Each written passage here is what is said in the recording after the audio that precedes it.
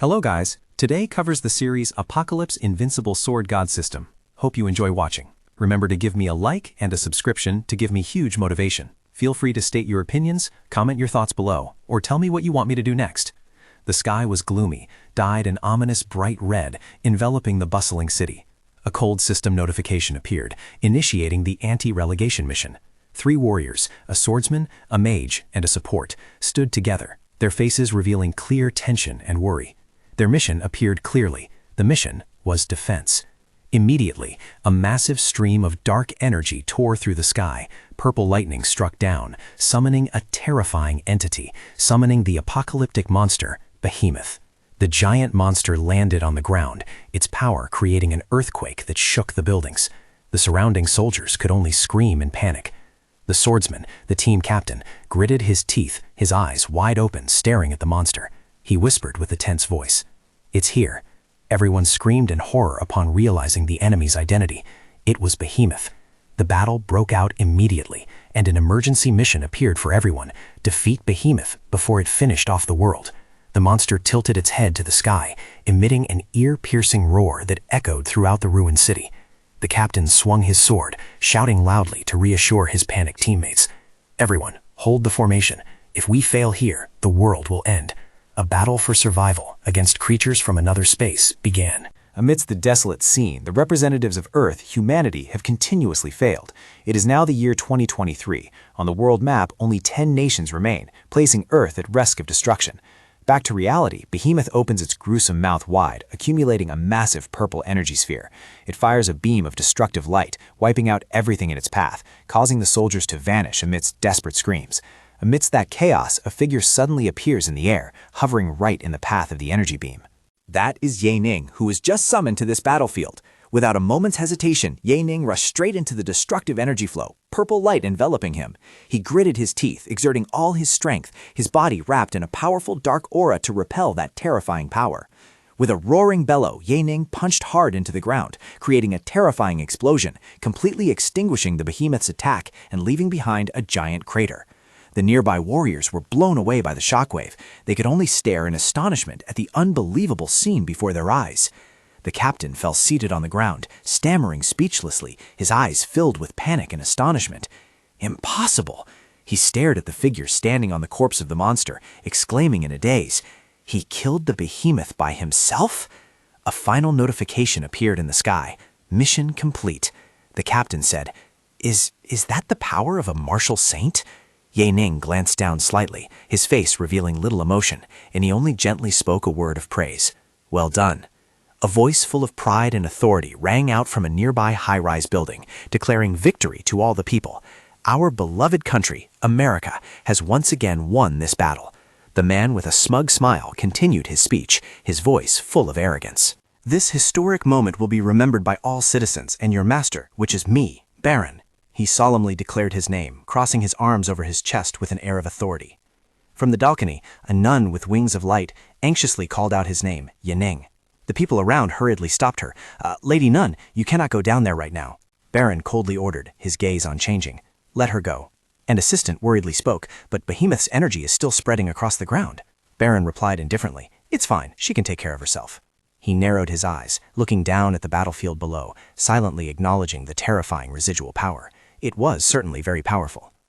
On the ground, the evil energy radiating from Behemoth's corpse alone was enough to make most players vomit and faint. It must have been incomparably stronger when it was alive. Sophia landed beside Ye Ning, thinking with astonishment, but to be able to endure standing right next to it. Then she anxiously asked him, "Ye Ning, are you all right?" Her gaze suddenly stopped at his left arm, and she cried out in panic, "Oh my God, your left arm!" Without a second of hesitation, she raised her scepter and cast a powerful healing spell, Regeneration. She explained with a worried expression, "It will be very painful because of Behemoth's evil energy." Then she encouraged him, "Just endure them a little longer, Ye Ning." Ye Ning frowned, enduring the pain, then sighed in relief as his arm was completely regenerated. Whew. From high above, the assistant excitedly pointed downwards.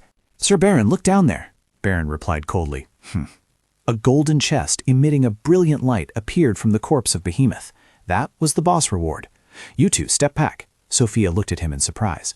At that moment, Baron and the core members of the guild flew down from above, surrounding the chest. He declared in a tone that brooked no refusal, I will manage this reward. The captain clicked his tongue, his face full of dissatisfaction. Tch, others would think he was the one who killed it. The mage beside him sighed. What can we do? In a situation where the end of humanity is such an imminent and real threat, those people are our only hope. The mage finished his sentence, looking at the backs of Baron and the world's strongest. Baron turned around, shouting his guild slogan, American first. Then he announced, starting now, I will name the guild members who will receive the reward. The entire guild shouted in unison, demonstrating absolute loyalty. Yes, Guildmaster. Baron began reading the names. Priestess, number 4, number 5. That is all.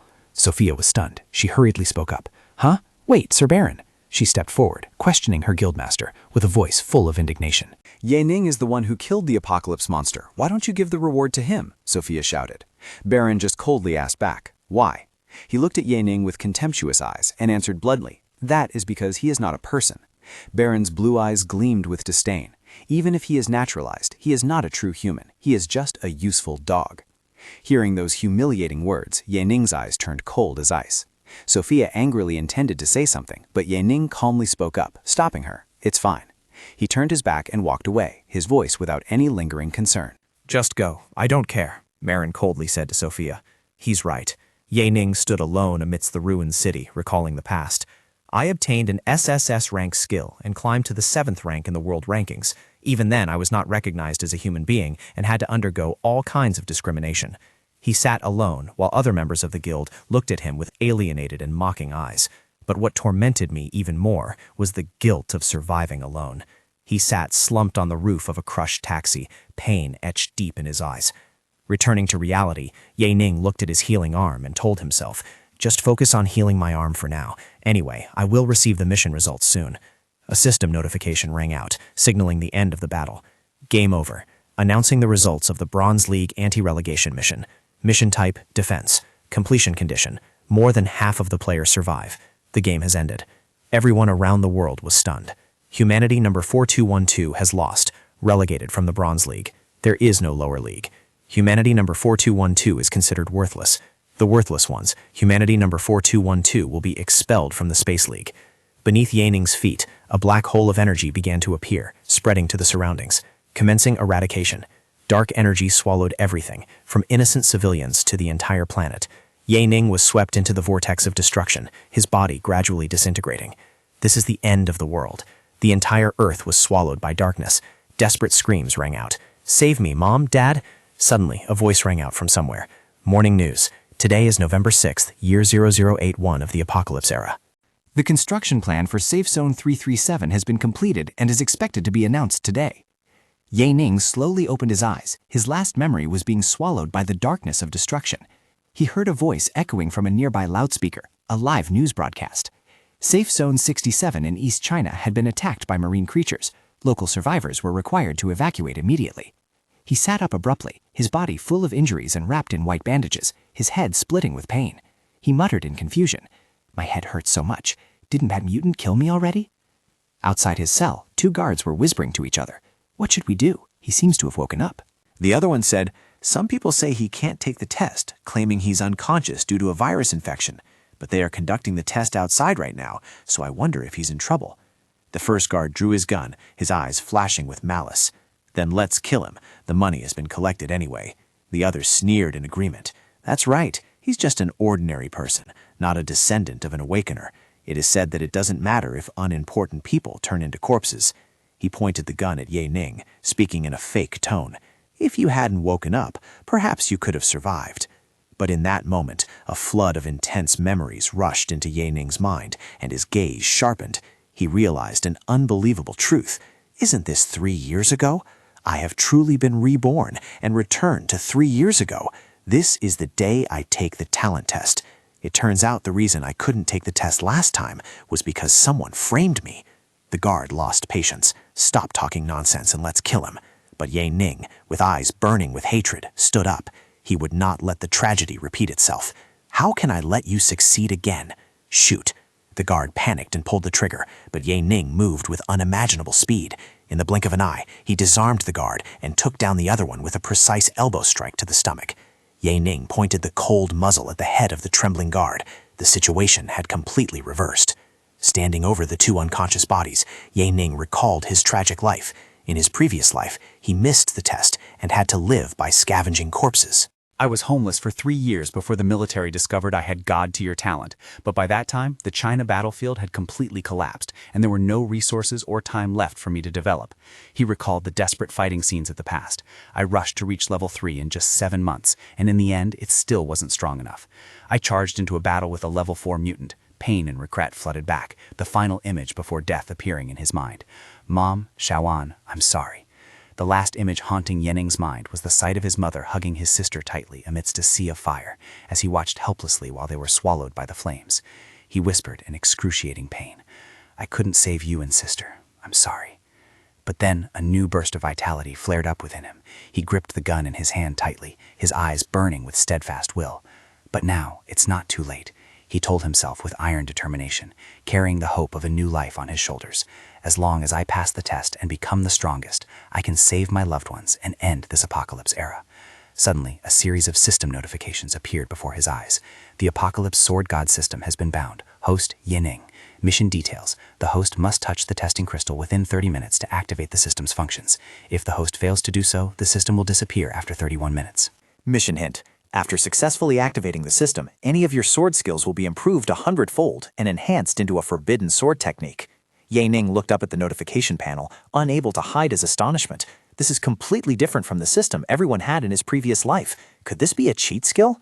He quickly regained his composure, accepting this sudden change. Perhaps it changed due to his rebirth. Whatever it is, as long as it helps him become stronger, any system is fine. He looked towards the door, his eyes full of determination. I must quickly start the test and find out who is behind this. The countdown timer appeared. Time was running out, counting down 31 seconds. Yanning just stepped out of the cell when he was blocked by another group of guards. One shouted, "Who are you? Drop your weapon." Another hurriedly raised the alarm. "Quick, raise the alarm, an infected person has escaped." They surrounded him, pointing guns at him. "Stand still, hands on your head." Yanning calmly assessed the situation. The leader was a low-tier level 3 awakener, while the rest were just ordinary people. He quickly outlined a plan in his mind. The best solution now was to kidnap the leader and force him to let him out. As soon as the captain rushed forward to attack, Yanning easily blocked his strike. The captain panicked and pulled the trigger at close range, but with extraordinary reflexes, Yanning dodged the bullet, a red light flashing in his eyes. He quickly moved behind the captain, using him as a shield and neutralizing the remaining soldiers. Yanning pressed the cold muzzle of the gun against the captain's temple, making him pale with fear. "Stand still, I will shoot if you move," he stammered. The other soldiers yelled, "Release our captain, don't mess with us. Attacking the military in the safe zone is a capital offense." Yanning coldly ordered, "Lead me to the testing square. You have 3 seconds to think. If you think longer than that, you are dead." A young soldier looked at the scene in disbelief. "Is this kid crazy?" The captain in Yanning's hands screamed in panic. "What are you planning to do? Are you planning to take the talent test?" He tried to negotiate in fear. "Wait, maybe there is some misunderstanding. Let's talk about this." "Go," Yanning coldly ordered, pushing him forward. The captain trembled as he walked and warned, "Boy, I advise you to come to your senses. Even if you become an awakener, you won't be able to escape death." At the testing square, an officer was speaking to thousands of people. A century ago, the apocalypse arrived in 2042, and we entered the apocalypse era. Of 10 billion people, less than 1/10 survived. At that time, the first generation of awakeners appeared and joined forces with the military to save China. Today, we will undergo the final mission of military training and, most importantly, your talent test. If you succeed, you will protect us as an awakener. And if you fail, you will leave this place and live a mediocre life. Officer Liao Tian, representative of the military commission, ordered. Now, start with the descendants of the awakeners. Just then, an emergency announcement rang out from a soldier's walkie-talkie. "Attention everyone, an infected person has taken a hostage and entered the testing square." The high-ranking officers, including Liao Tian, looked shocked and angry at this news. The guards at the entrance of the square were stunned to see Yanning escorting a hostage inside. Yanning threw all the guards he had defeated into the middle of the square, causing unprecedented chaos. He stood alone in the encirclement, facing hundreds of gun muzzles. Liao Tian shouted through the loudspeaker, "Drop your weapons, stop resisting. If you don't stop right now, you will be killed on the spot." But facing the threat, Yanning just stood there, his face cold as ice, showing no fear. Yanning replied calmly, his voice not trembling before hundreds of guns. "I am not infected." He looked straight into Liao Tian's eyes, declaring clearly, "I don't want to disturb the awakening ceremony. I just came here to take the test." Liao Tian roared in anger, unable to accept this chaos. What is this nonsense? Arrest him for me. Immediately, a squad of soldiers equipped with advanced weapons rushed towards Ye Ning, ready to obey orders. The captain, who was taken hostage by Ye Ning earlier, hurriedly spoke up, trying to intervene. According to Article 137 of the Safe Zone, awakeners are entitled to preferential treatment under the regulations. Therefore, this is a capital offense and a violation of military orders. He continued with a tone full of implication. But as long as you contribute enough to my career, everything can be fixed. Ye Ning just looked at him with contemptuous eyes. Seeing Ye Ning unmoved, the captain angrily threw a thunderous punch at his face, roaring, "Awakening? Wake up!"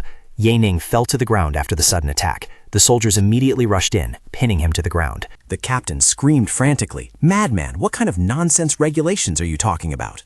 Liao Tian pointed at Ye Ning, ordering ruthlessly, "Execute him. This is the law."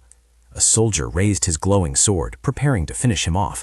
Suddenly, a modern supersonic spaceship appeared in the sky, casting a blinding light down onto the square. Everyone looked up in amazement. A soldier exclaimed, "Why is there a supersonic spiritual spaceship here?" An authoritative figure descended from the spaceship. It was the Supreme Commander of the Tianyi military region, a Tier 3 Awakener, Supreme Commander Xiao Hai. He landed on the ground with astonishing power, creating a shockwave that knocked away the surrounding soldiers. A soldier thought in terror, "What a powerful aura! The test hasn't even started yet. What is the commander doing here?" Xiao Hai stood there, radiating the aura of a powerhouse. Currently, the military district is lacking high-level awakeners, and his life is constantly at risk. This is to show everyone his capabilities.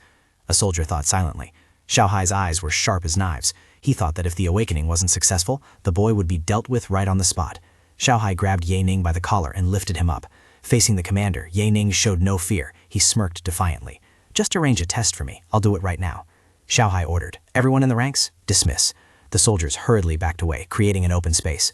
Someone whispered, "Is he really going to get tested?" Ye Ning walked towards the testing stone, leaving behind the whispers and contemptuous looks of the descendants. This is basically the delusion of ordinary people. They dream of awakening. Those from the bottom of society thinking they have talent. Truly disgusting. He stood before the giant black stone, the place that would decide his destiny. He recalled the tragedy of his previous life. In his past life, he had been manipulated, then made one mistake after another. He reached out his hand, determined to change his fate. This new life begins with the first step of the test. My destiny now lies in my own hands, he shouted in his heart, demonstrating an unshakable will. The moment his hand touched the stone slab, a terrifying event occurred. A massive stream of purple energy exploded from the stone slab, spreading to everyone around. Even Xiao Hai and Liao Tian could not help but be stunned by this unprecedented scene. The crowd screamed in panic as they saw the wave of energy sweeping out. The pillar of energy light became increasingly violent, seeming as if it wanted to tear the sky apart. Ye Ning stood in the center of the energy storm, feeling a familiar sensation. Spiritual energy flooded into his body. This familiar feeling, let's try it first. The notification panel continuously popped up, displaying incredible results. Talent test in progress. Current talent level is D. Talent test in progress. Current talent level is C. Liao Tian screamed, his face twisted in astonishment. Talent test in progress. Current talent level is B. He roared in disbelief. His level kept rising continuously. Does this kid really have high-level talent? Current talent level is A. Ye Ning threw his head back, enjoying the stream of pure energy washing over his body. He cried out in delight, spiritual energy flooding his physique. This feeling was amazing. His eyes flashed with a crazed purple light, and he roared with a savage smile. "Testing crystal, you can pour even more spiritual energy in here." An energy explosion even more terrifying than before erupted, causing the entire square to shake violently. Liao Tian and Xiao Hai were stunned, unable to believe their eyes. Liao Tian stammered, "Such an ordinary person actually has A-rank talent? The chance of this happening is less than 1 in a million." Xiao Hai narrowed his eyes, realizing something even more shocking. The final result hadn't appeared yet. Could it be that his level was even higher? A purple pillar of energy shot straight into the sky, piercing through the clouds, seemingly wanting to announce the birth of a legend to the whole world. Someone in the crowd shouted, "His level is still increasing." Ye Ning stood firm in the eye of the storm, his hand emitting a blinding light, absorbing an unimaginable amount of energy. The crowd screamed again in terror and amazement. Ye Ning's eyes were now a completely blazing purple. He roared as his body accepted power beyond its limits. Talent test in progress. Current talent level is S. The energy pillar swelled once again, radiating a terrifying pressure. Those present could not withstand the horrific spiritual pressure. They clutched their heads and fell to their knees in pain. Xiao Hai stared at Ye Ning, his eyes wide with excitement. No, his final result has not been announced yet. That means the test is still ongoing. This child, he is currently already an S-rank talent. This is a future Tier 3 Awakener. At this critical moment, he immediately ordered his subordinates. All local troops must be ready to move out. We must ensure to prevent any attacks from mutants. A series of orders were issued to deploy spiritual spaceships, conduct military patrols around the area, and prevent any accidents. All routes to the square must be closed to non-military personnel, and the airspace above must be sealed off. Ye Ning let out a final roar, unleashing his full potential. His power caused even the patrolling spaceships in the sky to sway. A massive vortex of energy formed over the square, and then slowly settled down. Ye Ning stood there, his breathing slightly rapid. A system notification rang out. Everyone, from civilians to soldiers, held their breath waiting for the final result. The last wave of energy dissipated, leaving behind an enveloping silence. Xiao Hai and Liao Tian looked at each other, sweat dripping down their foreheads. Xiao Hai stammered. He really is. Ye Ning stood there, his body enveloped by a pure purple aura. The final result appeared, an SS-Rank purebred. SS-Rank. Xiao Hai clenched his fists, excitement evident on his face. If an S-Rank can become a Tier 3 Awakener, then an SS-Rank can certainly surpass that. It seems the whole world is about to change. He couldn't suppress his joy, laughing heartily. Good, very good, ha-ha! Our Xian Feng Save Zone also has such a talent. The descendants who had once mocked Ye Ning now could only look at him with eyes full of jealousy and admiration. Did you hear that? He was praised by the Supreme Commander himself. I'm so jealous. Things change so fast. Just a moment ago he was called disgusting. Don't say that anymore. Perhaps in the future he will be our superior. Amidst everyone's cheering, Ye Ning slightly furrowed his brows, appearing somewhat dissatisfied. My talent is clearly SSS, theoretically the highest level. I didn't expect the testing crystal's limit to be only SS, but whatever, that's enough. The important thing now is the system mission. He silently commanded in his head. System, open my control panel. A virtual screen appeared before his eyes. Sword God system loaded. Found to Ye Ning. Current effect, increases skill power by 1000%. After learning any sword skill, it will be unconditionally enhanced to SSS rank. Additional effect 1, increases reverse spiritual energy by 10,000%, unlocking the limit of all attributes. Attributes can be increased to the maximum simultaneously and are no longer limited by any talent. Additional effect 2, every 48 hours, a skill can be used once without consumption, with unlimited level. Ye Ning breathed a sigh of relief. Whew, it's settled, the mission is complete. He looked at the system panel with an incredulous expression. Wait a minute, even with the effort of the entire country in my past life, we could only achieve 2 S-rank skills and 1 A-rank skill. But now, this system can enhance my skills to SSS rank just like this? A new mission appeared. Current mission, collect sword skills. Mission details, learn as many sword skills as possible. Mission reward, +4 attribute points. Warning, it is forbidden to reveal system information to the outside world. Violation will result in obliteration. A mysterious smile appeared on Ye Ning's lips. Interesting, I have an idea to test this skill. Just then, Xiao Hai and Lao Tian approached. An officer said, Student Ye Ning, congratulations on your SS talent. Xiao Hai patted his shoulder affectionately, laughing loudly. Tell us, what reward do you want? Uncle Xiao here will definitely get it for you. Ye Ning was still engrossed in thinking about the system mission, so he didn't react. Xiao Hai and Lao Tian looked at each other, a bit confused. Student Ye Ning, Xiao Hai speculated, had no reaction. It seemed he had just awakened, so he was still in shock. Then he burst into laughter. Ha ha ha ha. He put his arm around Ye Ning's shoulder in a friendly manner. Uncle Xiao was also stunned for a long time just like you. Let's go, don't just stand there. Come to my office to talk. Ye Ning finally snapped out of his thoughts and obediently followed. Yes. Inside Commander Xiao Hai's luxurious office, he poured tea for Ye Ning and spoke in a solemn but caring tone. Ye Ning, you were framed and almost missed your talent test because of it. I have sent people to deal with everyone involved. I will investigate thoroughly and give you a satisfactory explanation. Furthermore, I have decided to appoint you as the first candidate for the incubation program. He explained further, as long as you pass the high-level verification, there will be a dedicated Tier 3 Awakener to act as your instructor, and resources as well as equipment will be granted to you. Then he said warmly, Now, first let's talk about your talent, and Uncle Xiao will help you plan. Ye Ning knew he could not reveal the earth-shattering secret about the system, so he decided to conceal it. I cannot tell others about the system, so I can only tell them about my initial talent. He replied, It is a spiritual talent, the ability to control objects from a distance. Xiao Hai nodded, appearing quite impressed. Oh, a spiritual talent, that is quite rare. You might need experts from the capital to guide you. Then he asked again, Very good, Ye Ning, what reward do you want? Ye Ning did not hesitate to reply. If possible, I would like a book on sword techniques, Commander Xiao. Xiao Hai laughed loudly. That's easy. He turned to order his subordinate. Go get a copy. Choose one with a higher grade. The soldier quickly returned with a tablet. Commander Xiao, this is the highest level item in our reserves. Ye Ning, take it. Xiao Hai handed the tablet to him. Ye Ning bowed in thanks. Thank you, Commander Xiao. If there is nothing else, I would like to return. Xiao Hai smiled sympathetically. You are eager to go home and announce the good news to your family, aren't you? I understand. He ordered his elite soldiers. Go. A few elite soldiers will closely follow Ye Ning to ensure his safety. If there are any issues, report directly to me. After Ye Ning left, Xiao Hai's face turned cold. He ordered his subordinates with an authoritative voice. Additionally, I want to see a report on why Ye Ning almost lost the opportunity to participate in the talent test within 24 hours. Regardless of who is involved, arrest them first and talk later. Yes, Supreme Commander. The soldiers responded in unison, bowing in obedience. An armored military vehicle carrying Ye Ning and his escort team passed through the ruined streets, stopping in front of a dilapidated housing area. The vehicle braked suddenly, creating a piercing sound in the silent night. Ye Ning stepped out of the vehicle, facing the curious and surprised looks of the neighbors. He turned back and said to the escort team, Seniors, you can stay here. I can make it home on my own now. Some neighbors started whispering, Hey look, isn't that Ye Ning? Has he become a big shot? He just arrived in a military vehicle. Another whispered, Keep it down. There must be something going on if he's being escorted by so many awakeners.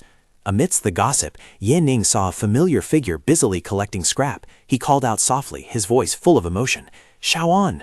The girl was startled and turned her head. She was astonished to recognize her brother. Brother! That was Ye Ning's younger sister, Ye Xiaoan. The image of Xiaoan dying in a sea of fire in his previous life came rushing back, making Ye Ning's heart ache. He whispered, Xiaoan, last time I couldn't protect you. Please forgive me. He knelt down, hugging his sister tightly, tears welling up in his eyes. He swore to himself that in this life he would never let her suffer again.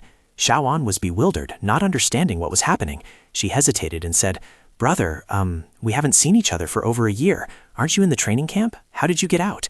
Ye Ning smiled, happy tears rolling down his cheeks. Your brother has already participated in the talent test.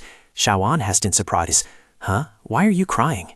Ye Ning hurriedly wiped his tears, trying to hide his emotions. It's nothing. I'm just happy to see you again. Xiaoan happily pulled his hand. Brother, let's go home quickly. Mom has been worrying about you a lot since you left.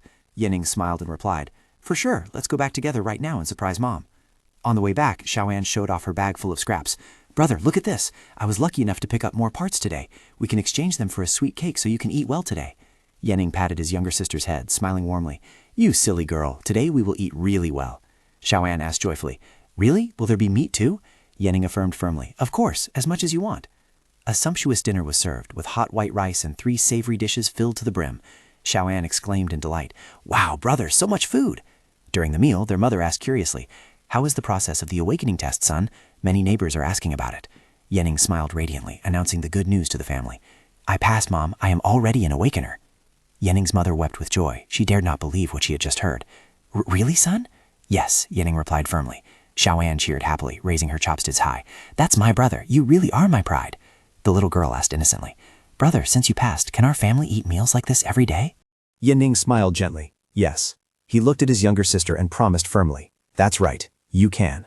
That night, the silver moonlight shone through the dilapidated window, illuminating the small room. His mother and sister were fast asleep, their faces peaceful and free of anxiety.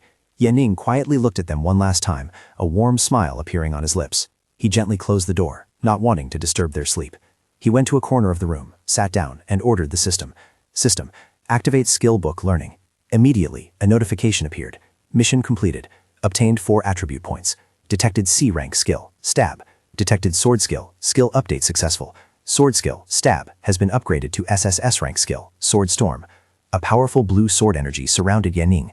Sword storm, after consuming 4,500 points of spiritual energy, summons a tornado of sword energy and deals a destructive blow to the target area in a very short time. This skill possesses super high speed, armor penetration, destruction, disintegration, and other characteristics. Note, the destructive power of the skill has been increased by 10,000% compared to the current level. Please use with caution. Ye Ning could not hide his astonishment. It was actually upgraded from C to SSS. Although he had seen many things in his past life, he had never encountered anything on this scale. He checked his status panel, so a single use requires 4,500 points of spiritual energy. Wait, the status panel appeared. Current talent, level 0. Willpower, 15 points. Reserved spiritual energy, 1,500 points. A level up notification appeared. Upgraded to junior level 1. Enhanced willpower, 20 points. Spiritual energy, 2,000 points. The next levels require level 2, willpower, 30 points. Spiritual energy, 3,000 points. Level 3, willpower, 40 points. Spiritual energy, 4,000 points.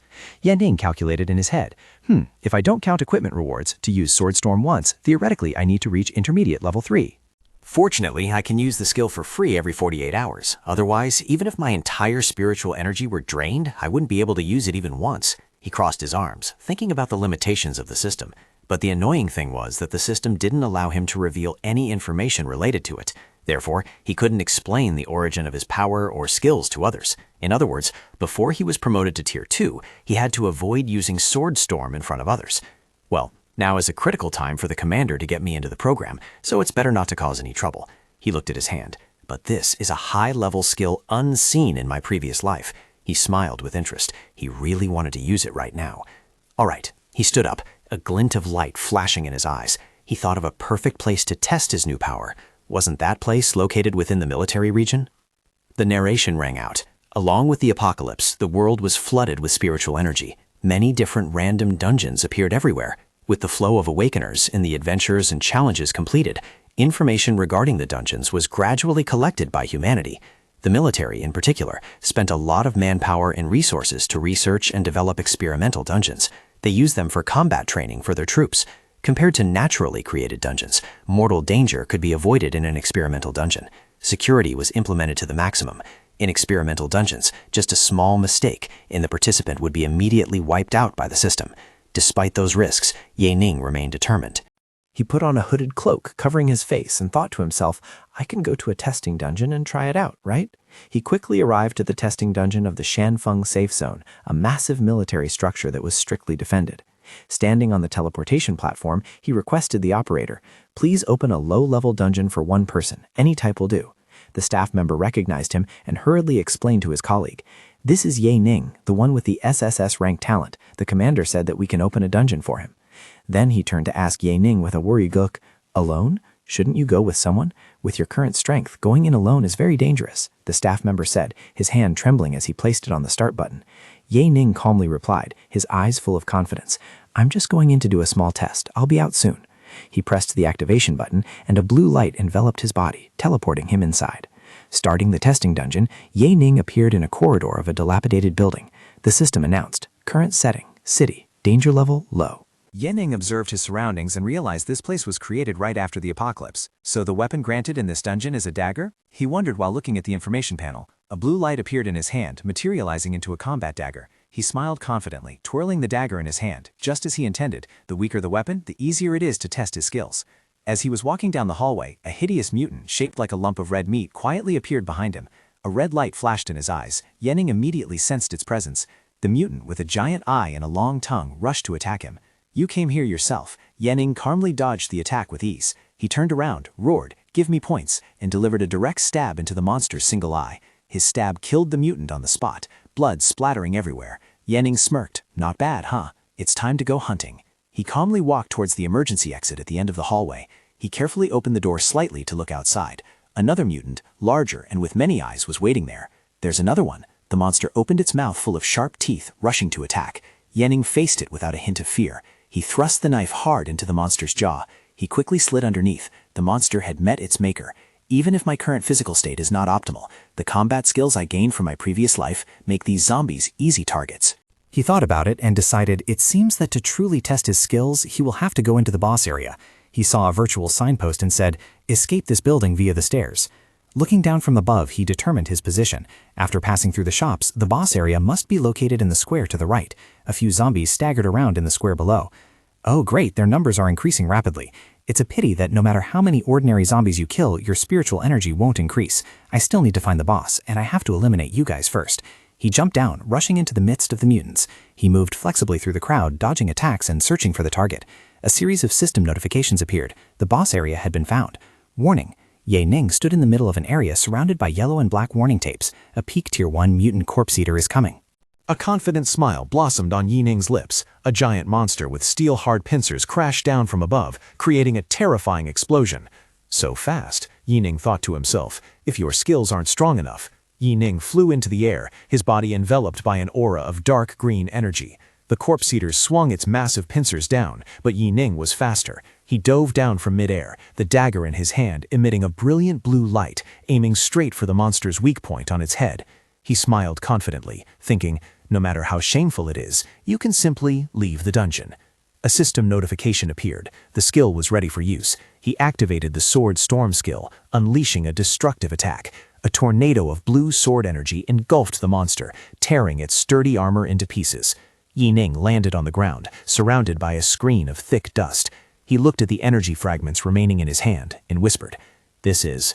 When the dust settled, a deep trench had been gouged into the ground, and the monster's corpse had completely vanished. Did it end with just one hit? If I hadn't come to test this skill, I would never have known how strong it is. He clenched his fist, re-evaluating his strength. With this power, even a weak peak Tier 2 mutant could be eliminated. He looked at his hand in disbelief and excitement. And now I am only at level 0. A system notification appeared. You have killed a peak Tier 1 mutant, obtained 5 points of spiritual energy, experimental dungeon reduced by 50%.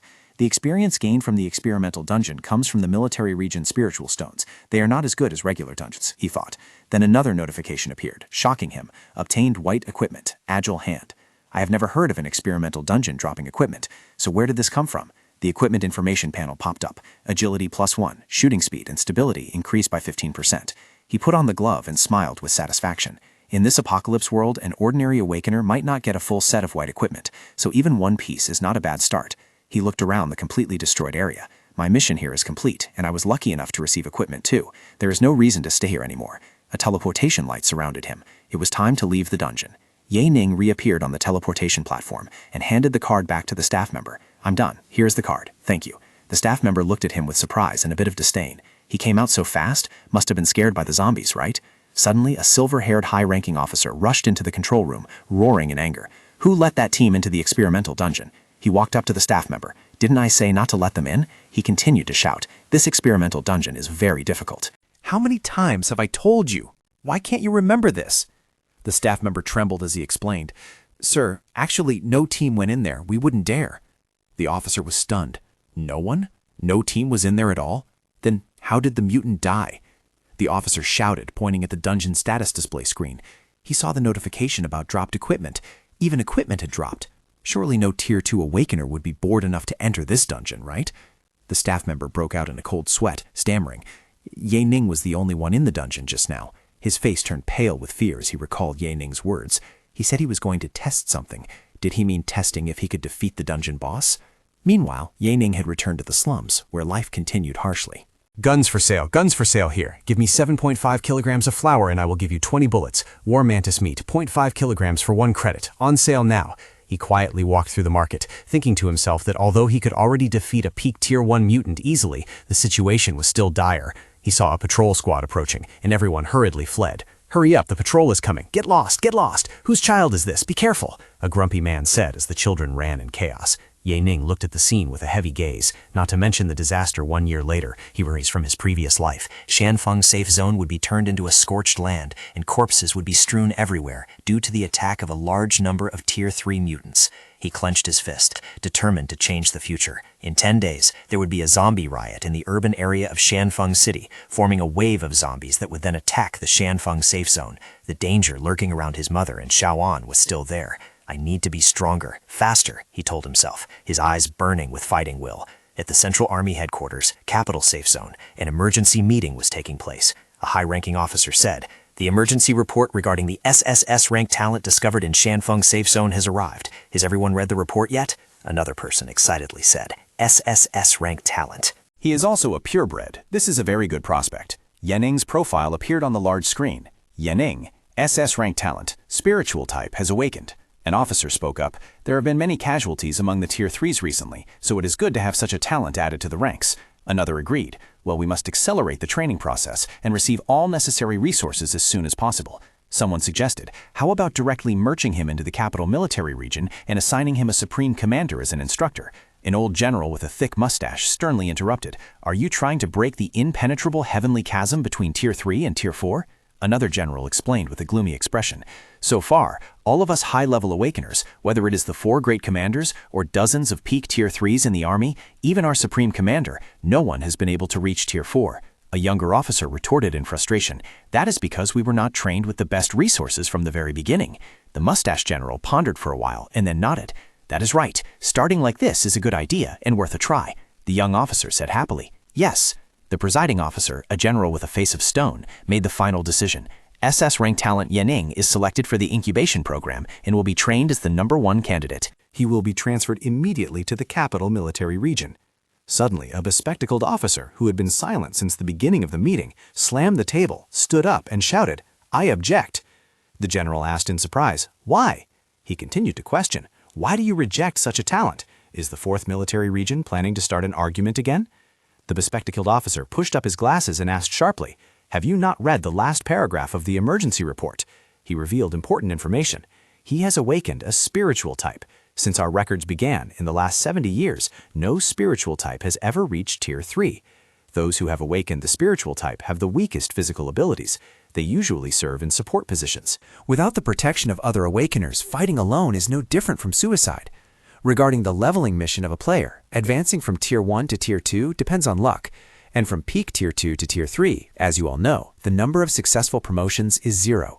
The officer wearing glasses concluded coldly. The entire meeting room fell into silence, the atmosphere becoming heavy. Another officer stood up, agreeing. That is correct.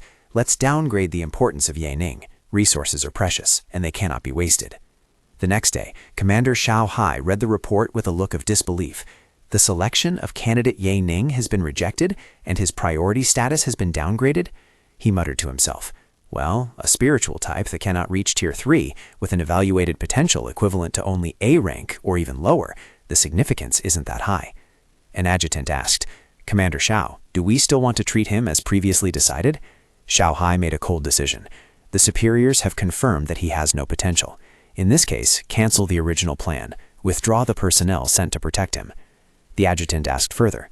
Additionally, the investigation into the person who obstructed Yanning's talent test was interrupted because the suspect committed suicide. Do we need to continue? Xiao Hai turned away, his voice full of disappointment and indifference. Previously, I agreed because of his potential, but now that it's gone, what is left to investigate? The adjutant bowed. Understood. A military vehicle stopped in front of the slums. Several soldiers stepped down and informed Yanning. Yanning, the expert's final decision has been made. Your potential is only at Tier 2, and the safe zone has canceled your plan. There is no need to participate in the incubation program. All notifications have been issued. Goodbye. Yanning stood there, silently watching the military vehicle drive away, leaving behind a cloud of dust. He thought to himself, how is it possible? My potential is only Tier 2, but my talent is as high as SSS rank. Even if the test said it was SS rank, it was enough to prove his potential. A light flashed in his mind. I understand now. He realized the deep prejudice of this world. At this time, all spiritual awakeners were still considered trash. And the truth that an awakener could not reach Tier 4 because their spiritual stats were insufficient, so they had to cultivate their spiritual type, was still unknown. He looked up at the sky, his eyes full of determination. I didn't expect that in this world, something like this would prevent the seniors from seeing my true value. Should I go to the capital, tell them that I am an SSS-Rank talent, and that spiritual awakening is the key to reaching Tier 4? He quickly dismissed that thought. Never mind, no one will believe me anyway. What I should do right now is find a way to quickly restore my power to Tier 3. By then, all these problems will be solved. He clenched his fist, a black aura surrounding his body. I have the Sword God system. I have Swordstorm. This start is much better than my previous life. Let's go, start hunting mutants. He walked towards the wilderness forest, a dangerous place full of monsters. Just as he entered the forest, Yanning was blocked by another group of awakeners. One of them spoke up to invite him. Hey, that friend holding the rifle over there, do you want to join our team? Let's cooperate to hunt Tier 1 mutants. If successful, you will receive some experience. Follow us, we will keep you safe. Yanning glanced at them coldly from under his hood. He thought to himself, form a team? Tier 1 mutants originally don't give much experience. With so many people, how can we have enough? He flatly refused. No thank you. The leader of the group appeared angry at Yanning's attitude. He stepped forward, gritting his voice. Hey kid, you are truly arrogant. We saw you walking alone and wanted to help, but you really don't know what's good for you. He turned away but didn't forget to leave a warning. Don't forget how vast this world is after you have awakened. We had the kindness to take you along. Isn't your attitude a bit too excessive? Ning slightly raised his head, his eyes glowing a deadly red under the cloak. He gritted his voice, saying only a single word: scram. A cold killing intent radiated from Ning, causing the leader to shudder. He stepped back, cold sweat breaking out. Ah, his eyes are so cold. It felt like being stared at by a wild beast. The whole group looked at Ning with eyes full of wariness and fear. The leader thought to himself, only those who have experienced life and death countless times possess such eyes. This kid is truly strange. They didn't dare to cause any more trouble and hurriedly left, leaving Ning alone to continue venturing deeper into the dark forest. He stopped at a clearing. Now, observing his surroundings, memories from his past life flooded back. This rotting forest was one of the most dangerous places outside the Xianfeng Saint Zone. If I remember correctly, in the deepest part of the forest, there are 2 Tier 1 mutants, and one of them is a peak Tier 1 mutant. He calculated his plan. To advance from Tier 0 to Tier 1, I need to kill 3 Tier 1 mutants.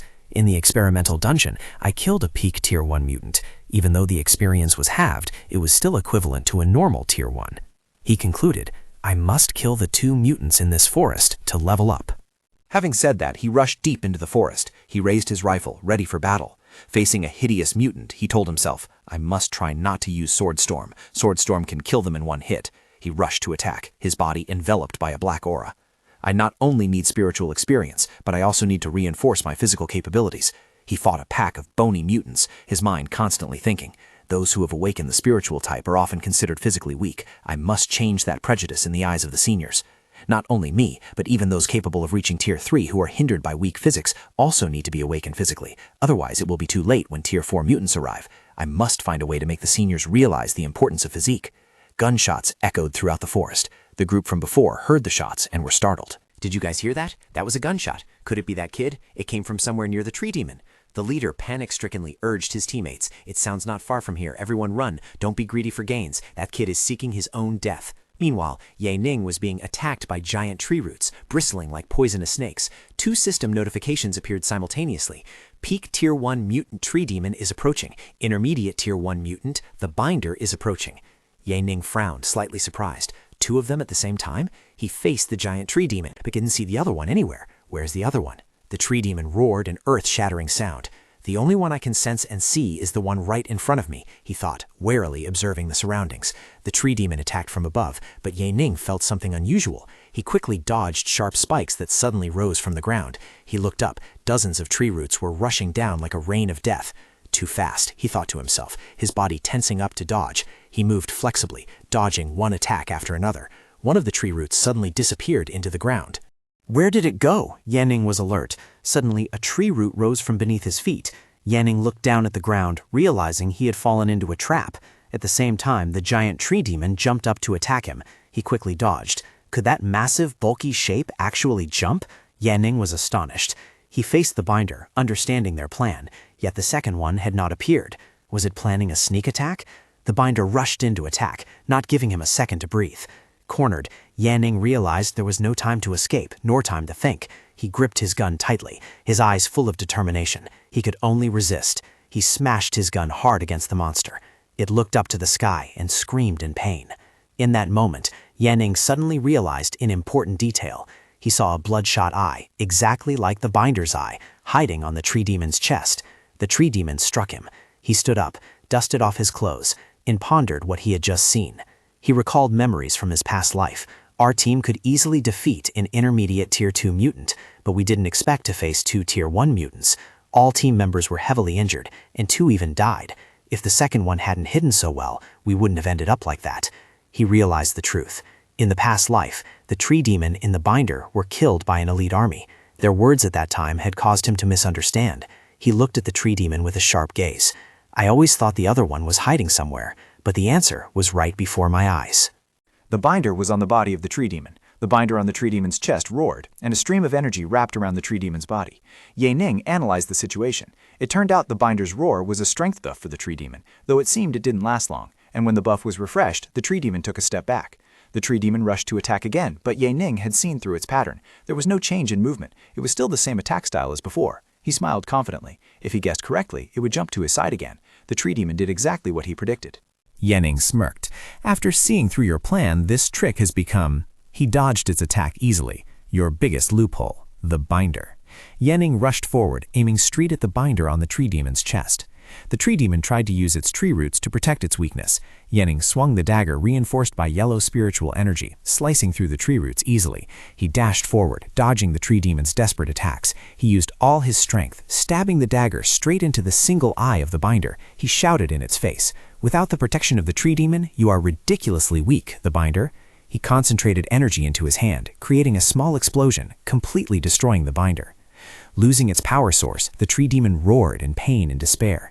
Yanning landed on the ground, facing the tree demon that had lost its power. He slashed out a series of glowing knife strikes, cutting up the tree demon's body. He stood there, breathing slightly fast, surrounded by the corpse of the tree demon.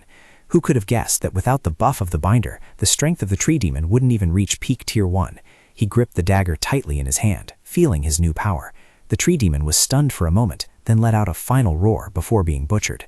Yanning swung his knife, severing the remaining tree roots. He looked at the bare tree demon and said coldly, "Stop struggling." His eyes were cold, his voice emotionless. "Goodbye, tree demon." He unleashed a finishing blow, slashing the rest of the monster to pieces. A small explosion occurred, marking the complete end of the mutant. A series of system notifications appeared. "You have killed the intermediate tier 1 mutant, the binder. Obtained spiritual experience." You have killed the peak tier 1 mutant tree demon, receiving spiritual experience. You have obtained material, demon tree bark, white. You have obtained equipment, dead tree armor, white. You have obtained a material, giant claw, white. You have obtained a spiritual fruit, corpse fruit, 1. Yanning looked at the information panel of the new armor. Although it was not ideal, this was still a good combat practice session, and he had gained a few things. The information panel appeared. Dead tree armor, white. Effect when used, user's constitution will increase by 1 point. 30% damage resistance against guns, and 5% against physical attacks. Negative effect, when attacked by fire, the user will suffer an additional 5% fire damage. Equipment comment, human physique combined with the support of trees can create a good layer of defense. He looked at the remaining item, however there was still the spiritual fruit. The information panel appeared. Spiritual fruit, corpse fruit, white. Effect upon use, the user's physique will permanently increase by 1 point. It also provides a 10% increase in HP regeneration rate. Do you want to use it? Yes, Yanning chose without hesitation. The fruit turned into a stream of white energy, merging into his body. He felt a new power flowing through his body. For many Awakeners, upgrading a major level only adds 4 points. After I defeated those 2 bosses, I improved a bit. The result is quite good. Meanwhile, the group of people from before was trembling with fear. The boss's spiritual pressure, it's gone. Could it be that gunshot? Is it a tier 2 Awakener? The leader looked around, his face full of suspicion. But there's no one else here besides us and that kid. That kid felt very wicked when we met him earlier. Could it be him?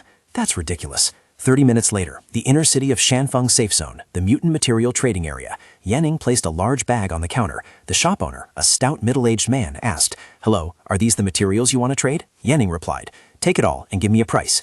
He thought to himself, although I can also use the system's trading channel, I shouldn't waste resources at this level. Money must be handled carefully, so this type of transaction suits me better. A beautiful female employee inspected the goods and said with a professional smile, "Hello, so your 4 materials come from a peak tier 1 mutant. They can be used to craft a piece of armor and offensive equipment. The estimated price is about 697 credits. It seems this is your first time, so we can buy your materials at a preferential price for new customers. The price will be 700 credits. Do you agree?" Yanning knew the value of this amount well. In this apocalypse era, 700 credits could buy you over 200 kilograms of meat, or hire 7 to 8 mercenaries to work for you. That was an extremely high price. He nodded. "Yes, just settle the bill, shop owner." The female employee transferred the money and said, "The credits have been transferred, please check." The shop owner added, "We also deal in equipment, supplies, and firearms. We even provide customizations for any special customer requests. Do you need anything else, sir?" Yanning handed his credit card to him. "Do you have any skill books, sword techniques?" The shop owner chuckled. "We do, but their level is relatively low." Actually, in the entire Xianfeng safe zone, generally there are only D-rank skills available, the female employee said. "We have 3 books. Would you like to buy them?" Yanning viewed the information of the 3 books on the tablet. D-rank skill, mad slash. D-rank skill, sword slash. D-rank skill, continuous slash. He thought to himself, they are all at the lowest level. All of them are useless. Although I don't have to worry about the power of the modified skills from the system, the effects of the modified skills are still closely related to the original. Therefore, I cannot choose a skill at random. He analyzed further. Just like the Sword Storm skill, although it is extremely powerful, there is still a short delay when casting, and it is not flexible because the coverage area is too large. If I encounter an agile high-level mutant in the future, once it can escape the sword storm, it will be able to confront me. Seeing him hesitate, the shop owner said, "Do you not like them, sir?" Actually, if you aren't in a hurry, we can receive skill books transferred from other safe zones for you, provided you are willing to pay the handling fee. If you don't specify your requirements for sword skills, B rank is also available. Ye Ning had made his decision. No need. I want that sword/skill. I want to see what such an acceleration skill can be changed into. The shopkeeper thought to himself, someone capable of selling peak Tier 1 mutant materials is actually interested in these useless skills. Could it be that he is just wealthy and stubborn? Never mind, no need to think about it. He happily ordered, sword/skill, 600 credits. Give the skill book to our distinguished guest. The female employee placed a red-covered book on the counter. Here is your item. The shopkeeper waved goodbye. Take care, please visit us again. Ye Ning left the shop, walking on the deserted street. He looked at his credit balance. I still have 100 credits left. Let's buy some good food for Xiaolan. Arriving home, Xiaolan looked at the canned food boxes on the table in surprise. Brother, why did you bring back so much good food again? Ye Ning smiled, wiping his hands on a towel. I am now an awakener. Didn't I tell you last time that good things would continue to happen in the future? He pushed a box of snacks towards the little girl. Well, I chose some snacks just for you, he explained further. In the apocalypse era, it was no longer easy to ensure one's own survival. Therefore, even snacks were a super high-end luxury. Xiaoan cheered happily, hugging the snack box tightly. Wow, brother, I heard that only officials have snacks at home. No one in our area has ever seen snacks. Ye Ning patted his sister's head, smiling gently. Eat up. You will have a lot more in the future. This is a promise. Xiaoan happily replied, yes.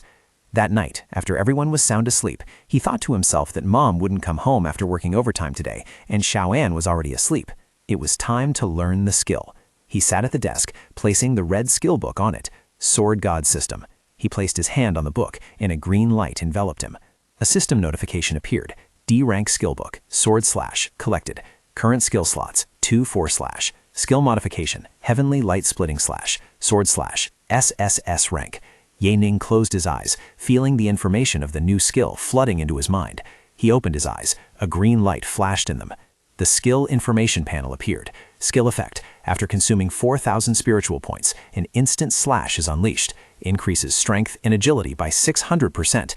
The attack is accompanied by a stream of destructive sword chi, which can cause an abnormal limb-crushing effect on the first hit, with a certain probability of triggering a critical hit effect. He analyzed, there is a 600% acceleration, and even if it only lasts for a second, it can still make a huge difference. I really made the right choice. Next, he still needed to find a place to test it. Where should I go now? He suddenly remembered something. Oh, I remember. He opened a drawer and took out a protective suit and a gas mask. When it came to speed, that place was the most suitable. He quickly put on the suit. 2 hours later, in the primitive suburbs of Shanfang, a ruined city submerged in a thick layer of dense fog. Strange, mutated plants grew climbing over the buildings, creating a desolate and deadly scene. Ye Ning stood amidst the desolate scenery, his eyes scanning the area from behind the gas mask. He nodded slightly, whispering to himself in confirmation, "This is it. I can't be mistaken." His gaze stopped at a rusty sign that read, Jinyuan Central District. He sighed, his voice sounding a bit nostalgic and lonely. It seems that whether in my past life or this life, this area has always been a place no one visits. Memories from the past flooded back. Ye Ning recalled the fateful encounter. He muttered, his eyes flashing with determination and a hint of ambition. But back then, I accidentally discovered a Tier 2 mutant hiding here, one that could reach near maximum speed and agility. Moreover, it also possessed an extremely valuable piece of blue equipment. Deep in thought, Ye Ning suddenly felt his leg being held back. He looked down and frowned in annoyance as he saw a monstrous slime from the vegetation clinging tight to his shoe. He exclaimed in frustration, "Just great, I'm stuck." Just as he was struggling, a massive, grotesque shadow loomed over him. A zombie with purple skin and bloodshot eyes was growling, approaching closely. Sensing the cold killing intent behind his back, Ye Ning started and whipped around, his eyes widening in surprise behind his protective goggles. Without warning, the zombie let out a wild roar and lunged straight at him with astonishing speed, completely disproportionate to its bulky frame. With reflexes honed through countless battles, Ye Ning leaned over, dodging the fatal pounce by a hair's breadth with gentle precision. The monster opened its star-shaped mouth filled with sharp teeth, a sight enough to make even the bravest shudder. Without hesitation, Ye Ning's hand gripped the sword hilt tightly. A clang rang out as his sword emitted a powerful blue light. He swung the sword, creating a perfect arc slash. The blue light flashed, tearing through the air and easily slicing the zombie and the strange vegetation around it in half. Watching the monster's corpse dissolve, Ye Ning breathed a sigh of relief. his face relaxing behind the mask. He said to himself with a sense of luck, "Thank goodness, it was just a zombie. If it were a crawler, the consequences would have been disastrous." He looked down at the viscous, toxic ground beneath his feet, his expression becoming serious and calculating. He thought to himself, if he had to fight it in this toxic swamp, it would be hell. Assessing the situation, he quickly made a decision, his determined gaze directed towards a nearby warehouse area. So we will have to change locations quickly. While running, he recalled the fierce battle in the past, his voice full of caution. When I fought it in my past life, it was already Tier 2, and even wearing blue equipment. Every collision would cause injury. With this kind of physical strength, if he was just a bit slow, he could be torn to pieces by that creeper immediately. Finally, he stopped in front of a dilapidated high-rise building, a perfect spot for an ambush. He looked up, scanning carefully. If he remembered correctly, that climber should be around here somewhere. Suddenly, his gaze was drawn to something strange lurking beneath the stagnant water. He squinted, his face full of surprise and suspicion. Huh? How could there be something like this in my past life? A thought flashed through his mind, and the corners of Yaning's mouth curled up into a calculating smile. He spoke with interest. Perhaps I didn't pay attention back then. This thing could be good material for a trap. No sooner thought than done. He immediately set to work. He used all his strength to pull steel bars from the rubble, beginning to set up his plan. Suddenly, the water surface exploded violently. A giant purple worm-like monster with a mouth full of sharp teeth shot up, roaring ferociously. He was stunned to realize that a hidden elite mutant had actually appeared. Cold sweat broke out behind his mask. Yaning held his breath as he watched the giant worm monster charging at a terrifying speed. The monster slammed into the ground, creating an earth-shattering impact. The force threw Yaning backward. He quickly retreated, keeping his distance and gritting his teeth, his eyes never leaving the monster. I need to deal with it quickly, just in case that climber appears again. But then, a confident smile appeared on his lips as the worm monster fell into the steel trap he had just erected. He crossed his arms, saying with satisfaction, "You fell for my trap really fast. It seems this trap worked effectively." Just then, a series of red warning signals flashed before his eyes. A system notification appeared with an urgent message. Intermediate Tier 2 mutant climber is approaching. Yaning was startled, his eyes widening behind his glasses. He couldn't believe this ironic situation. From above, a black shadow descended like lightning. It was the climber he had been looking for. He gritted his teeth, exclaiming in frustration, "Damn it! In the end, I still have to fight both of them at the same time." The climber rushed forward at breakneck speed, but Yaning managed to dodge the attack in the nick of time. While dodging, he muttered in astonishment, sweat streaming down his temples. "Why do I feel like it's even faster than in my past life?" His gaze became sharp, focusing intensely to analyze the situation. He realized an important principle. Because of the rule that the most dangerous place is the safest place, the closer he is to the climber, the easier it will be to dodge its next attack. However, the worm monster didn't stay still either. He glanced at it with a worried look, but the charging time for its accumulated attack was unpredictable. There was no time left to calculate. Both monsters attacked simultaneously. Yaning made a split-second decision, his voice full of determination. No time to think anymore. The climber's attack must be dodged, and the elite mutant's attack can only be blocked. He turned around, swinging his sword to block the worm monster's attack. A loud boom rang out, and Yaning was knocked flying. He clicked his tongue, his voice filled with regret and bitterness. This trap was really unnecessary. Now the damage is even greater. He landed, telling himself with a serious expression, "Although I came here to test my skills, the current situation is very dangerous." If I used Sword Storm, things would be much better. He clenched his fists, blood seeping from the wound on his shoulder, his gaze determined but also full of concern. But right now, it seemed there was no way to clear the battlefield with just one Sword Storm. He looked at the climber moving at terrifying speed and analyzed. The climber is too fast and won't be hit by Sword Storm. But to perfectly evade two mutants at the same time, Tier 0 constitution was not enough. He exhaled, discarding all other options, his gaze focusing on a single possibility. Then, the only skill usable is Heavenly Light Splitting Slash, but just like Sword Slash, it is a single target attack. Both monsters roared again and lunged at him simultaneously from two different directions. In that moment of hanging by a thread, a thought flashed through Yaning's mind, his eyes lighting up with hope. Wait a minute, I remember the skill description stating that its attack is accompanied by Sword Chi. He stared at the incoming climber, his brain calculating at maximum speed. Although I don't know how long that stream of Sword Chi will be, I'll be safer if I estimate based on its shortest possible length. If nothing unexpected happens, he muttered, and then he dashed forward, positioning himself right between the two monsters. He shouted, his voice full of confidence and determination. By adding the length of my arm and the length of the Sword Chi at its minimum level, even if it's a single target attack, it is enough to hit both mutants at the same time. He swung his sword, unleashing the full power of the new skill, Heavenly Light Splitting Slash. A giant blue stream of energy exploded, forming an arc of destruction. The blue light swept through everything, slicing both monsters in half with a single sword stroke. Amidst the storm of energy, Ye Ning stood firm, his gaze cold and sharp. When the light faded, the ground was riddled with deep slash marks, and the corpses of the two monsters had vanished. He stood amidst that scene, his voice holding a hint of pride. I was able to kill both of them. That was an exceptionally good attack.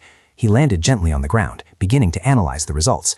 It can not only cause an abnormal crushing and critical hit effect on the first target hit, but the sword shi also has an area of effect. I shouldn't have risked attacking both at the same time. He frowned, thinking deeper, his face full of contemplation.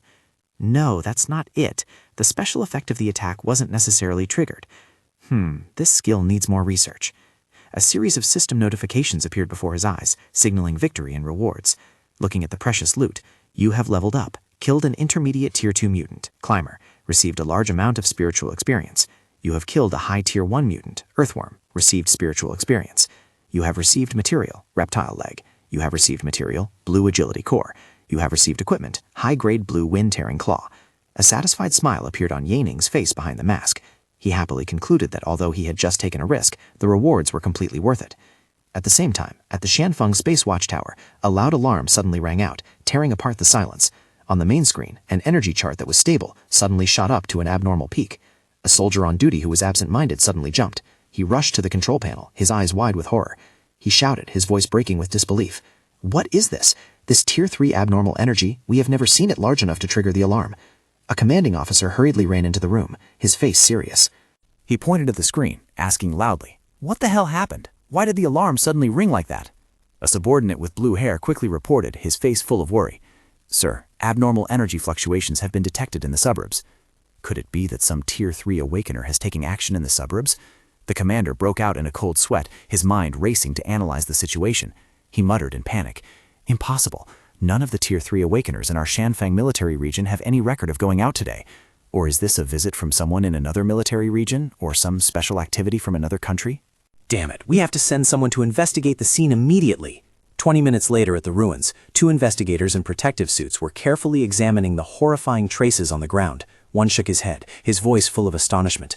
"This is the first time I've seen such terrible combat traces. I can't recall anyone among the Tier 2s in the nearby military regions who could use an attack like this." Suddenly his teammate shouted, wait a minute, look at this." The other person held up an energy detector that was flashing continuously. He screamed, his voice full of panic. "What? According to the residual energy, the spiritual energy activated by this person's skill must be at least 4,000. The other person stood up abruptly, his voice trembling as he realized the severity of the problem. To be able to use such a large amount of power, that person must be an intermediate level 3 big shot to move without being paralyzed on the spot. Both looked at each other, fear evident in their eyes. One said with a determined voice, "Wow, this is truly an emergency situation. This has exceeded our department's authority. We must report to the commander immediately." Meanwhile, at Shanfeng Safe Zone, Ye Ning walked leisurely on the crowded street, completely unaware that his actions had caused a huge commotion. Returning to his room, he took out the wind-rending claw. An information panel appeared, listing its impressive stats. He smiled with satisfaction at its skills and attributes. Equipment attributes: agility +4, strength +2, attack speed increased by 30%. Equipment special effect, deals 120. Hope that I can sell it for a really good price in this life. Night gradually fell. Ye Ning sat in front of the computer. The white gauze wrapped around his bicep was proof of the recent battle. He muttered, "It's getting late, so I'll check online." He posted the sale information for the wind-tearing claw and decisively pressed the send button. Immediately, a message notification popped up. Ye Ning raised his eyebrows in surprise. Only a second has passed, and someone is already interested? This equipment seems no less easy to sell than the previous one. A flood of messages started pouring in. First was a man with a distinctive mustache. "Hello, I want to buy the wind-tearing claw. Can you give me a good price?" Ye Ning typed a cold reply. 60,000 credits, no bargaining. A series of other messages from other potential buyers immediately flooded the screen. Ye Ning crossed his arms, calmly observing, a faint smile appearing on his lips. With this many people wanting to buy, it seemed he wouldn't have to worry about finding a buyer. He chuckled softly, a mischievous thought flashing through his mind. "You will really want it." He began typing out his conditions, his tone full of confidence. "If you really want it, credits cannot be less than 30,000.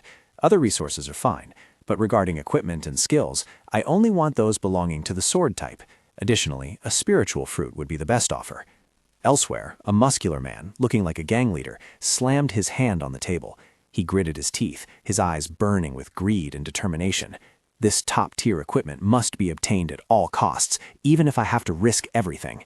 He turned to his subordinates and roared, "Hurry up, check the equipment warehouse immediately, especially if there is anything related to the swordsman class for me."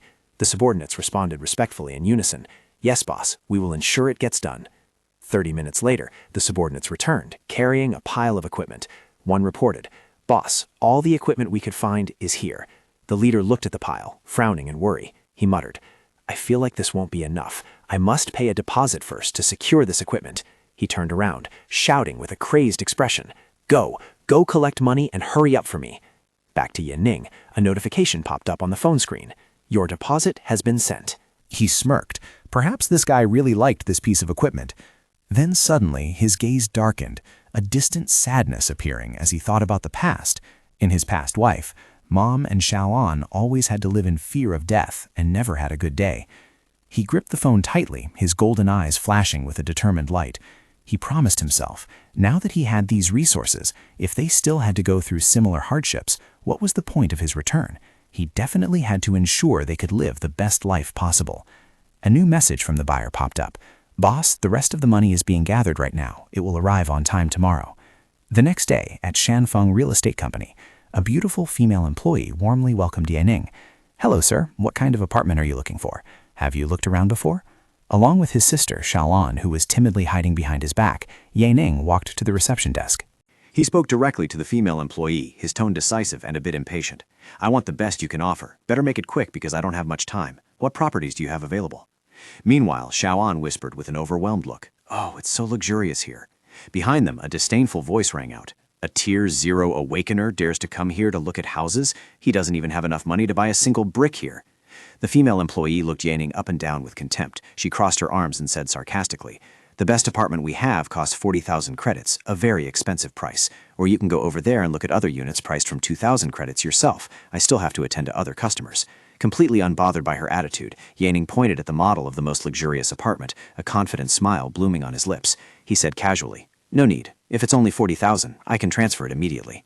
Xiaoan beside him was so shocked her jaw dropped. The female employee raised her eyebrows, her face full of suspicion and annoyance.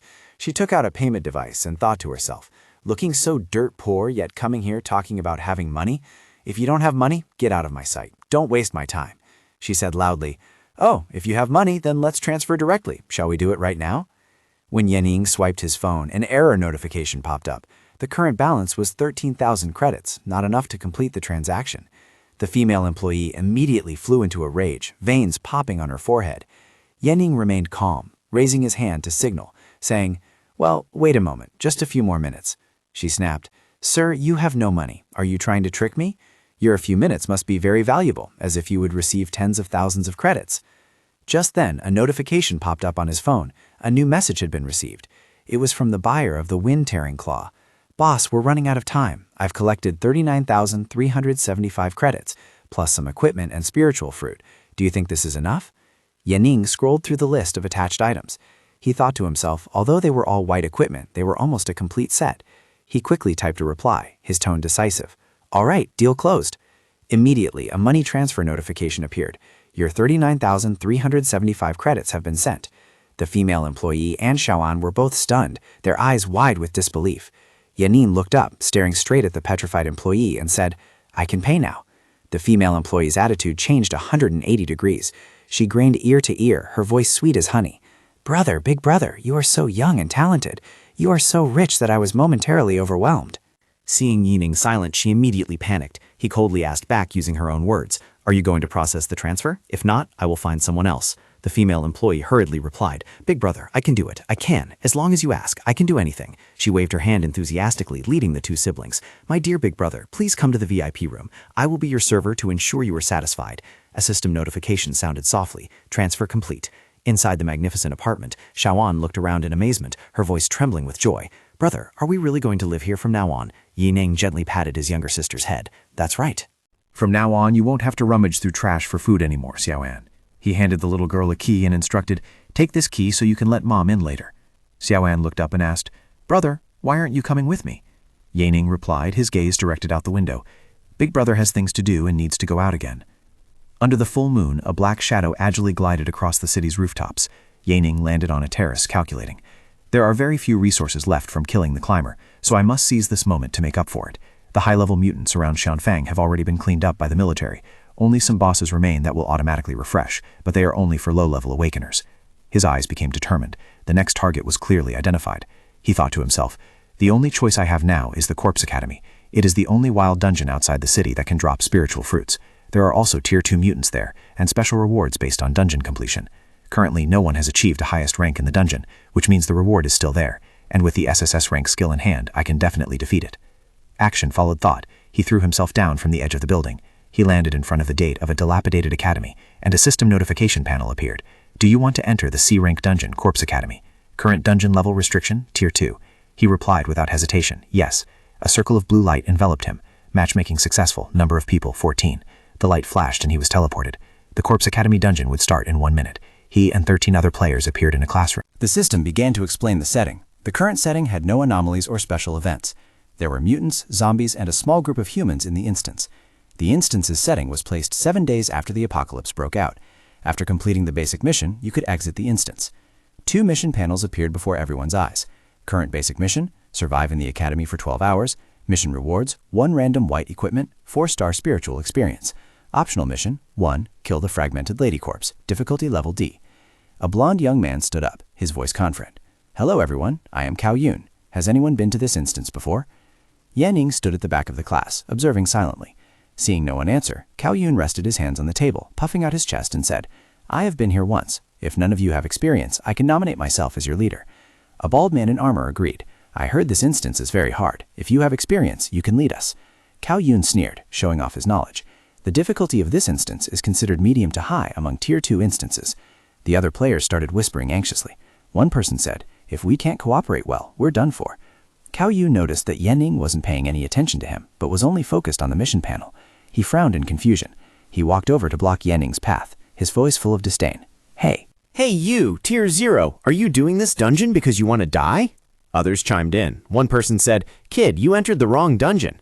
A girl spoke up. Don't you know this is a Tier 2 dungeon? Yaning turned his head slightly. A gloomy, deadly red aura radiated from him, causing Cao Yun to involuntarily take a step back. Trying to hide his unease, Cao Yun gritted his teeth and thought, damn it, why does this Tier 0 guy look so evil? He spoke loudly, trying to act superior. If you come here as a Tier 0, we can't look after you. If you can't handle it, just run away and don't cause trouble for us. He patted his shoulder, changing his tone to a patronizing one. All right then, just stay with us and gain some experience. After all, you also need an opportunity to develop, but the basic reward in this dungeon is just a piece of white equipment. Turning back to the group, Cao Yun crossed his arms and began to lecture. I believe everyone here is here for the difficult mission, so please remember my warning. Cao Yun shouted, never accept a mission on a whim, understand? Cao Yun's face became gloomy as he recalled a terrifying memory. He said, his voice trembling slightly. Last time I was here, I didn't understand this, so I ended up accepting 2 bosses. Images of fallen teammates flashed through his mind. The result was that most of my teammates died. Only thanks to the desperate efforts of 2 peak Tier 2 awakeners could we barely scrape through, and I was left scared to death. He was meaningless. He sighed, his voice bitter. It's hard to look back on the past. Meanwhile, Ye Ning silently looked at the mission panel. After analyzing for a while, he turned around, a plan already formed in his mind. He thought to himself, if looking at it this way, he checked his stats again and made a decision. The attributes are still slightly off, so I guess I can't save the spiritual fruit anymore. An information panel appeared, showing the effect of consuming a spiritual fruit. His status panel updated, displaying strength, 17 points. He sneered. Ha, as far as I know, many Tier 2 awakeners only have 18 strength points, but now my stats have reached 17 points, almost equivalent to a normal Tier 2 awakener. Yanin thought to himself with a discreet smile, his eyes flashing with confidence. With this value, plus 2 more SSS-Rank skills, he looked up, clenching his fist, as a blue aura flared around him, his voice filled with absolute confidence. I can definitely destroy this dungeon. At the same time, Cao Yun stood up, acting like a commander, and said to the group, the protective shield is about to disappear. Everyone should choose the mission to destroy the fragmented lady corpse. This boss is an intermediate Tier 2 mutant. If all 14 of us join forces, we should be able to deal with it without much difficulty. The group responded in unison. We will follow your orders, Captain. A masked girl with large, glittering eyes approached Cao Yun, her voice coquettish. Captain, if there is any danger on the road later, please help me. Cao Yun blushed slightly, gave a smile of enjoyment, and said gallantly, "Don't worry, I'll ensure your safety." He stood up and shouted clearly, "Get ready. Follow me." The group began to move. Someone whispered, "Let's go."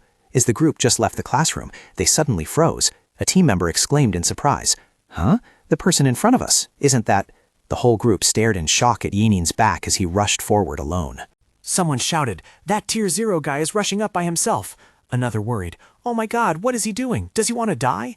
Another member looked annoyed. "So what, will that affect us?" Cao Yun waved his hand, trying to reassure the team with overconfidence. "He is just a Tier 0, don't worry about him. You guys just follow me and don't mess up our formation. Stay focused. Let's go."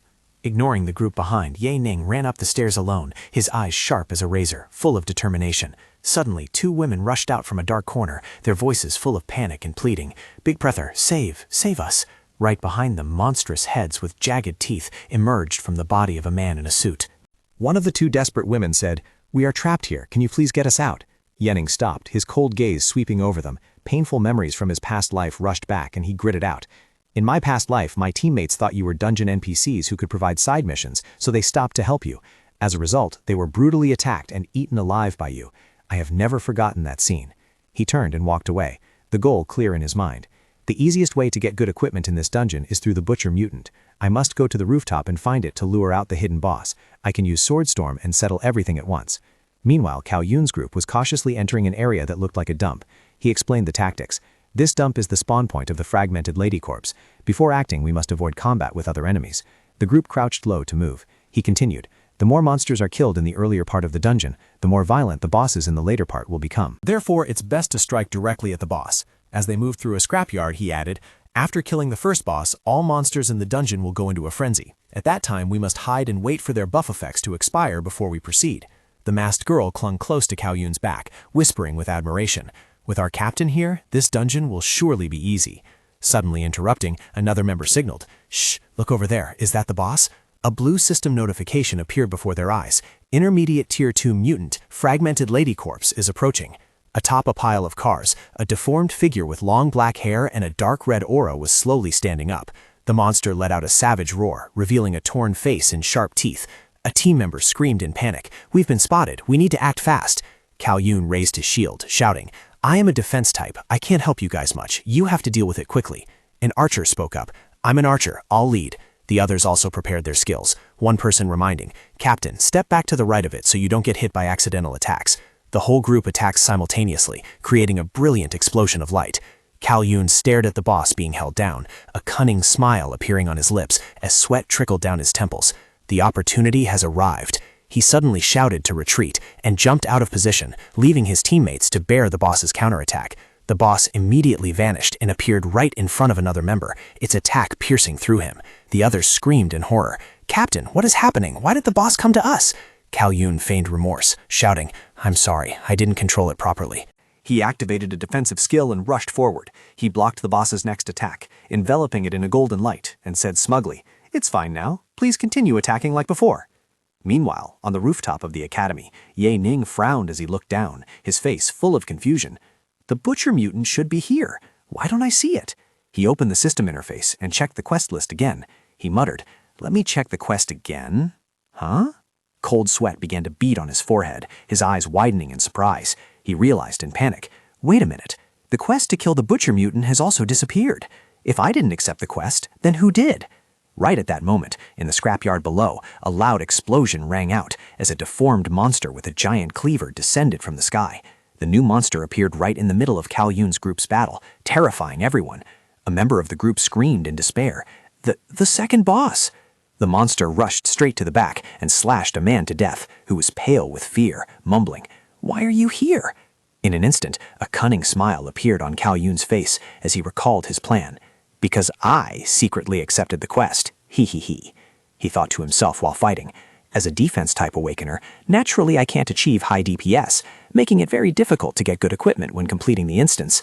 But if all his teammates died, and the boss only had a sliver of HP left, a cruel and ambitious smile bloomed on his lips.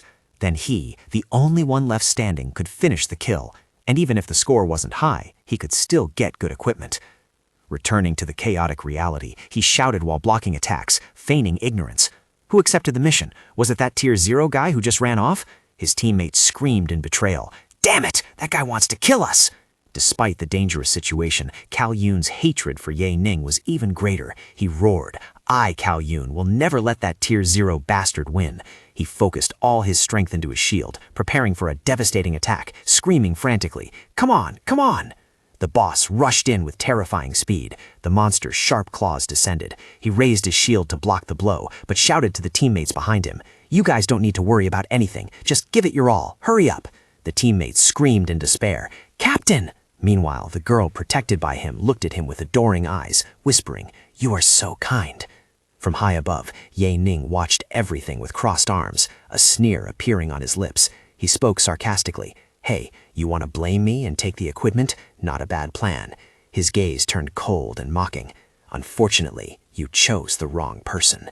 There are actually 2 hidden bosses in this dungeon. His interface popped up with 2 newly accepted missions. Accepted C-rank mission, kill the withered mutant. Accepted B-rank mission, kill the corpse lord. Immediately 2 giant summoning circles appeared on the rooftop and 2 massive bony monsters rose up. He drew his weapon, turning to face the 2 new bosses with a defiant look. "Don't just stand there, come here and play." He rushed into battle with the 2 giant monsters fearlessly. He leaped off the edge of the rooftop, luring the 2 bosses to chase him, thinking with excitement, "They are chasing me in a frenzied state. Excellent." The 2 giant hidden bosses rushed after him like a storm. Cao Yun, who was struggling to fight below, suddenly startled and turned around upon seeing the scene.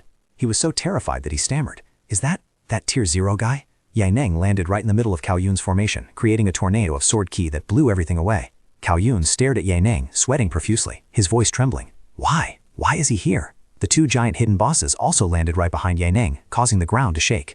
A teammate of Cao Yun screamed in extreme horror, "Help! Help me!" Cao Yun was completely dumbfounded, eyes wide open, looking at 4 powerful bosses gathering in one spot. "Huh? What is this?" Ye Ning suddenly appeared beside him, draping his arm around Cao Yun's shoulder like an old friend. He asked with a dangerous smile, "Don't you want to play?" He jerked his chin towards the 4 roaring monsters. "Let's go play with these 4 bosses." Finally, Cao Yun's fear and anger exploded. He grabbed Ye Ning's collar and screamed in his face, spit flying everywhere. Did you accept all the missions?" Ye Ning looked straight into his eyes, a cold and mocking smile appearing on his lips. He leaned close to Cao Yun's ear, whispering, "I have to become a worthy scapegoat for you, don't I?" Finally, Cao Yun's composure shattered. He looked at Ye Ning with eyes wide in terror and rage, screaming frantically, You are crazy!" His mind raced, anger and regret evident on his face. He thought to himself, his voice full of bitterness, "I had originally planned to trick those Awakeners and defeat the boss in the last 3 hours, but my plan has been completely ruined by this Tier 0 bastard." He took a step back, his intention to retreat clear. Panic engulfed him. Cao Yun turned around, shouting with all his might, "Everyone, run to the rooftop, quick!" The other players, seeing their leader flee, hurriedly followed suit. One person shouted, "Everyone, follow the captain!" Amidst the chaos, Ye Ning stood calmly, watching the group panic and run into the main school building. A subtle smile appeared on his lips as he thought, "Good, they are all gathering in the main school building, which makes it even more convenient." The group rushed through the glass doors of the building, the sound of shattering glass shattering loudly.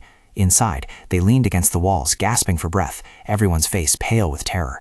Before they could compose themselves, they saw Ye Ning standing leisurely in front of them. A member pointed at him, snapping, "That Tier 0 bastard, you sure run fast." Another player with a headband, unable to contain his anger, drew his dual swords and charged at Ye Ning. "If you want to die, I'll grant your wish. Don't drag us down with you." With just a simple tilt of his body, Ye Ning easily dodged the attack. The attacker was stunned, muttering in disbelief, "What is going on?" It can't be possible for a Tier 0 like him to dodge my Tier 2 attack, right? Ye Ning turned back to face the stunned group, asking in a voice as cold as ice, "Did your friend die at the hands of the butcher?" Another player replied with a bewildered look, "I didn't accept that mission." The others whispered, "What?" The truth was gradually revealed. The whole group turned to look at Cao Yun, their eyes filled with anger and a sense of betrayal.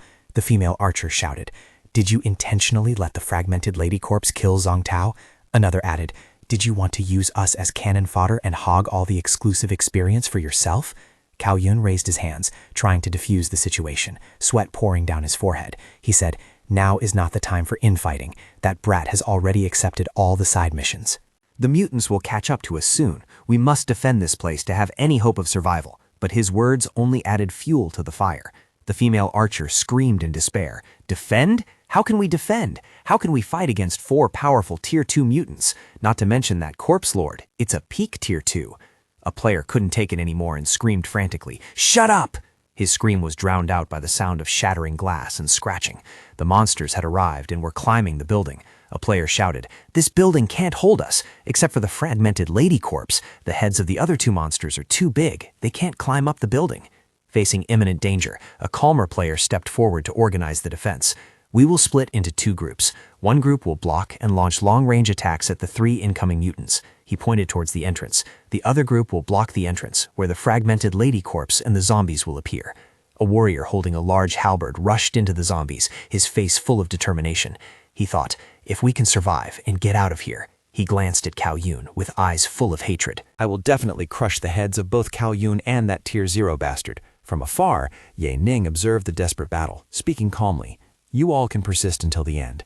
The battle raged fiercely. The Corpse Lord roared, exploding with flames. Other players retaliated with their skills, clashing claws and ice attacks.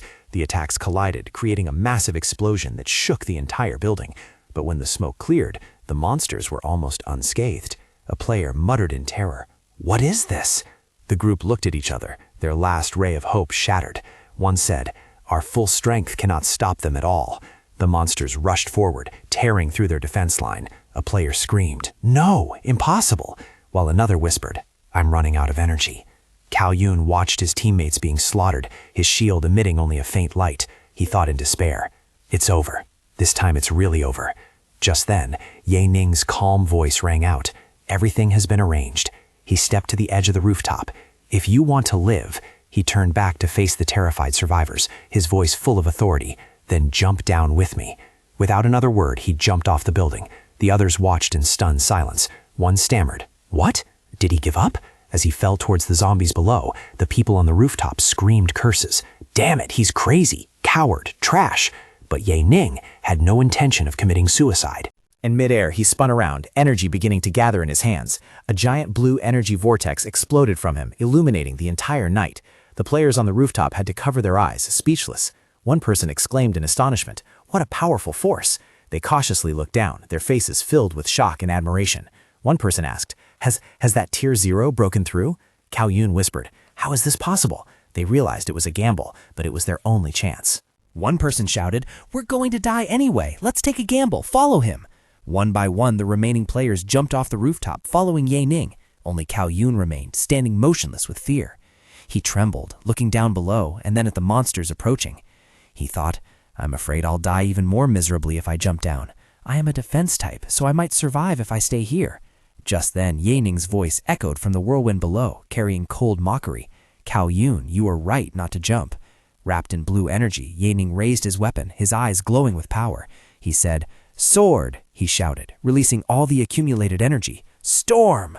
A storm of blue sword chi swept through the entire area, destroying everything in its path, including the building where Cao Yun was standing. Trapped in the storm, Cao Yun could only raise his cracked shield in despair, muttering, "This is..." The energy storm wiped out all 4 bosses and the zombies, leaving nothing but destruction. The remaining players, protected in the eye of the storm, looked around with horror and extreme admiration. One person asked, "Is this what a Tier 0 can do?" When the storm dissipated, leaving behind a desolate scene, Ye Ning stood amidst the ruins, looking completely unharmed. He turned to look at them and asked calmly, "Are you all okay?" The one who had attacked him earlier hurriedly bowed deeply, his voice full of regret and fear. "Master, please forgive me. I failed to recognize Mount Tai. I spoke so rudely to you earlier." Another player, who had mocked him at the beginning of the dungeon, grinned awkwardly and said, "The Tier 0 dog I mentioned earlier, actually it wasn't about you." Ye Ning just responded indifferently, "It's fine, it doesn't matter." He turned his back to them, ordering, "Now, can you go find all the escaped zombies and deal with them?" The group bowed their heads in unison and replied, "Immediately." He added to himself, "It's time to go," and quickly left the scene, leaving the stunned players behind. A young player looked at his retreating back with eyes sparkling with admiration, whispering, "He is handsome, strong, and young." A girl next to him teased, "Damn it, big brother, is that your type? Let's go." Ye Ning landed amidst the ruins of the scrapyard. He thought to himself that in his past life, he had heard there was a piece of hidden blue equipment on the fragmented lady corpse. He looked around the ruins, searching for loot. He muttered, "The fragmented skull. The skull. Where is it?" It seems that with such a large area, it would be very difficult to find. Suddenly, a flickering blue light caught his attention. He exclaimed in surprise. "Eh!" He cheered in joy. There it is! A system notification appeared. You have received blue equipment, Resentment Skull. He picked up the skull, feeling its power. The item information panel appeared. Resentment Skull effect, spiritual control. Spiritual check instruction should be placed on the forehead to use. He smiled with satisfaction, a new plan forming in his head. He thought, this skull is perfect for the spiritual type. The main reason why the spiritual type is always underestimated is that they cannot condense a move with clear destructive power like other awakeners. He pressed the skull against his forehead, feeling the power flowing into his body. He said hopefully, with this enhancement, the rise of the spiritual type is only a matter of time. A powerful stream of blue energy erupted from him. He screamed in pain as the new power merged with his body. Power surged, enveloping him in a blue spiritual flame. He opened his eyes now glowing with a brilliant blue light. He whispered, his voice echoing, power, spiritual control. He raised his hand, and a giant rock nearby was lifted in the air by an invisible force. He said coldly, shatter. The rock exploded into thousands of fragments. He was not satisfied yet. He continued to test his new power, controlling the fragments to float around. He shouted, attack! And the fragments shot out like bullets, plowing up the ground. He looked at the result, a satisfied smile appearing on his lips. He said its power is quite good. When I level up, it will become even stronger. He decided to test the remaining ability. Let's try spiritual detection.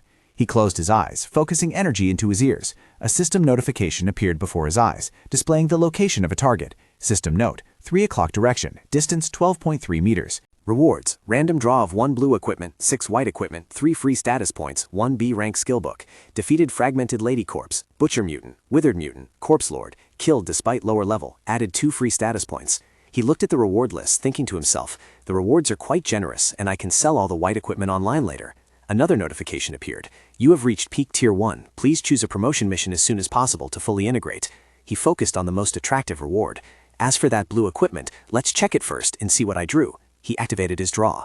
A black and blue energy orb swirled in front of him, and a notification appeared. You have received blue equipment, Thunder Boots, equipment attributes, agility +2, movement speed +20%, jumping skill +20%, special equipment effect, additional paralysis effect when kicking, no consumption, equipment skill, Thunderstep. After the skill is activated, it increases agility by 10 points for 2 seconds, plus an additional dash. His eyes lit up with excitement upon seeing the skill's effect. He exclaimed, increasing agility by 10 points? Wouldn't that make me an agility type awakener? He sat down and put on the new boots, his face full of determination. He said, let's put them on and go accept the Tier 2 mission. Xianfeng Mission Center, evening. He walked inside the high-tech building. A female employee sitting at the reception desk asked professionally, hello, which mission would you like to accept? He answered decisively, a promotion mission. The female employee yawned and answered somewhat sluggishly, from Tier 0 to Tier 1, right? He pointed at the mission screen, his voice full of authority. I want all 4 Tier 2 missions. The female employee was stunned, her eyes wide as she looked at the list he had just selected. She was completely shocked and stammered, what did you say? All 4? Are you crazy, or am I dreaming? She turned to check his information on the computer, then laughed sarcastically. Are you really Tier 0? Haha, it seems you are dreaming. Don't you know that you can't skip levels to accept missions? She crossed her arms, acting superior, and continued to lecture. Even if we ignore that, all 4 missions at once? Have you lost your mind? Except for dual system awakeners, everyone has to accept missions one by one. Don't you know what the severe penalty for failing a mission is? Yi Ning calmly placed his hand on an energy testing sphere. He spoke indifferently. If a mission fails, 50% of my main stat points will be deducted. If all missions fail, I will become a cripple or even die. He looked straight into the female employee's eyes, his voice full of unshakable confidence. I am certain that I can live with the consequences. He pressed his hand onto the sphere and shouted, power ranking. A blinding blue light erupted from the sphere, enveloping him. The result appeared in midair, shocking the female employee so much that she fell back from her chair. Peak Tier 1. When the light faded, Yi Ning stood there, surrounded by lingering energy currents. He asked coldly, can I accept them now? The female employee hurriedly sat up, nodding furiously while sweating profusely. Yes. Just then, a deep and authoritative voice rang out from behind. Oh, isn't this the SSS-Rank talent Yi Ning? Yi Ning turned around, looking at the large man who had just entered with a puzzled expression. The man was identified as Huang Xiao, the captain of the investigation unit of Xianfeng's Safe Zone 1. He looked at Yi Ning condescendingly. It's this late and you're still at Tier 0, yet you're here accepting missions? Why are you working so hard? Anyway, no matter how hard you try, your spiritual type won't bring you anything good. The female employee tried to explain. Senior, actually, Yi Ning is... But she was interrupted. A uniformed squad entered and reported solemnly. Report, Captain. Everyone is present. A team member reported urgently. There are traces of a Tier 3 battle at the Corpse Academy. The superiors have ordered us to conduct an emergency investigation. Everyone get ready, hurry up. The whole team quickly left. Yanin just glanced at them once, then turned away, a secretive smile appearing on his lips. He shouted, "Let's go." At the same time at Xianfang Zoo, this place has now become a pile of rubble, occupied by mutant crows. A soldier muttered, "This place used to be a zoo, now it is a paradise for the walking dead." Another army unit, led by a commander in a white cloak, was standing outside. A subordinate asked, "Commander, why don't we cooperate with the Xianfeng safe zone? In the past few days, they have sent troops everywhere, as if they were looking for something. Could it be for the same reason as us?" The commander, Hong Shang, a Tier 3 judicial commander of Chaoyang, replied indifferently, "Most likely not." He crossed his arms, revealing his true purpose with a smug look. "My son, Hong Xing, was just selected for a program, so I just want to help him get a piece of blue equipment. It's not a big deal," he said with disdain.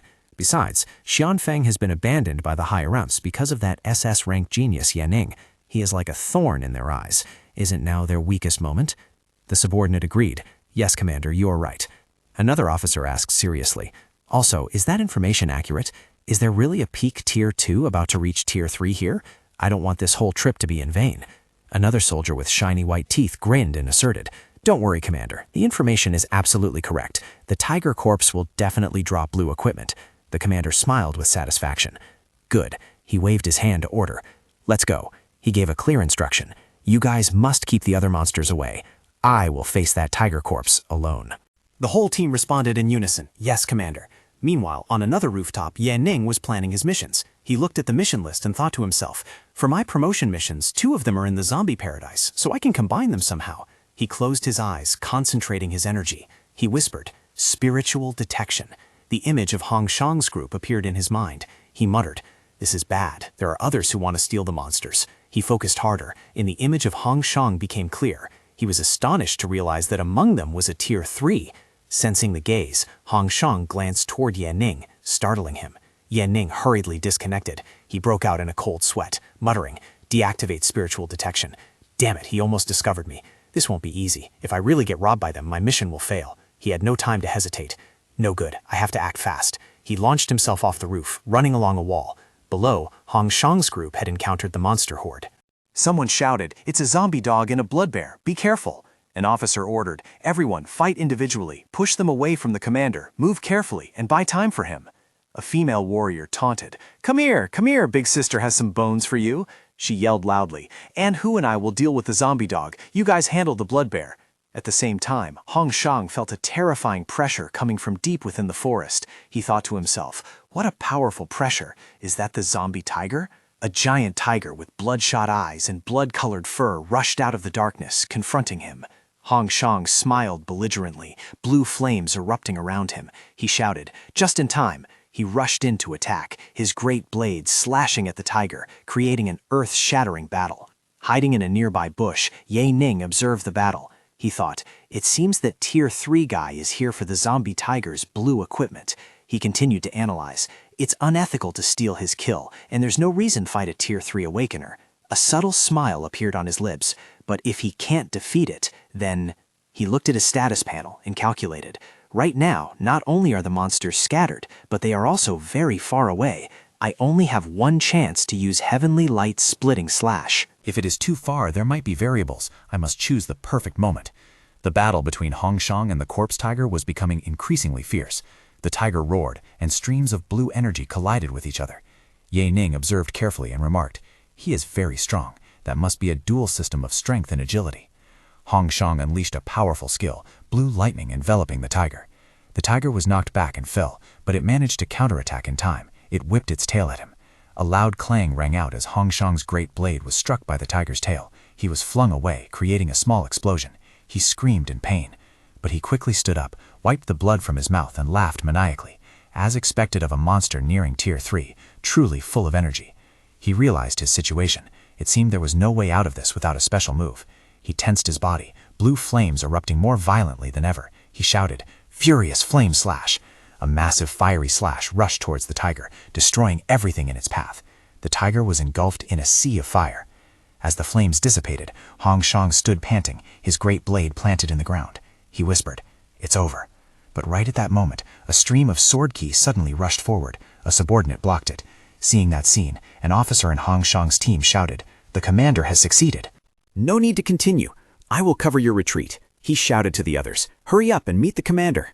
A female warrior being chased by a zombie dog shouted, Stop chasing me, you dog! Big sister is leaving!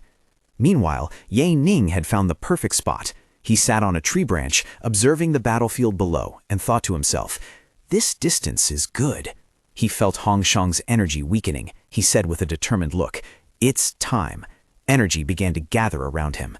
Suddenly, Hong Shang's scream rang out, No! His army stared in shock at the scene. A terrifying dark red aura burst forth from the tiger corpse's body. From within the red smoke, the tiger corpse stood up, its body transformed, becoming larger and more terrifying. Its eyes glowed ghostly. Hong Shang stammered, The tiger corpse! It has reached Tier 3. Ye Ning looked at the evolved monster. He knew he had no other choice. He thought to himself, It seems I have no other choice but to deal with this one. He shouted, unleashing all his power. Heavenly! He waved his hand, creating a blade of energy. Light! He roared, completing his move. Splitting slash! Hong Shang turned around, stunned by the massive surge of energy. He muttered, This is... A giant blue slash of light descended, slicing the tiger corpse, zombie dog, and the blood bear nearby in half. Hong Shang could only gasp in astonishment. Intermediate Tier 3? High Tier 3? He stared at the source of the slash, completely shocked. His army was knocked back by the shockwave of the attack. Someone shouted, Who? Who did that? A soldier pointed at the corpse of the tiger corpse, screaming in panic. Commander! The mutant! Our mutant! The tiger corpse! Hong Shang snapped angrily. Stop screaming! I can see it myself. He stared into the darkness, gritting his teeth. He thought to himself, Damn it! Someone dared to steal my mutant. He realized the terrifying power of the attacker. This person is definitely stronger than me. I can't fight them right now. I should go to the Xianfeng commander and demand an explanation. Meanwhile, Ye Ning was flying up from the scene, a reward notification panel appearing before him. He landed in a dark alley and ordered, Attribute panel, display, blue equipment, resentment tiger gloves. The item information appeared, resentment tiger gloves, weapon, support. Equipment attributes, strength +3, agility +2, attack speed increased by 30%, special equipment effect, an attack with the power of a heavy strike. Equipment skill Tiger Roar. Equipment details Resentment Gloves. Those who use them can withstand the terror of the Tiger Mutant. He muttered with admiration. What an amazing piece of equipment. No wonder that Tier 3 commander wanted it so badly. He spoke decisively. Equip Resentment Tiger Gloves. A stream of blue energy enveloped his hand. At the Shanfeng Investigation Unit, Huang Xiao yawned long and sighed. Damn it, I checked Corpse Academy all night, and just like last time in the Wilderness Forest, there are no clues about that mysterious Tier 3. I don't even know if it's the same person. A subordinate hurriedly reported, Captain, right after our investigation, we detected 2 more Tier 3 spiritual energy signals in Zombie Paradise. Huang Xiao jumped up, slammed the table and shouted, Again? And 2 people? Did our Shanfeng stumble upon a Tier 3 nest? He ordered, Tell everyone to wake up and assemble quickly, he said to his subordinate, his face full of worry. If we don't have any clues, when Commander Xiao returns, we'll be in big trouble. The subordinate replied seriously, Yes, Captain. Huang Xiao stormed into the Shanfeng headquarters, roaring furiously, Xiao, get the hell out here. Huang Xiao stepped out, his expression calm but slightly annoyed. He said, Isn't this Commander Hong from Zhejiang? Our Commander Xiao has already gone to the front lines. Why are you so agitated? Hong Shang glared at him, his voice full of disdain.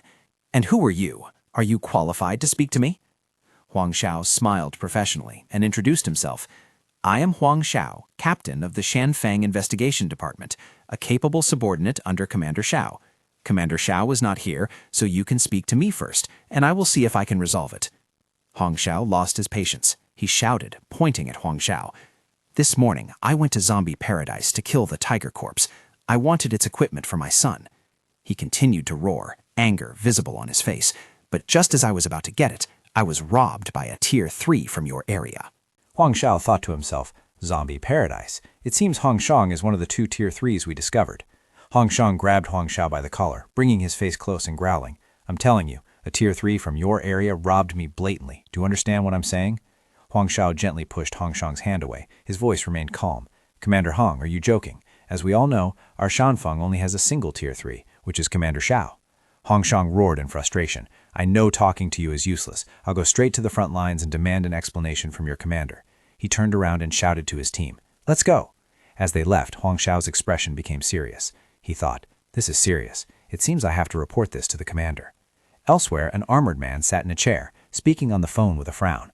"What did you say?" He continued listening, his expression growing increasingly shocked. "Shanfeng has another mysterious Tier 3, and they were able to rob items from Hongshang?" He hung up, rubbing his temples, looking worried. He muttered, "One or even several Tier 3s hiding in Shanfeng? This is a serious potential danger. Investigate. Do it now. Now is not the time to worry and cause panic." Back at the Shanfeng headquarters, Huang Sha was issuing orders over the phone. "Yes, Commander, I will send people throughout the area to search for records of selling such equipment." At the Youth Education Center, Ye Ning checked his mission list again. Strength type promotion mission, kill a peak Tier 1 mutant zombie dog. Agility type promotion mission, obtain the wings of a Tier 2 mutant wind eagle. Constitution type promotion mission, form a team to kill a Tier 2 mutant blood bear. Willpower type promotion mission, survive a basic mutant event for 24 hours. He thought, 2 missions left, the wind eagle and the survival mission. Then I'll be able to level up. He smiled confidently. It won't be hard to find a pair of wings online. He posted a purchase request. Although they were rare, they were basically low-level materials. If someone was lucky enough to obtain them, they wouldn't have much use for them and would likely sell them. Immediately, a notification popped up indicating the request for Wind Eagle wings had been accepted. A message appeared. "Hello, do you want Wind Eagle wings? How much are you willing to pay? This is something I can get for you." Yan Ning curled his lips, thinking to himself, "This person doesn't seem very good, but time is of the essence. No need to waste words with him." He replied, "Oh really? How about a fixed price of 800? Elsewhere, a fat man dressed like a merchant shouted in surprise, 800? That's more money than a C-rank Tier 1 person can earn in a year." He rubbed his hands together, thinking, "Clearly that guy is a big shot. I have to fight for more." He quickly typed back, 900? No, 1,000.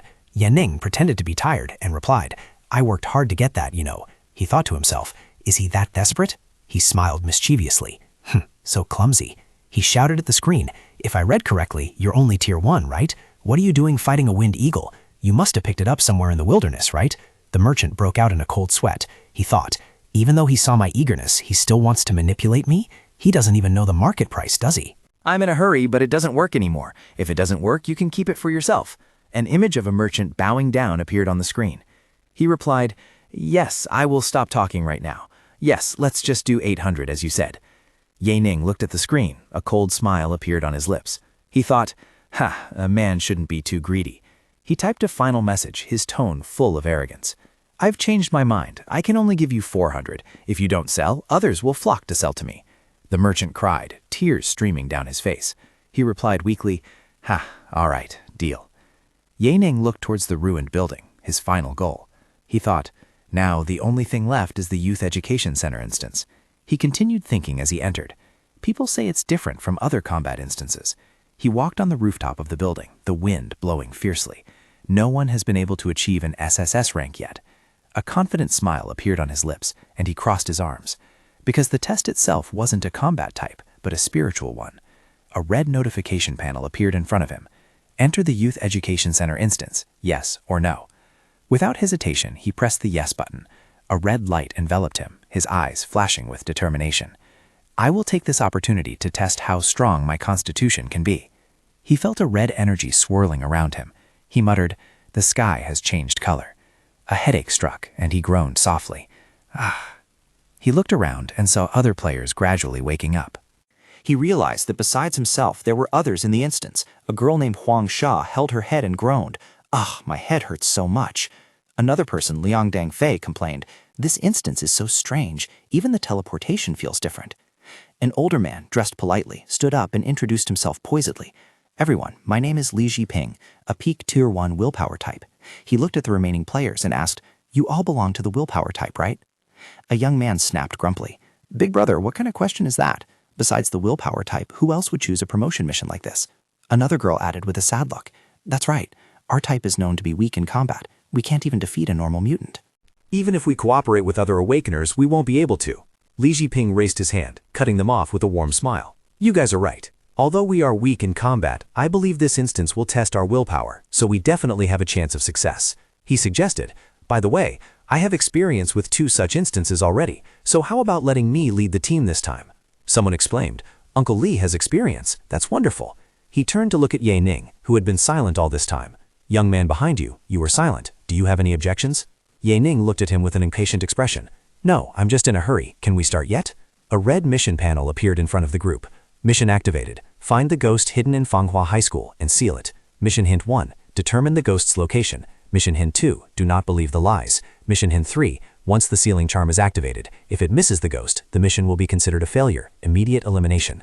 A player screamed in fear. A ghost? Is there really such a thing in this world?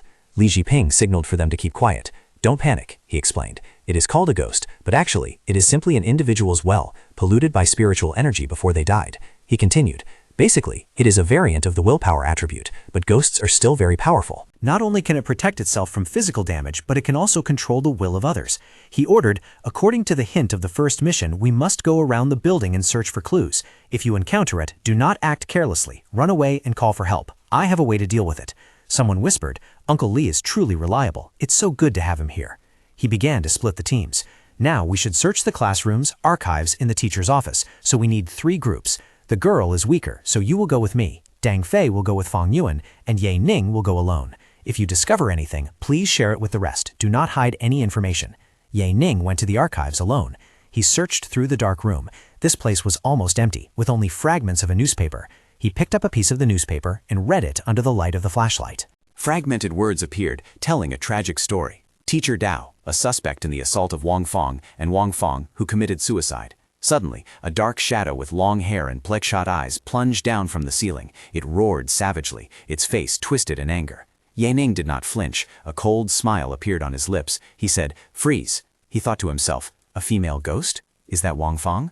A burst of purple energy erupted from him, and he shouted, "Will completion." He continued, "Will transformation." A barrage of purple energy swords rushed towards the ghost, pinning it to the wall. The ghost dissipated into black smoke. He looked out the broken window, muttering, "Did she run away? Was this just to test my willpower?" Immediately after, the other players began reporting their findings through a shared interface. Huang Sha spoke. "Uncle Li and I found a report. A year ago, a fire broke out in the teacher's dormitory, resulting in the deaths of several teachers." Liang Dengfei added, "I found a contract regarding the school's compensation for psychological damage. The only signature is from Wang Fong's family." Fan Yuan noted, "After the fire incident, there are records of the school inviting Taoists to play sealing charms." Ye Ning summarized, "An assault occurred at the school a year ago. The victim was Wang Fong, who is suspected to have committed suicide afterward. The suspected perpetrator was Teacher Dao." Li Jiping synthesized the clues. "The clues are clear. Wang Fong was attacked by a teacher, and her family demanded compensation but failed.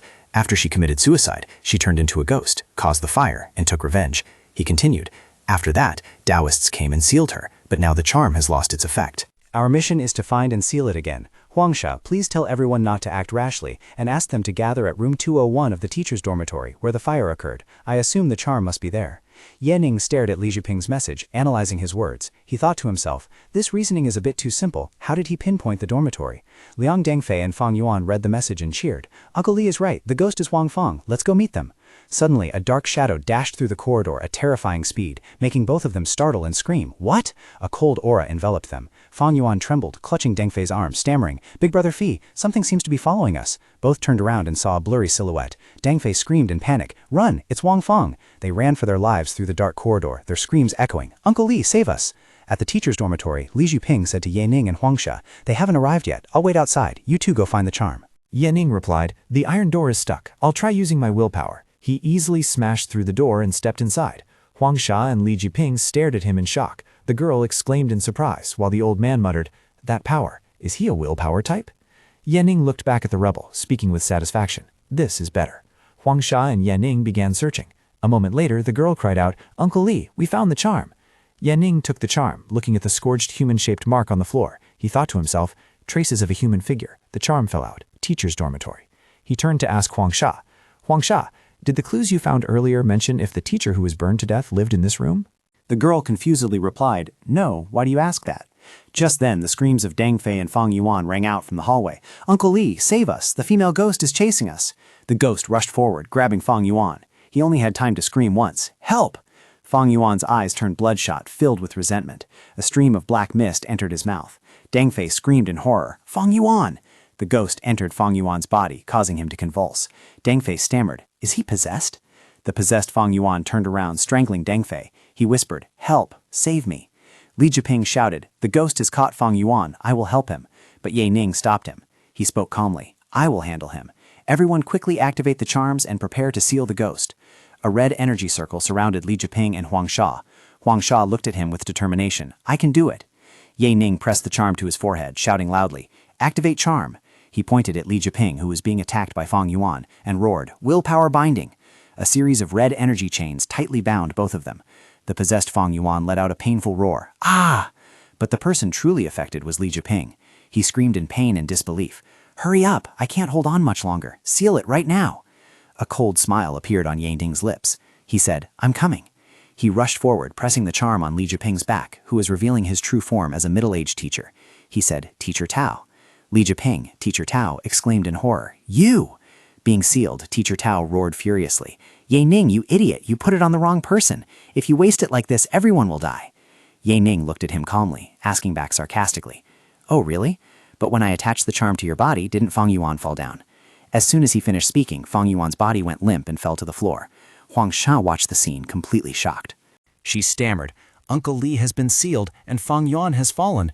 Could it be that Uncle Li is really? Ye Ning looked straight at Teacher Dao and exposed his plan. Teacher Dao, you pretended to be the awakener Li Jiping. Then you used your willpower to transform into a fake female ghost to test the team's strength and mess with them. You tested me first, but realized I was a tough target, so you shifted your target to Fang Yuan, who has weaker willpower. People call it possession, but in reality, it's simply the control of willpower. He continued. After that, you pretended to fight against the ghost and kept talking about sealing Fang Yuan to take advantage of the chaos, causing them to fail the mission and using the system to wipe everyone out. Huang Sha sat slumped on the ground, her face full of fear as she realized the truth. She whispered, If what you said is true, if I had thrown that charm at Fang Yuan just now, wouldn't we be done for? Ye Ning smiled confidently, saying to Teacher Dao, Now that your power has been sealed, you can stop acting. He shouted, releasing a powerful burst of energy, Show me your true face. The energy hit Teacher Dao, causing his disguise to vanish. His body convulsed and transformed, returning to the true form of a deformed monster. The monster roared, its voice full of anger and disbelief. Ah, I disguised myself so well. How did you discover me? Ye Ning replied indifferently, You have been sealed. Our mission is ended. Why should I tell you that? He replied, Ha! You don't know there is a hidden mission in this instance, do you? If you don't complete that hidden mission, you won't get an SSS rank. He said, Hidden mission? The monster laughed savagely. Ha! You don't even know about it. The reason why no one has ever received an SSS rank for this instance. Actually, I can tell you, the mission is to make me dissipate on my own. How about you tell me how you discovered I am a ghost, and I will do that? Ye Ning crossed his arms, thinking, Come to think of it, in the previous Corpse Academy dungeon, if I didn't know it had a hidden mission from my past life, I probably wouldn't have been able to get an SSS rank. It's a pity that I didn't have time back then, while my friend had difficult missions, and the military didn't let me come into contact with such dungeons. He looked at the monster and said, I believe you now, but before I tell you, his eyes became sharp, you have to tell me why you need to know first. That was because a memory flashed through his mind. You can awaken intelligence? When the dungeon is reset, previous memories can be retained? The monster roared. Images of previously deceived players appeared. That is why it is better to expose your trump card, learn from any shortcomings in your plan, then perfect your disguise next time, deceive and kill more awakeners. Huang Sha screamed in horror. Intelligence? I have never heard of this since the beginning of the apocalypse. If that's the case, it's no longer a C-rank dungeon, but B-rank or even higher. This is a system bug. The monster laughed hideously. Ye Ning, you are truly smart. You are right. That's it. So, will you tell me now? Ye Ning replied calmly. It's quite simple. First, the second mission hint said do not believe in lies. The so-called female ghost never said anything at all. Second, since you didn't speak in the group chat, it means you cannot use the system. He continued to explain. Moreover, the clue only spoke about Wang Fang being alleged to have committed suicide. It wasn't clear, but regarding the teacher, it was certain. And finally, if the sealing charm was used to seal Wang Fang, it must have been in her dormitory, not the teacher's. He concluded, Therefore, my conjecture is, she was attacked by you. Afterwards, she attempted suicide, but instead was sent to a mental hospital and could not sue you. The family sought compensation from the school but failed, so they set the fire in retaliation. Before you died, your will was corrupted, and you became what is called a ghost. Don't forget that the haunting only occurred a year after the fire. Then the school hired Taoists to drive away the ghost and seal you away. Huang Sha finally understood everything. She said, Ye Ning is right. All this time, we were deceived by Li Jiping, not suspecting him in the slightest, but only he did. Even after meeting the female ghost, Not only was he not bothered by her, but he also remained calm. What a strong will. Is that really a Tier 1 willpower type? The monster laughed admiringly. You are right, but your guess is not entirely correct. He explained, first, the female ghost might not speak until she is sealed. Second, I didn't find any messages because perhaps I was looking for clues, so I asked Huang Sha to help me. Besides, Wang Feng being suspected of suicide combined with the appearance of the female ghost is a perfect combination. And finally, the dormitory was probably where she was attacked, so her lingering there is normal. Yanning smiled wisely. You are right. That is not enough to convince you. But let's not believe in lies. I want to keep the most important thing for the last minute. If you want to know, disappear right now. I will tell you in the few seconds before you vanish. The monster laughed frantically, its bloodshot eyes flashing with admiration. Yanning, you are truly impressive. Fine, I will do it right now. It started to dissipate, screaming in pain and curiosity. Tell me quickly. Yanning raised a finger, his voice full of mystery. The most important thing, the monster roared. Say it, you bastard. Yanning's eyes flashed with a mischievous red light. He gave a thumbs up and said with a grin, the most important thing is that I guessed. The monster vanished completely, leaving behind a final furious roar. Huang Sha looked at him with a stunned expression. She shouted, Yanning, you, how? She muttered in disbelief. What?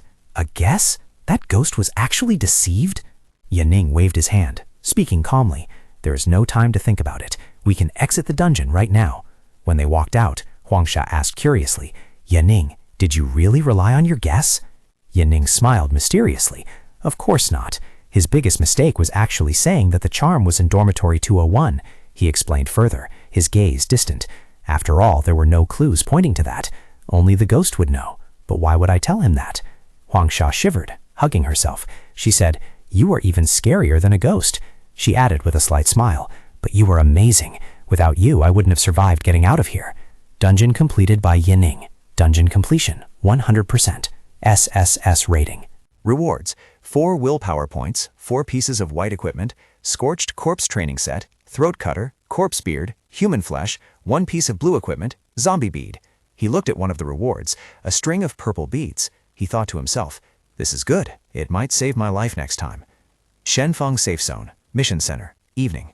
He walked to the reception counter and announced, I'm here to submit a mission. The female employee recognized him and asked in astonishment, Aren't you Yanning, the one who just accepted 4 Tier 2 promotion missions last night?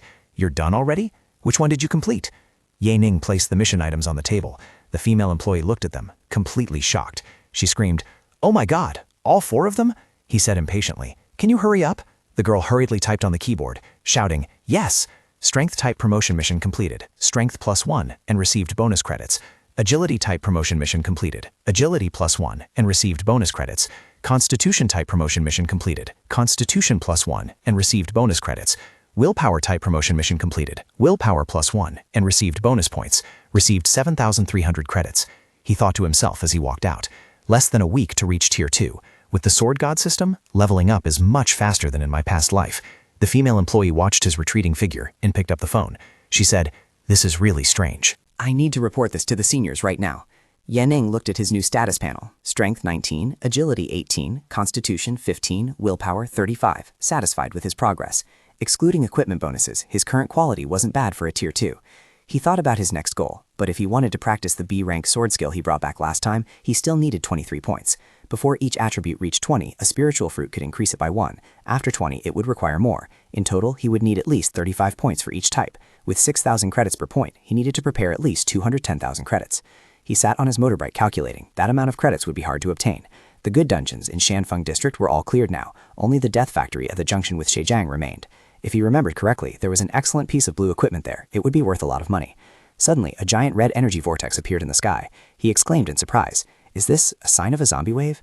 He recalled that although in his past life the global zombie outbreak happened a year later, in reality the Shanfeng Safe Zone had suffered a siege by a zombie wave before that, leading to heavy casualties. According to my estimates, it will be next week. Safety is the priority. Commander Xiao must be informed immediately so he can take precautions early. A message was sent. At the same time, Commander Xiao looked at a screen, his face filled with astonishment. Yanning? A zombie wave? Yanning's message appeared. Yanning, within a week, Shanfeng District will face a zombie wave. Please deploy your people as soon as possible to ensure everyone's safety. Commander Xiao sneered. You didn't receive SSS-Rank treatment, so now you were chasing sensational news? Or perhaps your strength is too weak, so every little thing looks like a threat to you. He crossed his arms, looking out the window. Since the last great battle between humans and zombies 40 years ago, the world has been peaceful for a long time. Zombies are now trapped in abandoned cities, so an outbreak is impossible. Instead of wasting resources on non-existent threats, finding the Tier 3 hiding in Xianfeng is our top priority. Xianfeng Safe Zone, Conference Room. 3 men are looking at the notification panel. Commander Xiao looked at Huang Xiao and asked, Huang Xiao, you said you found important clues about the mysterious Tier 3. Is that true? Huang Xiao reported, Yes, Commander. We have identified the most suspicious person is Yan Ning. Commander Xiao narrowed his eyes. Yan Ning? How is that possible? Huang Xiao presented his evidence, showing Yan Ning's online activities and house purchase. He concluded, We found it hard to believe, but after a thorough investigation, we discovered that only Yan Ning's activities matched the timeline of the Tier 3's actions. In addition, he recently purchased a spiritual mansion, something an ordinary person could not afford. Commander Xiao looked at the report, his face full of suspicion. Are you really saying Ye Ning is the mysterious Tier 3? I can't believe this. Another man in the room, Military Commission Representative Lao Tian, spoke with a solemn expression. Ye Ning has only been awakened for a week. Even with SSS-Rank talent, it's impossible to level up that fast. He slammed his hand on the table and roared. General Zhang, an S-ranked strength and agility type awakener, even with abundant resources, has only just reached Tier 1. That leads me to believe Ye Ning has another Tier 3 backing him. Commander Xiao nodded in agreement. That makes sense. Although the military doesn't support Ye Ning, other Tier 3s might see potential in him. Given the rarity of SSS-Rank talents, they might be secretly nurturing him as an experiment. He thought for a moment and said, If that's the case, there's no need to panic. We just need to find this mysterious Tier 3 and get him to work for us. Suddenly, Huang Xiao received a message. He reported, Commander Xiao, Commissioner Lao, we just received news from the mission center. Ye Ning has just completed 4 Tier 2 promotion missions. Both men were stunned. What? Ye Ning again? 4 Tier 2 promotion missions? How is that possible? Commander Xiao looked at Commissioner Lao and said, Wait, old Lao. According to your theory, it's possible a Tier 3 brought Ye Ning into the missions to let him complete them while they handled the difficult parts. Completing Tier 2 missions doesn't actually prove Ye Ning is a Tier 3, right? Unless, Commander Xiao ordered, Huang Xiao, send 2 people to monitor Ye Ning's house and see who is backing him. Furthermore, deploy more personnel to monitor the abandoned cities near Shanfeng to prevent a zombie outbreak. He thought to himself, if there was a Tier 3 supporting Ye Ning, they could have warned him about the outbreak. Better safe than sorry. Huang Xiao saluted solemnly. Understood, Commander Xiao. As Huang Xiao left, Commander Xiao called him back. Oh, right, he said, an image of Hong Sheng appearing in his mind. Find a piece of blue equipment for Hong Sheng so he stops bothering me. The border between Xianfeng Safe Zone and Zhejiang Death Factory. Ye Ning stood in front of an abandoned factory. A notification panel appeared. He thought, the cooldown for Swordstorm is over. It's time to enter the dungeon. The notification panel appeared. Do you want to enter the Death Factory? He pressed the Yes button. A series of system notifications appeared, explaining the dungeon rules. Entering B-rank dungeon, Death Factory. Minimum level requirement, Tier 2, 12 participants. Death Factory is a war-type dungeon with random objectives. The dungeon consists of 7 waves of enemies. Participants will receive rewards for surviving each wave. Participants will have a 3-minute voting period to leave the dungeon after each wave. A majority vote, 70% or higher, is required to initiate a departure. Otherwise, participants must complete all 7 waves. The first wave will start in 5 minutes. Get ready. He was teleported inside, along with 11 other players. He observed them and thought, these people are not ordinary. Not only do they come from the same faction. His gaze stopped on a woman in black, a Tier 3, he thought, but there is even a Tier 3 awakener among them. This Tier 3, she makes me shudder, as if something terrible is about to happen. A man named Zhang Lin stepped forward and said, Everyone, I am Zhang Lin, a high-level Tier 2 awakener. As you know, survival in a war dungeon requires unity. He looked at the woman in black and said, I was thinking of volunteering to be the captain, but seeing a Tier 3 here... As soon as he finished speaking, the woman moved with terrifying speed, knocking him down. Ye Ning observed, astonished by her speed.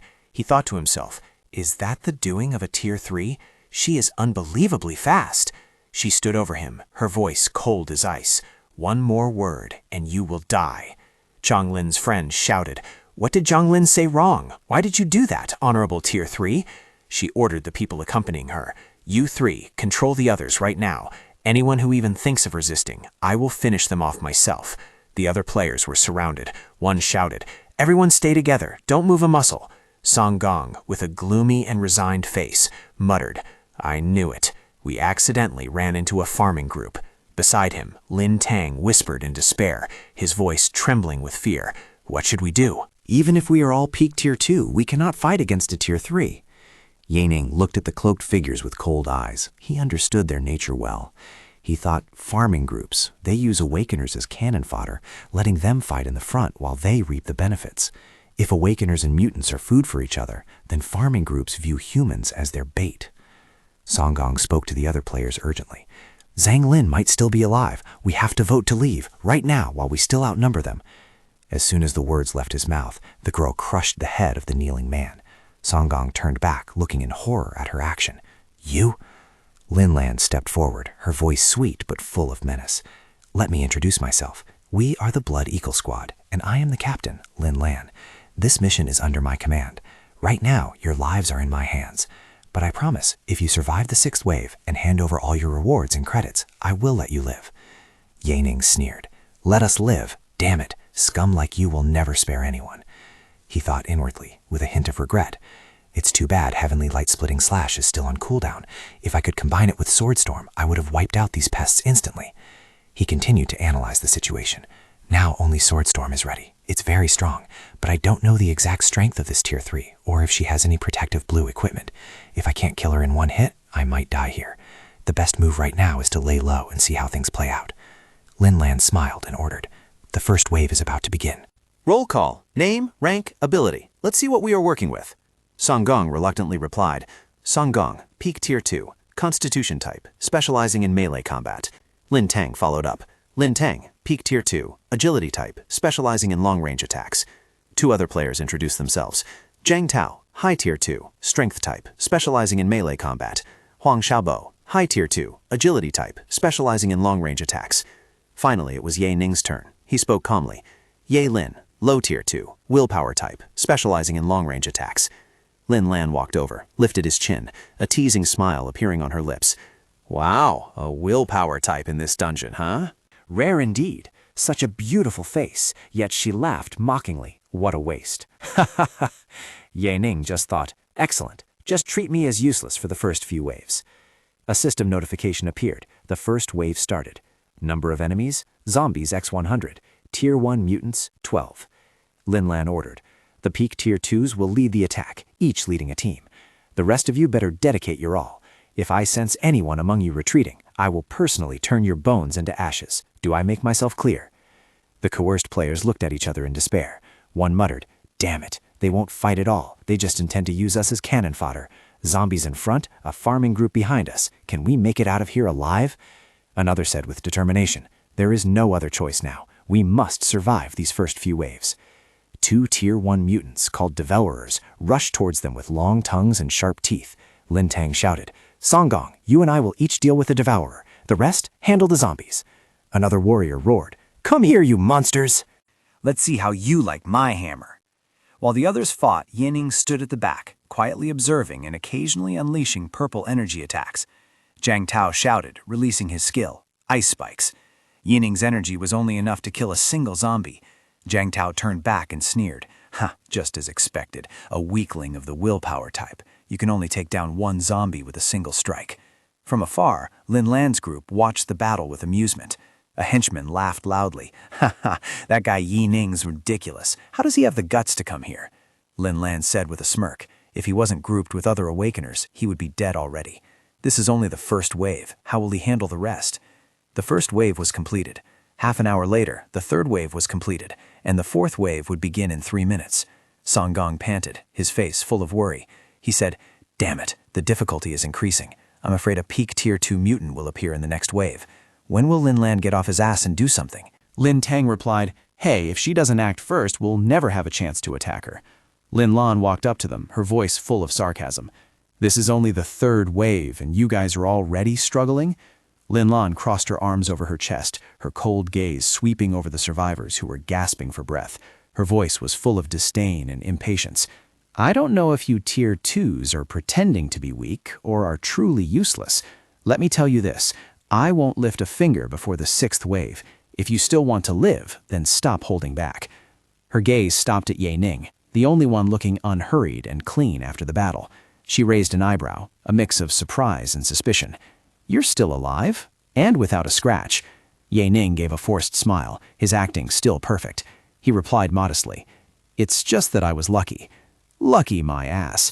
Jiang Tao, the one with yellow hair, couldn't contain his anger. He pointed straight at Ye Ning's face and roared. "We are the ones doing all the heavy lifting. All you did was stand from afar, shooting those weak willpower attacks. What else can you do?" Meanwhile, Song Gang and Lin Tang glanced at each other. They didn't believe in mere luck. Song Gang thought to himself, no, this brat definitely must have some sort of trump card. Otherwise, how could he survive to reach Tier 2? But his trump card can probably only be used once or twice. Lin Tang nodded in agreement, a glimmer of hope flickering in his mind. This might actually turn out well. Who knows, maybe he can help us turn the tide later. A new system notification appeared. 4th wave starting. Zombies X400. Peak Tier 2 mutant X1. Tier 2 mutants X2. Tier 1 mutants X16. Song Gang ordered. Lin Tang, let's focus on the peak Tier 2 zombie king. You high Tier 2s keep those 2 soul-howling female demons occupied. The rest of you deal with the Tier 1s and the zombie horde.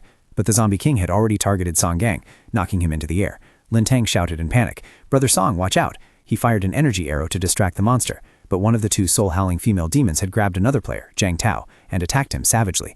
The monster roared, and a purple energy enveloped Jiang Tao. He screamed in agony as his body was corroded by the energy.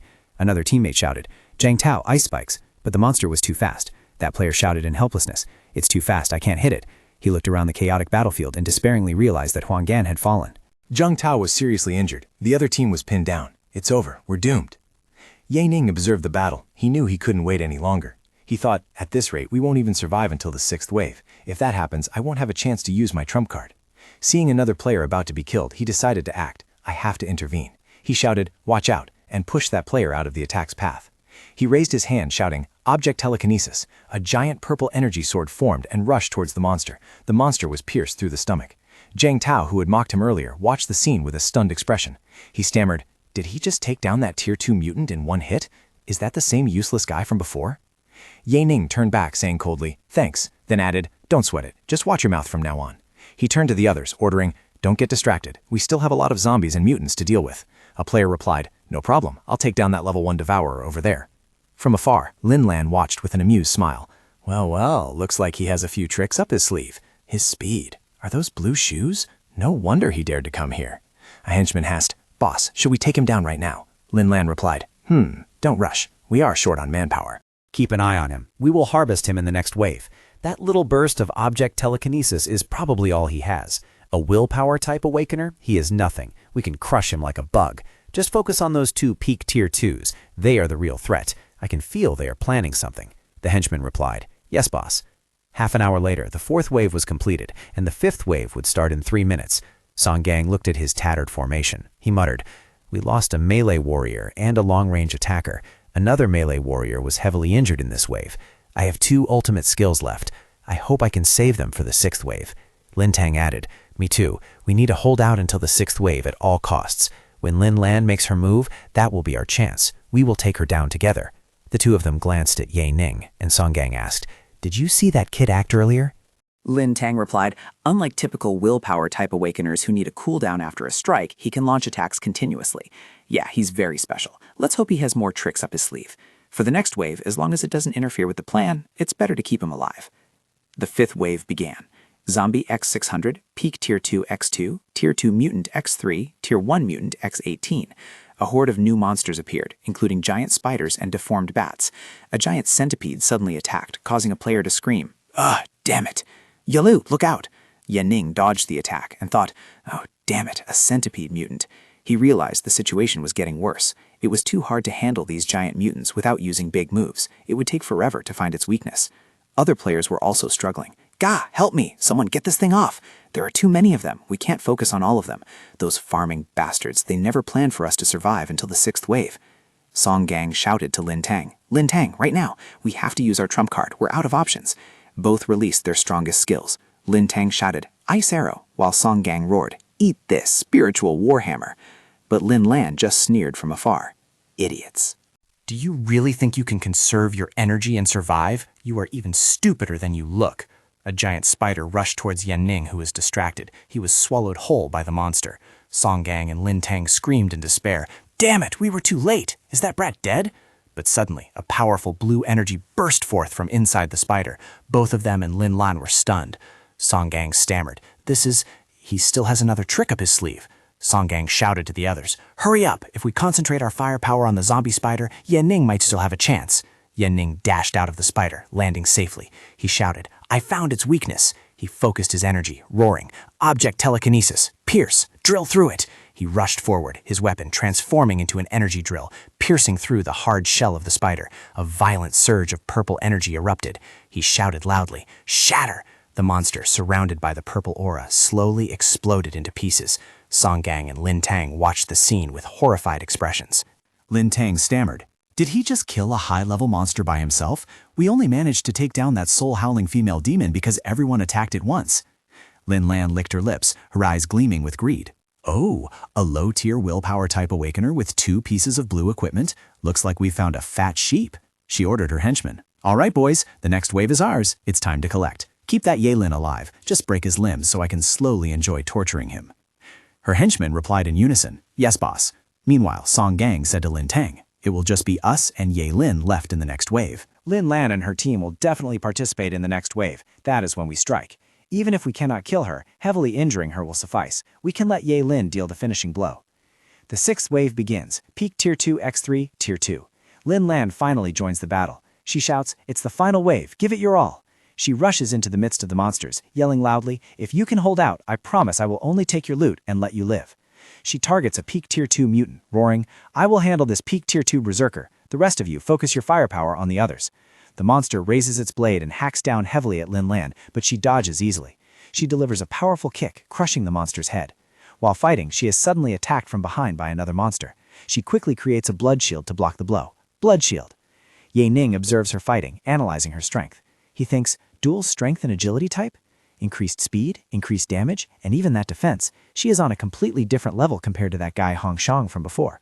He continues thinking, and those are just the abilities she is showing. She definitely must have trump cards hidden up her sleeve. I cannot act rashly in this round.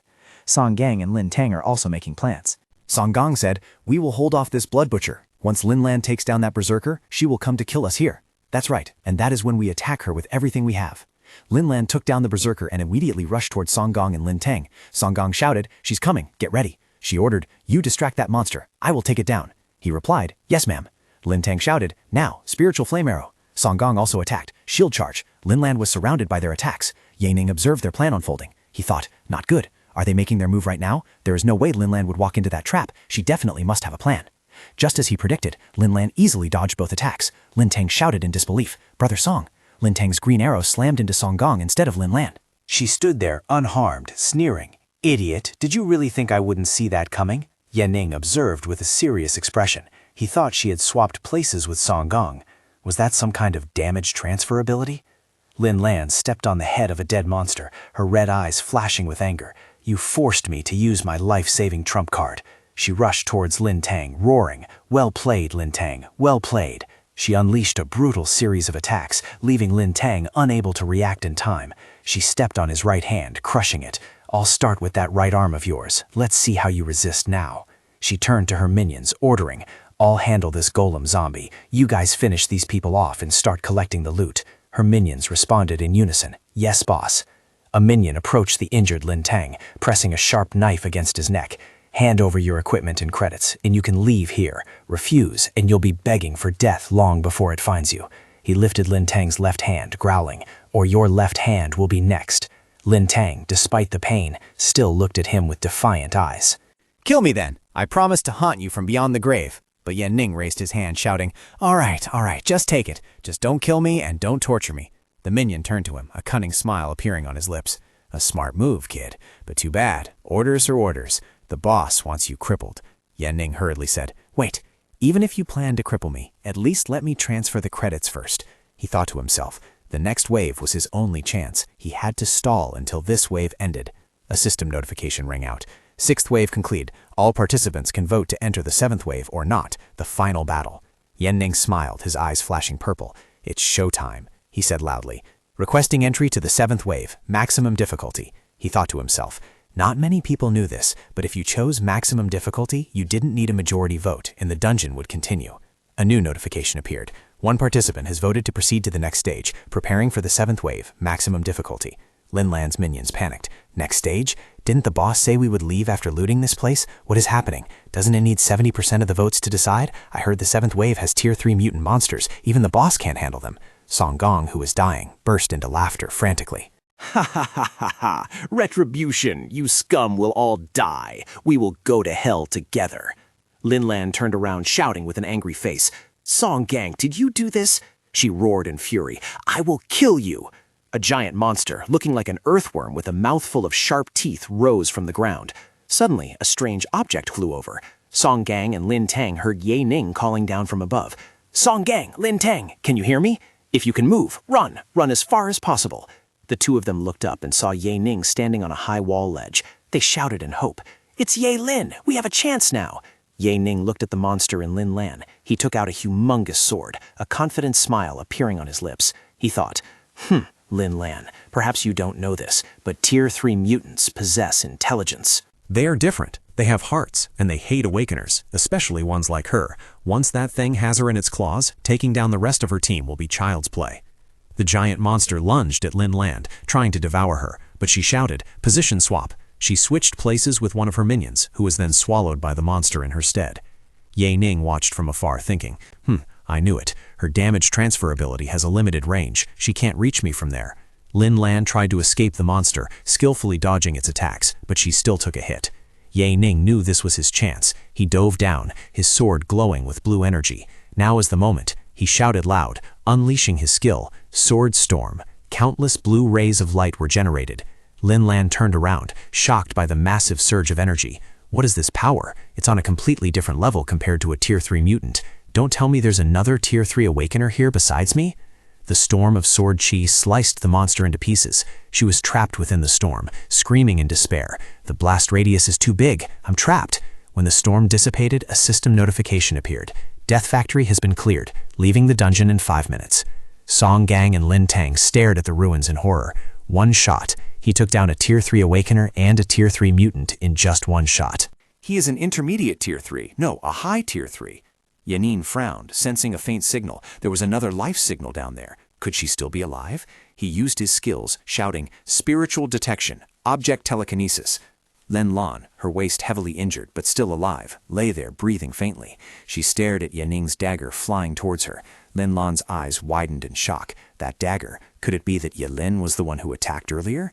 His eyes gleaming, he thought, she is still alive, and she has some sort of protective equipment. Fine then, I'll finish the job myself. He controlled a purple energy dagger and stabbed it towards her forehead. But the dagger could not penetrate. He roared, "It can't pierce through." All right, it didn't penetrate. The energy drill dagger attacked her forehead violently, but only created small cracks. She muttered, "Thank God I splurged on this A-rank disposable passive defensive item." Yunin realized the situation. It seemed that just object telekinesis wouldn't be enough, but looking at how weak she was now, she didn't even have the strength to fight back. Guess I'll have to get my hands sturdy. He rushed towards her, but she shouted, "Was that explosion yours? Are you a hidden tier 3? He swung his sword, but it was blocked by an invisible barrier. What is this barrier? Nothing can penetrate it. Lin Lan coughed up blood, speaking weakly. Cough. Just kill me. If you intend to, why humiliate me like this?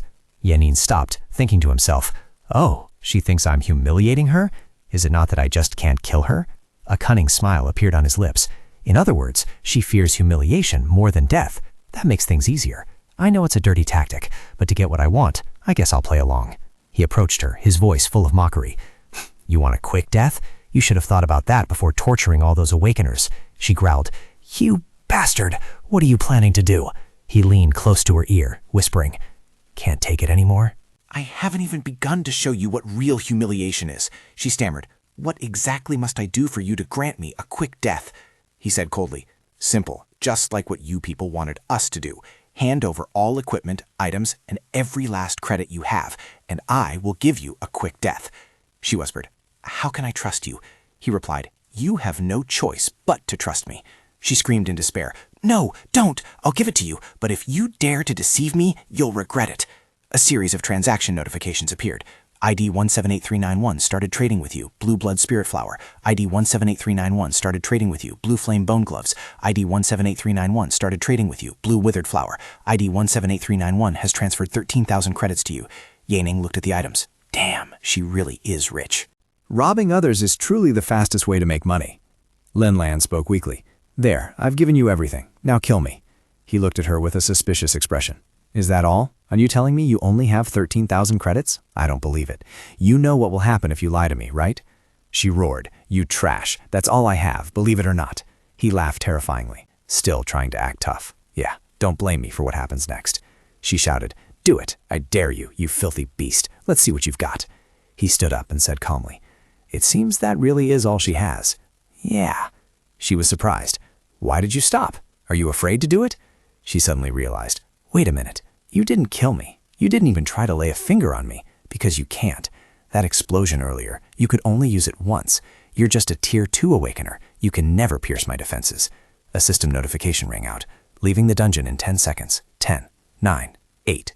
She burst into crazy laughter. Ha ha, I was so stupid. I actually thought you were a Tier 3. Yining thought to himself, damn it, she discovered me. No way I can take her down now.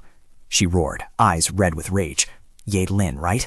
I will remember this. No matter where you run, I will find you, and when I do, I will cut you into 1,000,000 pieces. I will make you wish you were never born. You will beg for death. Ha ha. As he was teleported away, he thought, keep remembering Ye Lin all you want. By the time you find out it's me, Ye Ning, we'll see who hunts whom.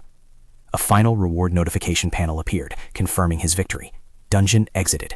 Calculating rewards. Dungeon completion. Earnings. Completion rate, 70.3% base, 20% bonus. Defeated boss, Zuncat, Boyer, equaling 90.3%. Rank S. Rewards, spiritual experience, increased by 100% when defeating higher level enemies. Obtained equipment, Weeping Mask, white. Zed's Sin, white. Boyer's Desire, blue. Obtained items, corrosive acid, white. Chitin shell, white. Sandworm compound eye, white. Obtained materials, rotten skin, white. Sand heart, blue. Completion reward, 1 free status point. Hidden title unlocked, blue. Factory gatekeeper, +1 to all stats when participating in war-type instances. He looked at his loot, a satisfied smile appearing on his lips. With this trip, combined with what he received from Lin Lan, he could sell these, buy those spiritual fruits, and raise all his stats to 25. He revved the motorcycle and sped off into the night. Tonight, he would find an inn in Zhejiang. It was time to practice that B-rank sword skill, Shadow Attack. Tomorrow, he would go to that forgotten battlefield. Everyone was talking about finding some equipment and adapting to the zombie battlefield. Elsewhere, a man screamed in despair. Help! Someone please! Speeding along the highway, Ye Ning was suddenly stopped by a man in a suit waving frantically in panic. The man shouted, Help! Our car flipped over! Please save us! Ye Ning stopped the bike, looking at the overturned car and the dim figures behind it with suspicious eyes. He frowned. Are you sure this is a recent accident? Immediately, the figures rushed out, surrounding him. The leader shouted loudly, Get him! 4 highwaymen with crude weapons blocked his path. He sighed, saying dejectedly, Highway robbery, huh?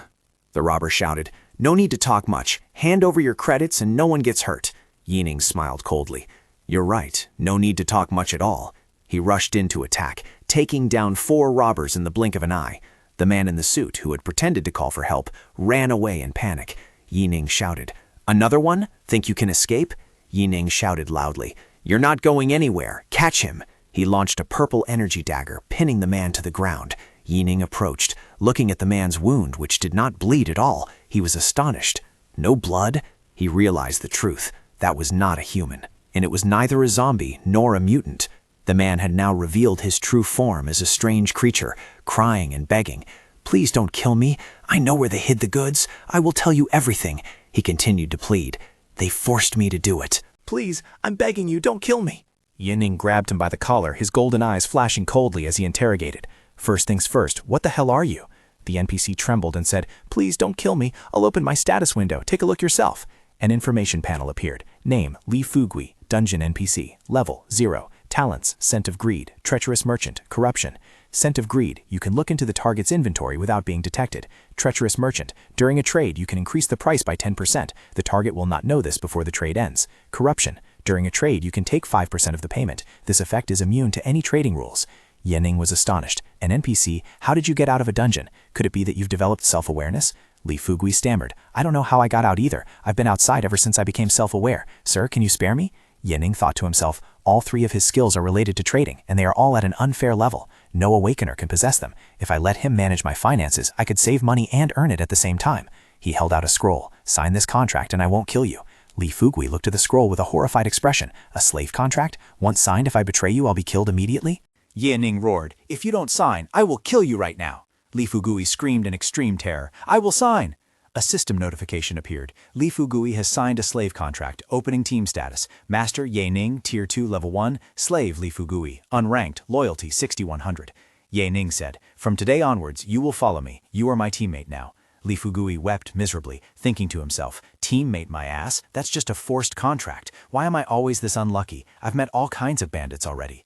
Ye Ning smiled. Go take all the items from the bandits. They are all yours. Li Fugui immediately changed his attitude, bowing respectfully. Thank you so much, master. You are the most generous person in the whole world. A notification appeared. Slave Li Fugui. Loyalty 101. Ye Ning thought, did his loyalty increase that easily? He ordered, Fugai, help me sell everything except the blood shield and the wind eagle wings, then buy spiritual fruits, and also go buy a storage item. I want you to store all items inside the space and help me manage my finances. Li Fugai happily replied, All right, master, leave it to me. Back at the luxury apartment, Li Fugai appeared on a screen complaining, Master, you are the most wasteful person I have ever seen. You are eating spiritual fruits like they are rice. Ye Ning pinched his virtual face and snapped, Go back and do your bookkeeping. A beep sounded as he disconnected. A series of system notifications appeared as he ate the spiritual fruits, +1 strength, agility, constitution. And his status panel was updated, strength 25, agility 25, constitution 25. He let out a satisfied burp. I finally raised all my attributes to 25 points. He stood up. It was time to learn the B-rank sword skill, Shadow Attack. An information panel appeared. Learn a new sword skill, Shadow Attack. Enhancement successful. The sword skill Shadow Attack has been upgraded to SSS-Rank. SSS-Rank. Skill effect. Tear a rift in space. After entering the space, become invincible for 1 second, ignoring all defenses. He smiled with interest.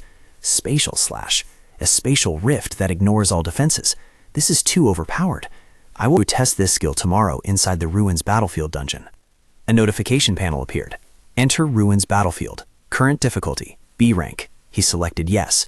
The scenery changed and he was teleported to a rooftop along with 2 other players.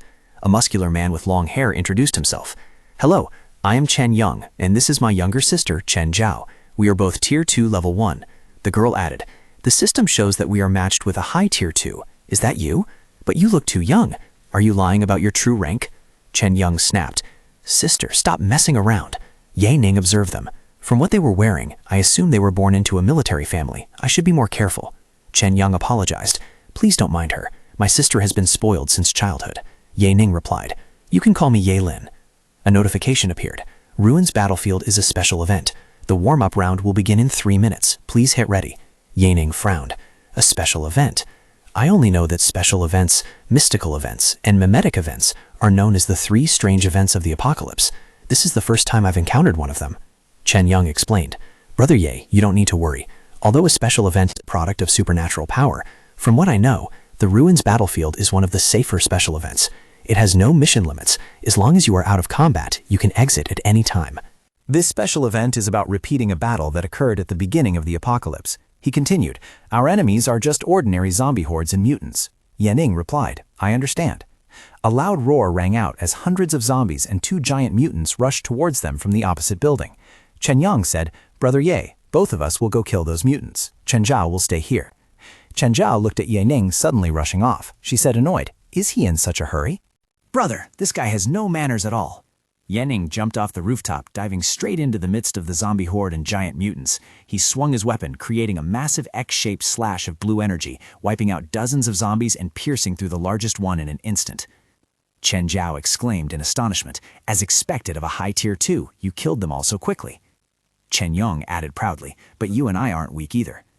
He shouted to Ye Ning, Brother Ye, let's try to hold out as long as possible. When we can't hold on anymore, I will summon the immortal soldiers to fight for us to maximize our rewards. Ye Ning turned to look at him in surprise. He thought, summoning immortal soldiers? I heard rumors about this spreading in my past life. I didn't expect it to be real. Chen Yong shouted, his face full of pride, but this is a military secret. Chen Zhao glared at him and snapped, You must not tell anyone about this. A mutant suddenly rushed towards her. Ye Ning shouted, Watch out! He fired a stream of purple energy from his hand, destroying the monster instantly. Chen Yong watched the scene with a stunned expression. He stammered, Object telekinesis, killing a high Tier 1 in a single move? A system notification rang out. The warm-up round had ended. The large-scale battle would begin in 3 minutes.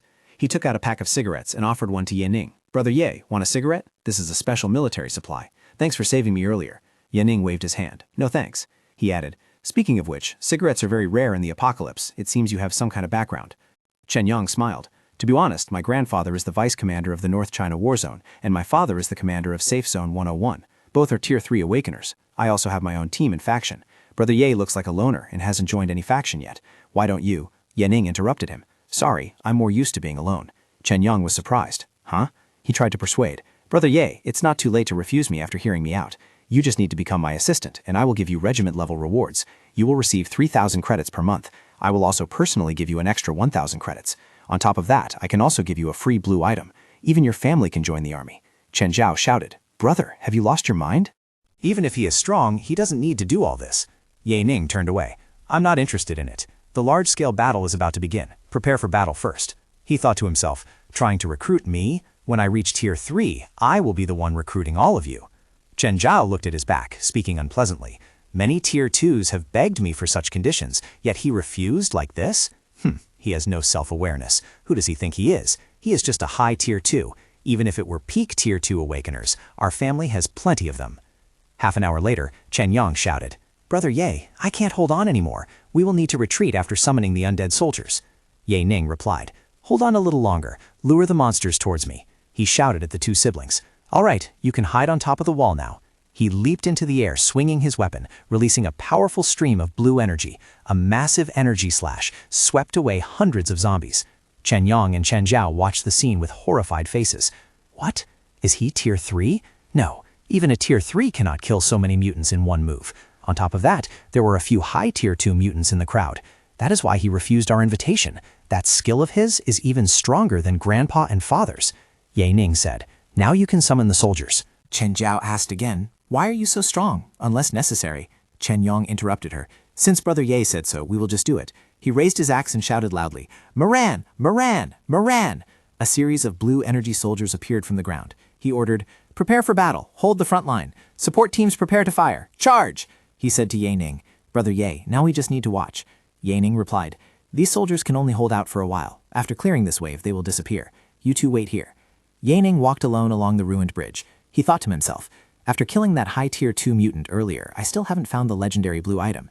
I guess it only appears after summoning the soldiers.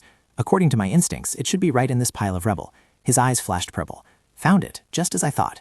He picked up a glowing blue string of beads. A system notification appeared. Special mission activated. Death Wish. Find the reason for the start of the ruins battlefield and resolve it. After completing the mission, a special reward will be granted. He opened an old notebook found next to the beads. A special mission? Death Wish? Is it related to this notebook? He read the first few pages. This is the diary of a national defense recorder during the first zombie virus outbreak 60 years ago. June 7th, the battalion commander appointed me as the recorder. I followed the battalion to Zhejiang. We will build the largest defense line here. He continued reading. July 7th, I heard that the zombie swarm had passed through Zhejiang, but very large battalions had arrived to intercept it. We have recruited a batch of new recruits. They work very efficiently, but I still can't understand their dialect. I still have a lot to learn. July 20th, Yan told me that the girl he likes is living inside the safe zone behind the defense line. This kid is only 17 years old, but is already thinking about getting married. But according to his hometown's tradition, one must marry early. July 24th, the interception failed. The commander told me that if the battle doesn't go well, as a civilian, I can retreat early. July 25th, the first zombie swarm began to attack. I didn't expect this to happen so fast. A gang is dead. We couldn't even retrieve his body. July 26th, in the morning, the commander asked if the other soldiers had any last words. He died in the afternoon. I didn't even get a chance to ask him for his last words. Although I'm afraid of death, right now I don't want to leave. If I leave, I won't have anywhere to belong. July 27th, I think I'm going to die soon. We have no way to retreat. With the remaining time, I asked many people about their last words. Beyond my expectations, these young people who usually talk a lot all told me one sentence. A handwritten line appeared. Milan, go home. Yanning picked up the beads. He whispered, last wish, the oath. He clenched the beads tightly. The reason, the truth. At the same time, Chen Zhao worriedly asked, Brother, is it possible that Ye Lin isn't a Tier 3? He might have some kind of item or skill that he can only use once. Chen Yang replied, It's possible, but we can't prove it. If we truly provoke a Tier 3 Awakener, no one knows where we'll end up dead. Chen Zhao snapped, That brat even dared to look down on us in the presence of Grandfather? The entire North China War Zone won't let him off. Chen Yong sighed. Sister, you have to change this attitude of yours, otherwise you will suffer for it someday. Ignoring the possibility that he could kill us, if he really is a Tier 3 Awakener, we must do everything possible to get him to join us. I believe grandfather and father will praise us. Chen Zhao asked Ye Ning, Ye Lin, are we leaving now? Chen Yung told him, these Tier 2 soldiers can't hold out for long. When the Tier 3 mutants appear in a moment, they will disappear. Therefore, we must leave before the soldiers vanish, otherwise we will be targeted by those Tier 3 mutants. Ye Ning asked back, do you know what the ending of the Ruins battlefield was? How did all these soldiers die?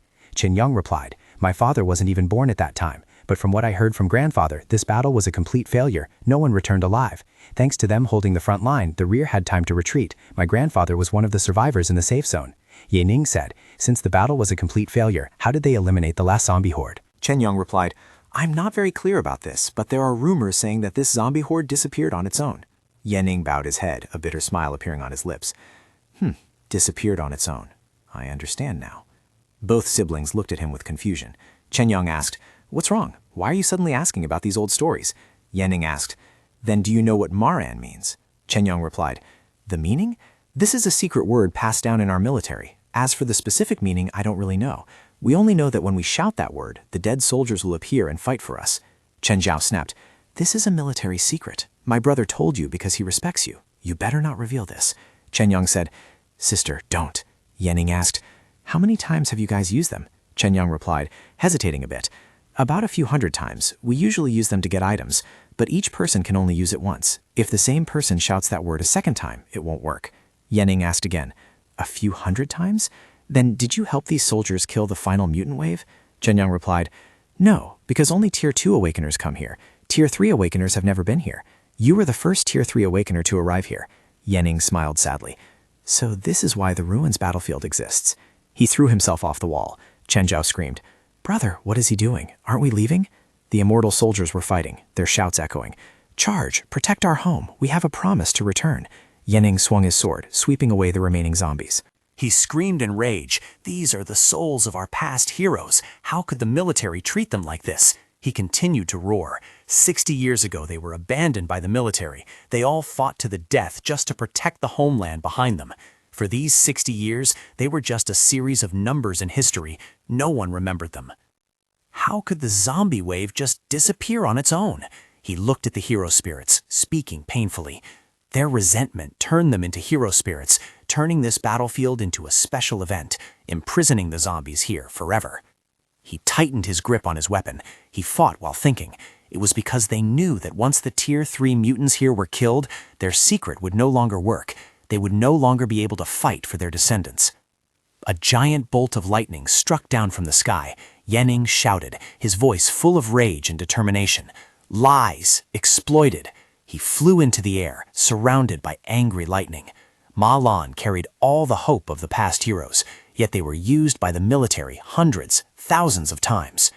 He slashed down, splitting the monster in two, his sword emitting a brilliant blue light. Just this once, even if I die, I will take you all home. Chen Zhao looked at him with a skeptical expression. Brother, is he crazy? Could it be that he wants to fight the final Tier 3 mutant? Qin Yang frowned in thought. It was strange. If he wanted to fight the final Tier 3 mutant, he didn't need to wake those soldiers up. Above all, he didn't need to help those soldiers. He should have preserved his own strength instead. Qin Zhao tugged at his sleeve, speaking anxiously. Brother, the Tier 3 mutant will appear soon. Even if Ye Lane is Tier 3, there's still a possibility he can't kill it. We should retreat first. Qin Yang also thought to himself, this is indeed the best time to retreat, but once we leave, we won't have a chance to win over Ye Lin. He decided, we will wait a little longer. It only takes 10 seconds to leave anyway. If you really can't kill that Tier 3, we'll still have time to retreat. Suddenly, the ground shook violently. Chen Yang shouted, what? A massive black shadow rushed past them. Is it here? A giant mutant as tall as a building landed on the ground, crushing the remaining immortal soldiers. Both brothers looked at the monster with expressions of horror. Is this a Tier 3 mutant? Isn't that size a bit too ridiculous? Ye Ning faced the monster, a confident smile appearing on his lips.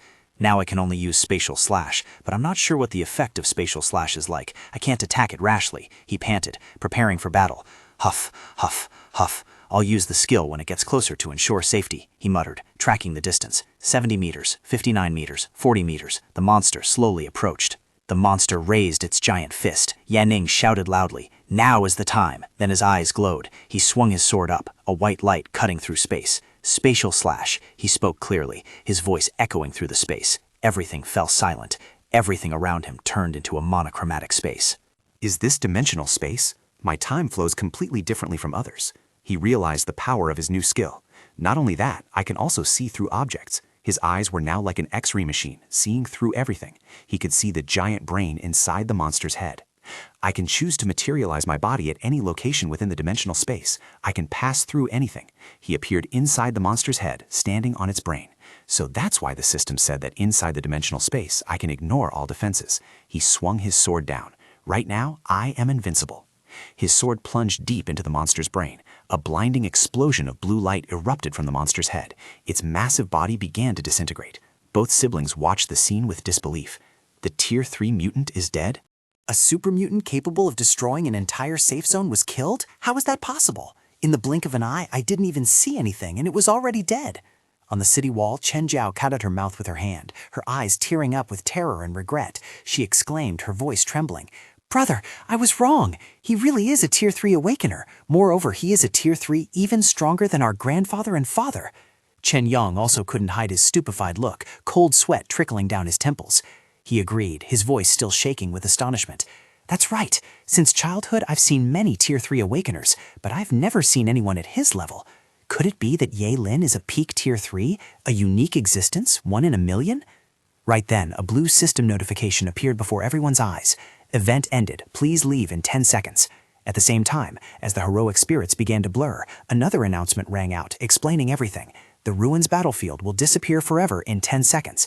Chen Yang exclaimed in shock. "The Ruins battlefield disappearing forever? What does that mean?" Suddenly, Ye Ning staggered and knelt on one knee, his body seeming to have exhausted all strength. The Chen siblings screamed in panic. "Brother Ye Lin!" Ye Ning didn't answer. He just silently raised the necklace in his hand, looking towards the dissipating spirits, and used all his remaining strength to roar their sacred code. "Moran! Moran!" Hearing that call, all the remaining heroic spirits turned towards him. They smiled, a serene and satisfied smile, then simultaneously raised their hands in a military salute. A unison voice echoed in the space, filled with gratitude. "Somi, thank you." Chen Yang hurriedly ran to Ye Ning's side, asking in confusion, "Brother Ye Lin, why did you use the summoning spell? Isn't everything over?" Ye Ning stood up, his face serious. "We'll talk after we get out. This place is about to disappear." Another system notification appeared. "Dungeon ended. Calculating rewards." A final notification panel appeared before Ye Ning's eyes. "Dungeon completer, Ye Ning." Completion progress, 70% basic plus 30% supplemental. Total progress, 100% complete. Rank achieved, SSS-Rank. Below is a series of equipment, items, and materials obtained. After being teleported out of the battlefield, which was now just a pile of ruins, Ye Ning sat alone, staring into the indefinite void. He muttered, "After this battle, I have finally reached High Tier 2. I should have felt happy, but right now I feel truly sad." He clenched his fists. "Aside from letting the souls of the heroes rest in peace, what else can I do for them?" A special mission notification appeared. "This event has ended. The Final Wish mission has been updated. You can now choose to continue this mission and return to their hometowns on behalf of these soldiers. You can also choose to end this mission and receive the rewards right now." Warning, continuing the mission will change the rewards obtained. The Oath Necklace will also change. Please choose carefully. Ye Ning looked at the notification panel, a determined smile appearing on his lips. He said firmly, "All right, even without a mission, I would still do it." Right then, the two Chen siblings found him. Chen Yang exclaimed happily, "Brother Ye Lin, it's great that you're still here. We didn't enter the dungeon from the same location. I was worried I wouldn't be able to find you." He stepped closer, smiling amicably. "I just transferred all the rewards I received from this dungeon to you. You must have received them by now." Ye Ning just nodded in response. "All right, thank you." Chen Yang continued to invite him. "My sister and I want to treat you to lunch. Can you come?" Ye Ning shook his head. "Forget about lunch. I need to do something else first. Can you help me with this?" "It is my honor." Chen Yang immediately agreed without hesitation. "Brother Ye Lin, please tell me what you need my help with." Ye Ning looked straight into his eyes, speaking seriously. "Help me check the hometowns of the soldiers who sacrificed themselves here. I want to visit them personally." Chen Yang immediately took out a communication device and ordered, "Vice Commander Su, find the hometowns of the soldiers inside the ruins legend. Send them to me." A voice replied from the device, "Yes, young Master Chen." Just a few seconds later, Chen Yang said cheerfully, "Brother Ye Lin, "I found it. It is 300 kilometers away from Jingtown. I will take you there by helicopter." Ye Ning nodded and thanked him. When the modern helicopter landed and Ye Ning stepped on, Chen Jiao pulled her brother back, her voice full of worry and reproach. Brother, are you just letting him go like that? What about the disappearance of the Ruins battlefield? How are we going to explain this? You know how much the military values the Ruins battlefield. Even the summoning qualification was won by grandfather. She continued to question, her face full of dissatisfaction. Setting aside the fact that you gave him all your rewards, are you also planning to help him hide this? Chen Yong turned back to look at his sister, his gaze becoming deep and serious. Little sister, although this is a serious incident as you just said, I don't intend to just help him cover this up. I will also shoulder the responsibility for him.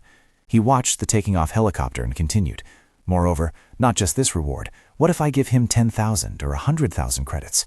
Chan Zhao still didn't understand. Brother, I know he is strong, but up to this point he still hasn't shown any sign that he will join our faction. Is it worth it for us to try to recruit him?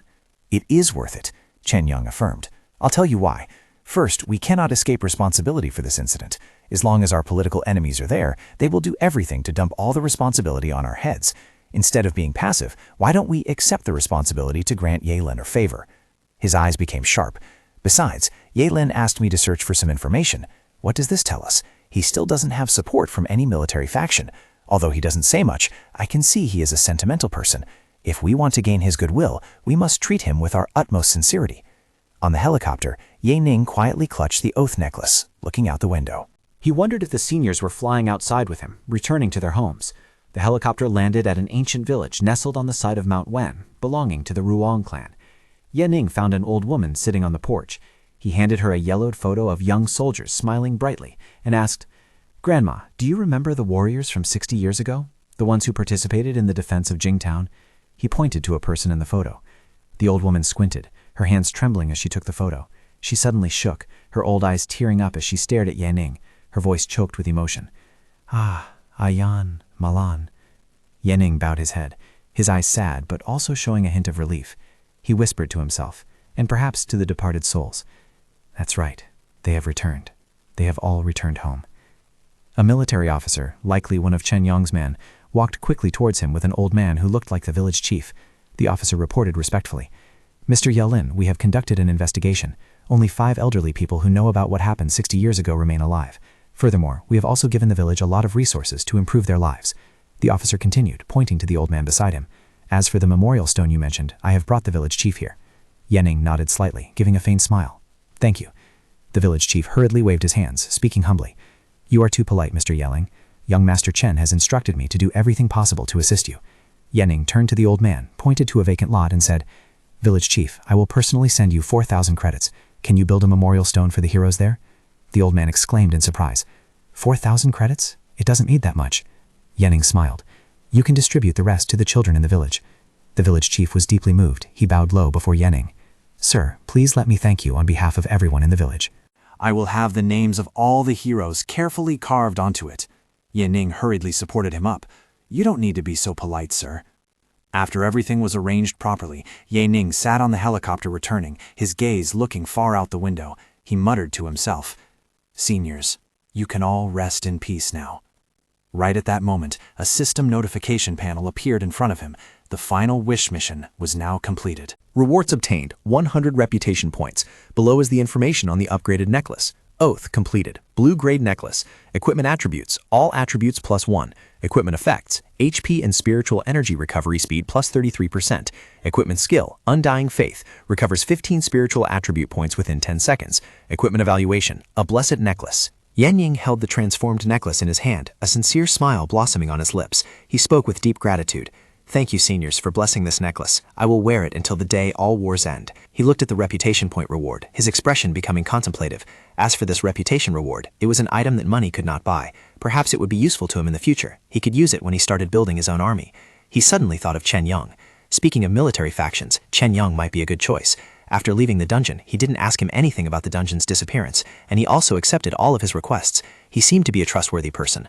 Although he didn't like his way of thinking before, he believed that he really didn't know anything about the truth of the Ruins battlefield. He would ask him more about the dungeon after returning. I will also ask for many more things from him. Inside a luxurious, lavishly decorated building, Chen Yang was sitting when he suddenly received a video call. He exclaimed joyfully, "Brother Yehlin, are you calling me?"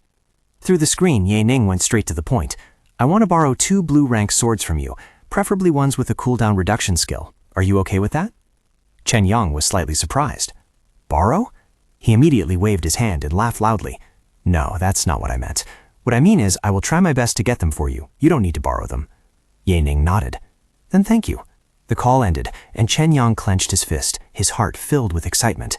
He thought, Brother Ye Lin contacted me for help so soon. It seems he trusts me more now. If father and grandfather knew about this, they would be very happy. At a popular Lanzhou noodle shop, Ye Ning was eating noodles while checking his status panel. He mumbled, Chen Yang is quite straightforward. I received 3 free attribute points in the dungeon.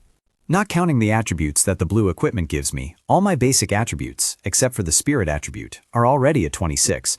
My other stats are Strength 26, Agility 26, Constitution 26, Spirit 31. I don't really want to sell the attribute-boosting items in the gear I currently have, and I don't have enough money to buy soul fruits.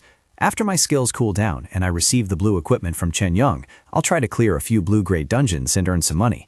He looked into the distance, recalling his past life. When he advanced to Tier 3, he had the chance to double all his attribute points. In his past life, he had rushed to advance to Tier 3 when all his attribute points were only at 20. This caused him to lack basic attributes after advancing to Tier 3. His gaze became determined. In this life, I will raise all my attribute points to 31 before I advance to Tier 3. At that time, the zombie horde will attack the Shanfang safe zone. Huh? Suddenly, a cold and terrifying killing intent struck, causing him to stop his chopsticks. A red-black aura wrapped around him, making his spine go cold. This is the killing intent of a Tier 3. He gritted his teeth, cold sweat pouring out. Damn it, my ultimate move is still on cooldown. I will definitely die if that Tier 3 decides to attack. He stood up, silently observing the crowded street. Who is it? Who wants to kill me? He quickly analyzed the situation. This is the inner city of the Zhenzang safe zone, and apart from Chen Yang, no one knows me. Is it the Tier 3 commander of Zhejiang whom Chen Yang stole the credit from? Or has Chen Yang had a change of heart? Impossible. He thought of another more terrifying possibility. Chen Yang wanted to recruit him. There was no reason for him to kill him. And the commander of Zhejiang didn't even know that he was the one who killed the boss. Could it be Lin Lan from the Blood Eagle squad? Did she find him that quickly? With all his skills currently on cooldown, he couldn't rashly move forward to confirm. He stood on the street, trying to stay calm. The immediate priority was how to escape. Should he activate the Thunder Boots and take a gamble? Calm down. The fact that the opponent was following him without attacking meant they were still hesitating, which meant they didn't know his skills were on cooldown. Attempting an escape would only expose himself, and they would definitely move in for the kill. The best approach now was to pretend nothing was wrong and see if he could find a place to hide. That's right, he came up with an idea. He saw the neon sign of a nearby bar and thought, in times like these, those who could still afford to go to a bar for a drink must be wealthy or powerful. A confident smile appeared on his lips. He would go in there and use a diversionary tactic.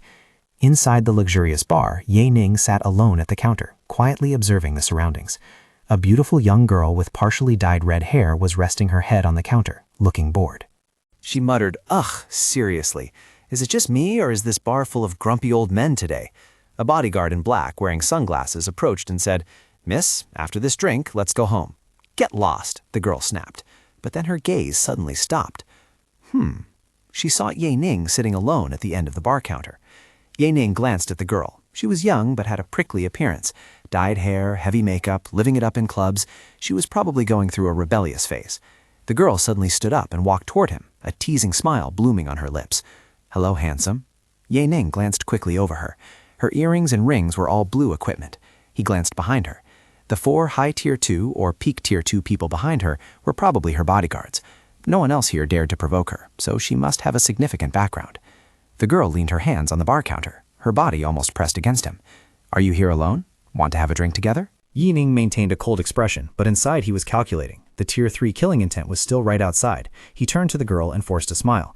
I really want to, but I'm a bit broke right now. The girl burst into laughter, a refreshing and confident laugh. Ha, no problem, I have plenty of money. She turned around and shouted, Bartender, 2 tonight no-return cocktails, put it on my tab. Then she turned back to look at Ye Ning. In his heart he thought, sorry, but tonight I have to use you to escape. After all, with 4 high Tier 2 bodyguards accompanying you, even a Tier 3 person would have to think twice. She raised looking flirtatiously straight at him, her voice full of implication and invitation. Little brother, do you have enough courage to go with this big sister to a hotel tonight? Ye Ning hesitated slightly, not expecting her to be so direct. Well, Faced with the girl's bold invitation, Ye Ning glanced away, a cold thought flashing through his mind. Since you like playing the hunter so much, then I will pretend to be the prey for a while. Meanwhile, the girls' bodyguards were huddled together. One of them panicked and said to the one who seemed to be the captain, "Brother Lee, the young miss is about to leave with someone. Should we stop her?" The captain snapped, "Are you crazy?" "Do you remember how she got us in trouble with the Lord last time?" another bodyguard asked in confusion. "So what do we do now?" the captain snapped, sweat beading on his forehead. "What else can we do? Follow her quickly. We have to ensure nothing happens to her." Yi Ning let the girl take his arm and walked out of the bar with her. He felt the deadly aura still clinging persistently and thought to himself, the killing intent behind is still following closely. It hasn't left yet. I have no choice but to go to the hotel with her and see what happens. The two headed towards one of the city's most high-end and luxurious hotels. Inside a lavish presidential suite, the girl, Yan Yu-Ching, was drunk and lying on the large bed. Yi Ning took off his jacket, silently exclaiming, "Yan Yu-Ching, no wonder. She is the daughter of the commander of Safe Zone 31 and the president of Xingyao Trading Company." One night in this kind of hotel cost half a year's salary of an average person. Memories of his past life suddenly flooded back. In his past life, when he was just a desperate refugee, he had worked in the security team of Xingyao Trading Company, clearing out zombies. He looked at the girl and said, "Technically, your father is still my boss." Hearing about her father, Yan Yu-Ching immediately sat up, snapping irritably, "Don't mention that damn old man. He is the worst." She staggered up, cheeks flushed, looking at him with inviting eyes. "Hug me." Yi Ning sighed inwardly. Sigh. It's obvious she had a fight with her father, and doing all this tonight is just to piss him off. So childish. Time to scare her a bit, to put her in line.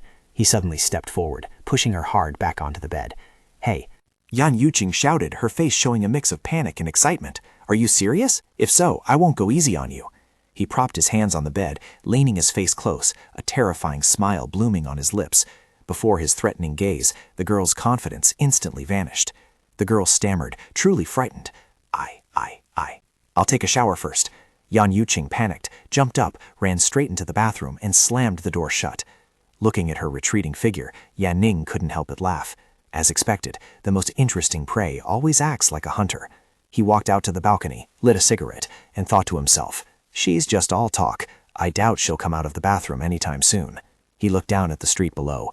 A Tier 3 killing intent was right downstairs, and that figure looked suspicious. But judging by the physique, it didn't look like a woman. Could it be someone other than Lin Lan? So who could it be? He pondered deeply. Looking back, even after 2 lifetimes, he still didn't have an answer regarding the time he fainted before the awakening assessment. A complete stranger taking the blame onto themselves. There was something wrong here. If the person behind that incident was trying to kill him, they could have poisoned him back then. Why go through such a big detour?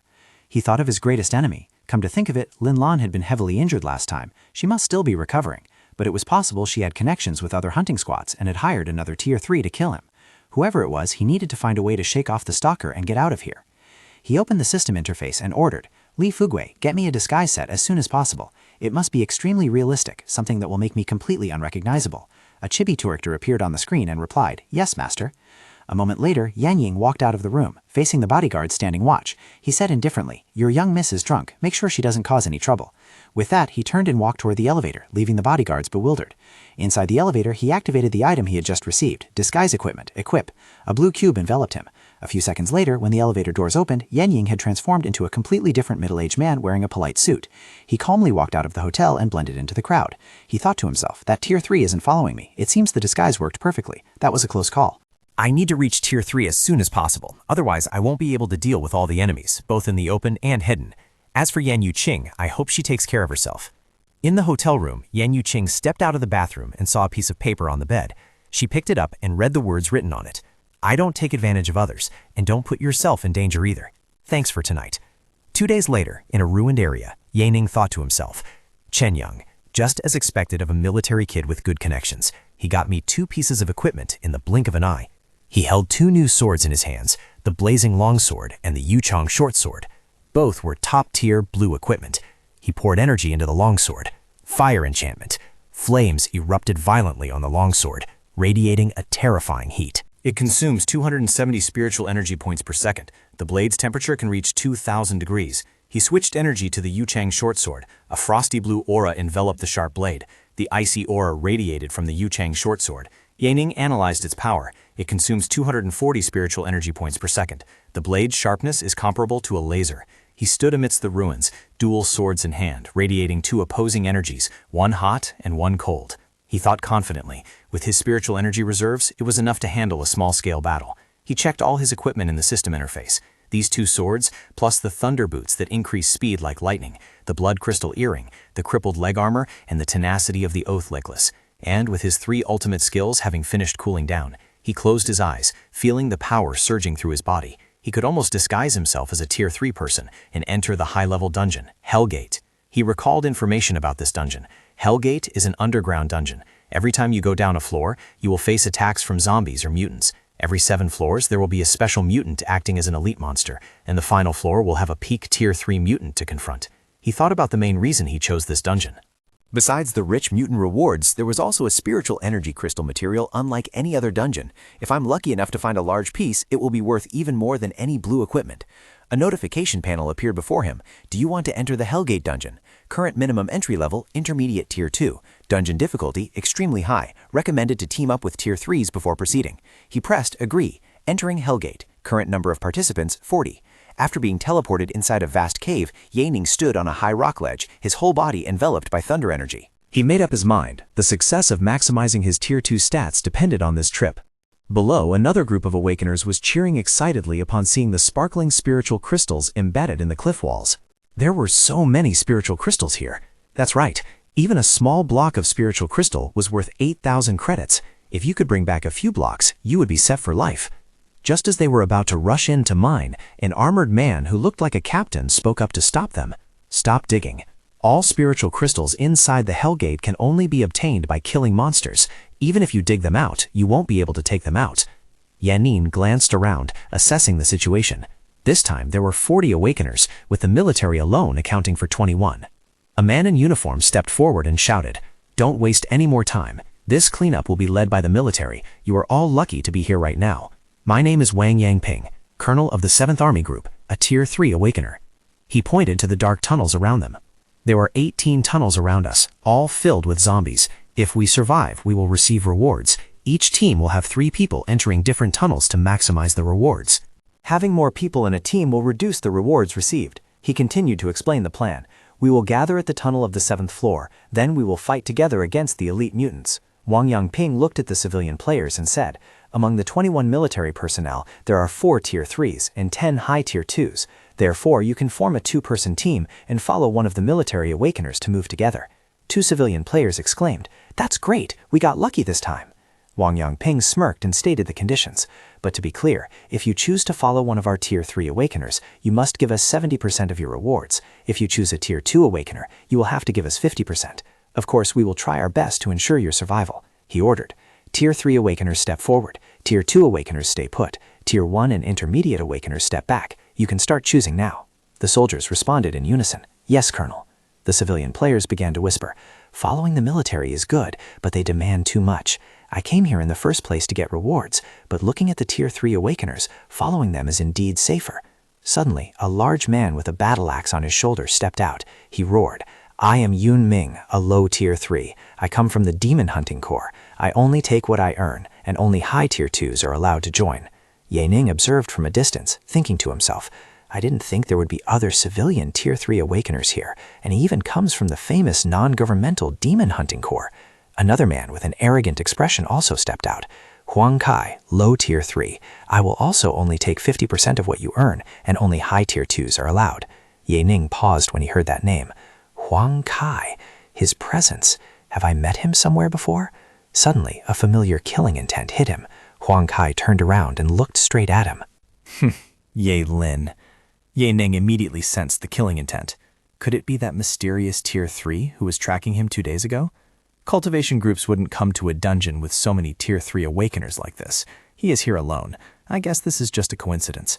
He tightened his grip on the sword hilt, his gaze turning cold. It's too late for me to disguise myself now, but I have all my ultimate skills ready.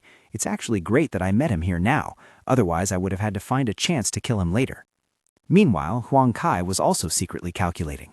Ye Lin, even though I lost you 2 days ago, now you are right in front of me. According to what I've heard, he possesses a powerful skill. I will have to wait until he uses his ultimate skill before I attempt to kill him. Ye Ning decided not to hide anymore. He stepped out, his voice echoing throughout the cave. Ye Lin, low Tier 3. I will take 40% and there are no level restrictions. The 2 civilian players looked at him with suspicion. He didn't have the badge or the aura that a Tier 3 person exudes. He looked too ordinary to be a Tier 3. Although he asked for less, going with him didn't seem entirely safe.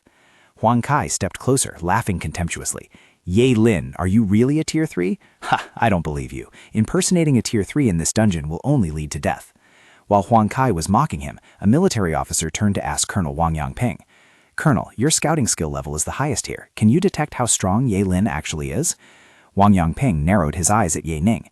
I can't sense it yet, but looking at the blue equipment he is wearing, perhaps he really is a Tier 3. Moreover, what he said isn't wrong. Only a fool would pretend to be a Tier 3 here. A system notification appeared. Dungeon starts in 1 minute. Please prepare. Wang Yangping shouted. The mission is about to start, everyone. Hurry up and find yourselves a team. Immediately, the civilian players flocked towards the captains they had targeted beforehand. Sir Huang Kai, please let us follow you. Yun Ming, I want to follow you, Colonel. Amidst that chaos, Ye Ning stood alone, hands on his hips, scratching his head awkwardly. No one chose me?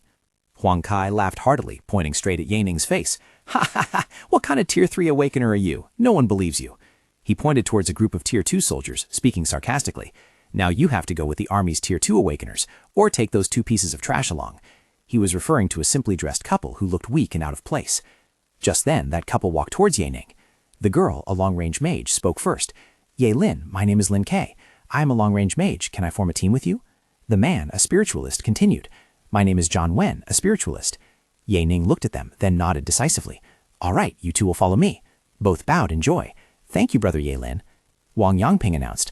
Now that all teams have been formed, each team choose your own tunnel to enter. Ye Ning pointed to a dark entrance numbered 18. Let's go, we're entering tunnel 18. First, tell me about both of your skills.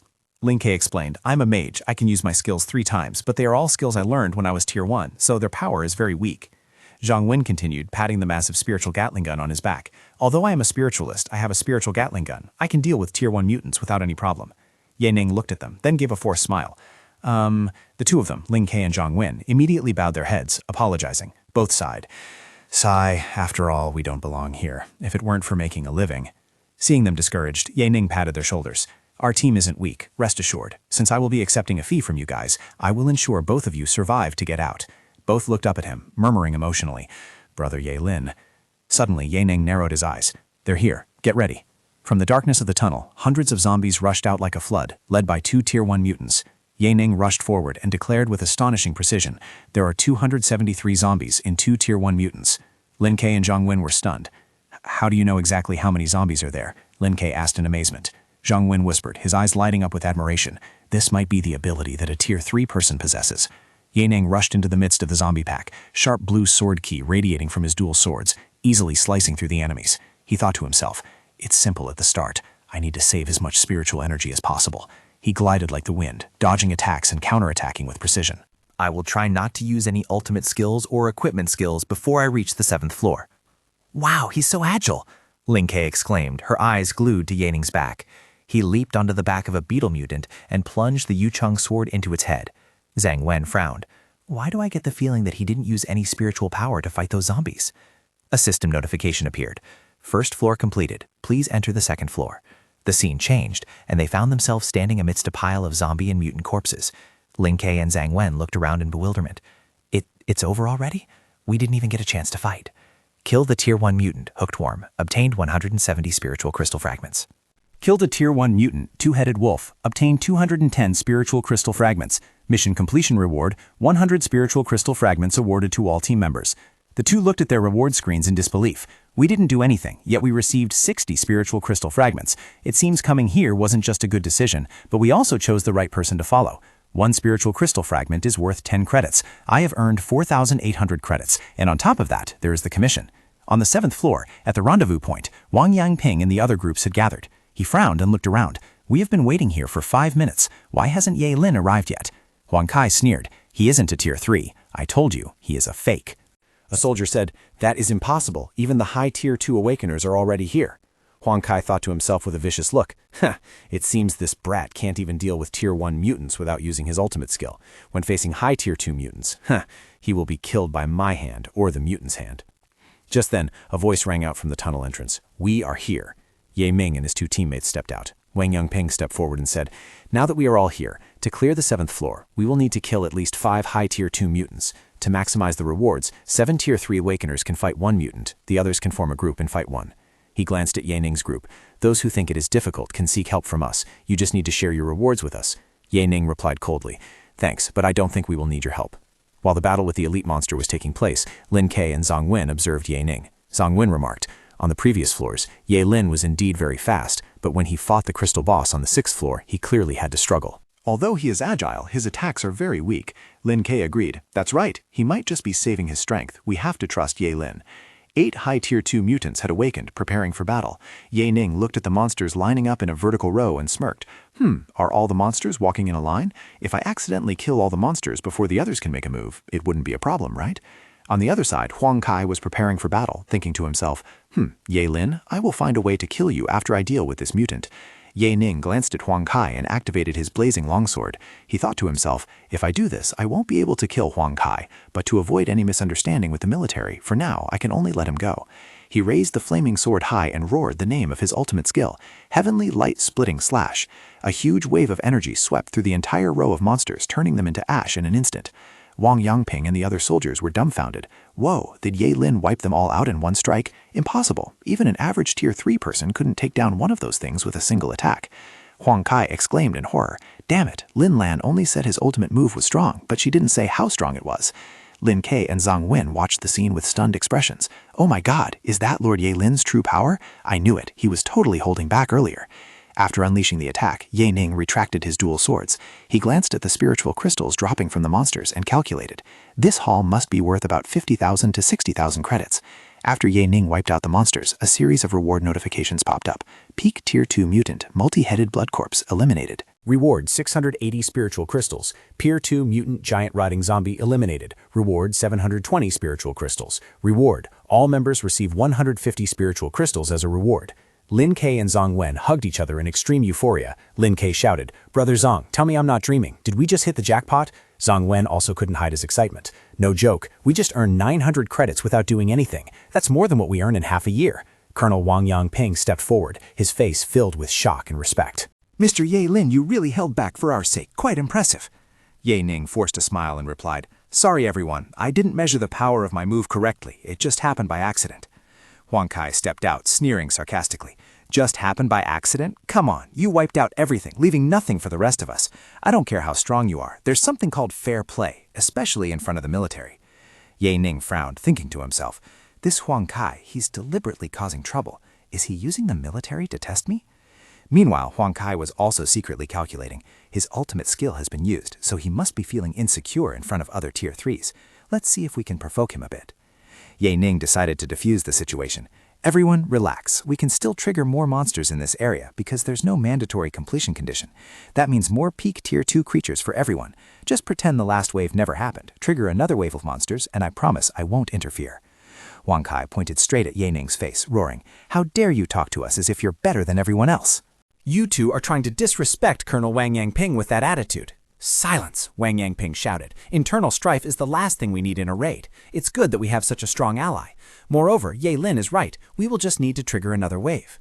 Huang Kai hadn't given up yet. He turned to Wang Yangping. If Colonel Wang says so, but if we aren't compensated for that last wave, I'm afraid Ye Lin will have to deal with another tier 2 on his own. The extra clear reward should be used as compensation for everyone. He crossed his arms, turning to Ye Ning provocatively. To keep everyone happy, Mr. Ye Lin, you wouldn't mind dealing with another one, right? With the inconsistency between your previous performance and now, it wouldn't hurt to observe your combat capabilities further. Ye Ning smirked, a smile full of meaning. Sure, I don't mind. He thought to himself, that bastard Huang Kai, he couldn't get the team to turn against me, so now he wants to use a peak tier 2 to force my hand and waste my trump cards. I need to save my sword storm skill for those tier 3s on the 14th floor and keep my spatial slash for emergencies. The final wave was activated. 8 peak tier 2 mutants prepared for battle. Ye Ning looked at the monsters rising from the ground. He thought, all right, this time I'll rely on my combat skills and equipment enchantments. Taking down a monster shouldn't be too hard, and maybe I can even bait Huang Kai into making a mistake. A giant crocodile mutant rushed towards him. He sighed, oh great, a large-scale defense-type mutant. His gaze became sharp. The optimal strategy now is hit and run until I wear it out. The monster roared and charged. Ye Ning dashed forward and unleashed a diagonal slash at its back. He muttered, not good, my strength is still too low. An attack could not penetrate its defenses and cause no real damage. Huang Kai sneered from afar. I knew it. He is nothing without his ultimate skill. Once I deal with this monster, you will be next, Ye Lin. The crocodile turned around and opened its giant mouth. Ye Ning did not flinch. He activated both swords, Fire Enchantment, Yu Chang Enchantment. He jumped into the air, dodged the monster's bite, and slashed the Yu Chang sword hard onto its leg. Damn it, this crocodile's skin is truly thick. He muttered as the sword only created a shallow cut. Even with enchanted blue equipment, I can't cut off its leg in one strike. The monster roared in pain and whipped its massive tail violently. Yanin was knocked flying. Is Lord Yi Lin in trouble? Lin Ke and Zhang Guan cried out worriedly. Zhang Guan did not hesitate. He raised his gun and shouted, "Spiritual Gatling gun!" Lin Ke also raised her hand. Ice spikes! A barrage of energy bullets and ice spikes embedded into the crocodile's thick skin, but it was just like scratching an itch. The monster turned around, its bloodshot eyes shooting out a laser beam. The crocodile roared and lunged forward. "Our attacks have no effect on it. It's really it. We're doomed!" They screamed in despair. Suddenly, Yanin rushed over to shield them, the blazing sword burning in his hand. He shouted, "Stand back! I can handle this alone!" Yanin lunged forward, the dual swords in his hands emitting two opposing streams of energy. He thought to himself, even if I can't kill it in one strike after the enchantment. He swung his sword, slashing at the giant crocodile. The damage was certainly much higher than before. He dodged the monster's attack and continued to strike from various angles. He made up his mind. I will continue to hit and run until I can wear it down. Meanwhile, in another area of the 7th floor, other players were also fighting their own monsters. A swordsman shouted, "Holy zombie-slaying slash!" A warrior holding an axe roared, "Heaven and earth-splitting axe!" And another person using a hammer yelled, "Golden thunderbolt hammer!" Lin Ke and Zhan Wen stood watching from afar, their faces full of worry and confusion. Lin Ke said, "All the other Tier 3s have finished dealing with their targets, but Lord Yi Lin is still stuck in that prolonged battle." Zhang Guan agreed. "That's right. Lord Yi Lin's fighting style is really strange. Before this, he took down 8 monsters with just one strike." He frowned, unable to understand. So why does he seem to be struggling against just one now? From a distance, Wang Yangping's group was also observing the battle. He frowned, muttering, "Why is his damage so low?" If not for his enchanted blue equipment, he would at most be a peak Tier 2, which is completely absurd. Yening glanced towards Huang Kai, sensing the hostile gaze. Now that everyone else was finished, Huang Kai was likely about to make his move. I need to be on guard. Just as predicted, a massive figure rushed towards him.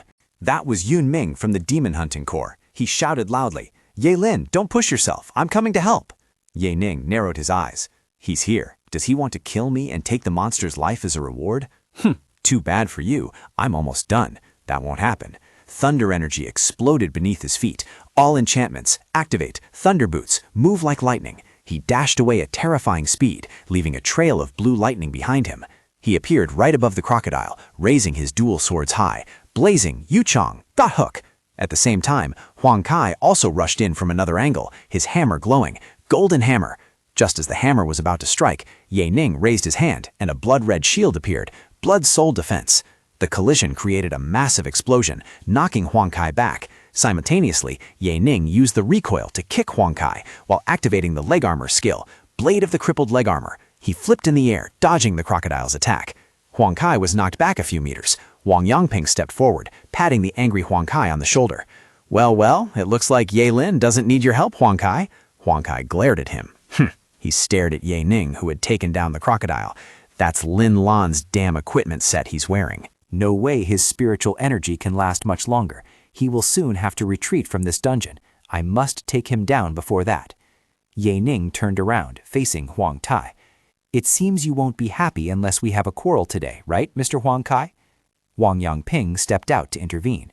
"Huang Kai, Ye Lin has already dealt with the monster. Don't be greedy." Huang Kai brushed his hand away. "Stay out of this, Colonel Wang. This is a personal matter between me and him." "I don't know what you are talking about, but..." Ye Ning gripped the hilt of his sword tightly. Since it is personal, he looked straight into Huang Kai's eyes, his voice ice cold. "How about we settle it on the 14th floor? No need to waste everyone's time here." Huang Kai was stunned. "What? You don't intend to just walk out of here?" Huang Kai stared at Ye Ning, contempt and skepticism evident in his eyes. He thought to himself, "You have squandered all your best moves. Relying on enchanted equipment to pass the next round is suicide." Is he truly stupid, or does he have more tricks up his sleeve? Facing the scrutinizing gaze, Ye Ning smirked, a confident and challenging smile blooming on his lips, dark energy and lightning faintly radiating around him. "Don't worry, I won't go anywhere until the 14th floor." Huang Kai gritted his teeth, a stream of yellow energy enveloping him. "Very well, we will settle this on the 14th floor, if you can survive until then." All right, that's enough, Wang Yangping shouted loudly to end the tense confrontation. Everyone, choose a tunnel and let's advance to the next floor. The soldiers responded in unison, their voices resounding. Yes, Colonel Wang. Tunnel 9, 10th floor. Inside a narrow and dark tunnel, Huang Kai's group was struggling to fend off the relentless attacks of a pack of agile and aggressive claw monsters. Damn it! It's been nothing but these annoying claw monsters since we entered the 8th floor. They are everywhere. Huang Kai roared. Stay close, otherwise don't blame me if you die. Yes, Mr. Huang Kai. 2 teammates responded in fear as another monster rushed out from the ceiling. One of the 2 was pounced on by the monster. Ah! He screamed in pain as sharp claws dug deep into his shoulder. The other person exclaimed in horror. Damn it! Huang Kai blocked it, saying, Bastard! Another claw monster! Huang Kai swung his hammer to block the monster's attack. From behind, another hand rushed in. Behind you, sir! A teammate shouted. Damn it! Huang Kai muttered as another monster attacked from behind. The remaining teammate hurriedly raised his hand. Spiritual bullets! Firing wildly. After escaping danger, Huang Kai turned around angrily. Damn it! That thing almost gouged my eyes out. That's it. This time I'm taking 90% of the loot. If you don't like it, you can walk back by yourselves. The person who had just saved him hurriedly protested. What? Sir, with all due respect, if it wasn't for me just now. Huang Kai interrupted rudely. Wasn't that your ultimate skill? And the other one is useless now too. What else can you do now besides relying on me? This is a complete betrayal, the teammate shouted in despair. He continued to plead. Sir, if I leave now, I might as well be dead. But if I return empty-handed, enough nonsense, Huang Kai roared. Do you want to live or do you want money? Choose wisely. If there are no objections, then hurry up and follow me. He turned and walked away, leaving the 2 trembling teammates behind. They had no choice but to follow. When Huang Kai wasn't paying attention, they suddenly disappeared, leaving him alone. Huang Kai turned back and was astonished to find himself abandoned. He looked up at the dark cave ceiling, where countless red eyes were staring down at him. Meanwhile, in another tunnel, Wang Yangping's group was also struggling. A soldier shouted, The next floor is right ahead, only 2 floors left. Another said confidently, This dungeon is a piece of cake. Huang Yangping snapped, Focus and keep quiet. Just then, something swooped down from above and killed a soldier. Watch out for the zombie stingray above, dodge, he shouted. Tunnel 18, 12th floor. Yanin's group was moving quickly and in an orderly fashion. He ordered, turn left, then right. Stay close, don't get left behind. Ah, help me! A scream echoed from another tunnel. Lin Kei said, It sounds like the other tunnels are in chaos, but we haven't encountered anything yet. John Wynne agreed, I know, right? Aside from being a bit short of breath, this path is much easier than the first 7 floors. Maybe our tunnel just happens to have fewer monsters, Lin Kei guessed. Jiang Wen shook his head. Impossible. It must be Ye Lin. He must be sensing their presence somehow and avoiding them. Ye Ning suddenly stopped. What is it, Mr. Ye Lin? He closed his eyes, blue energy radiating from them. He thought to himself, is there any way to avoid what is about to happen?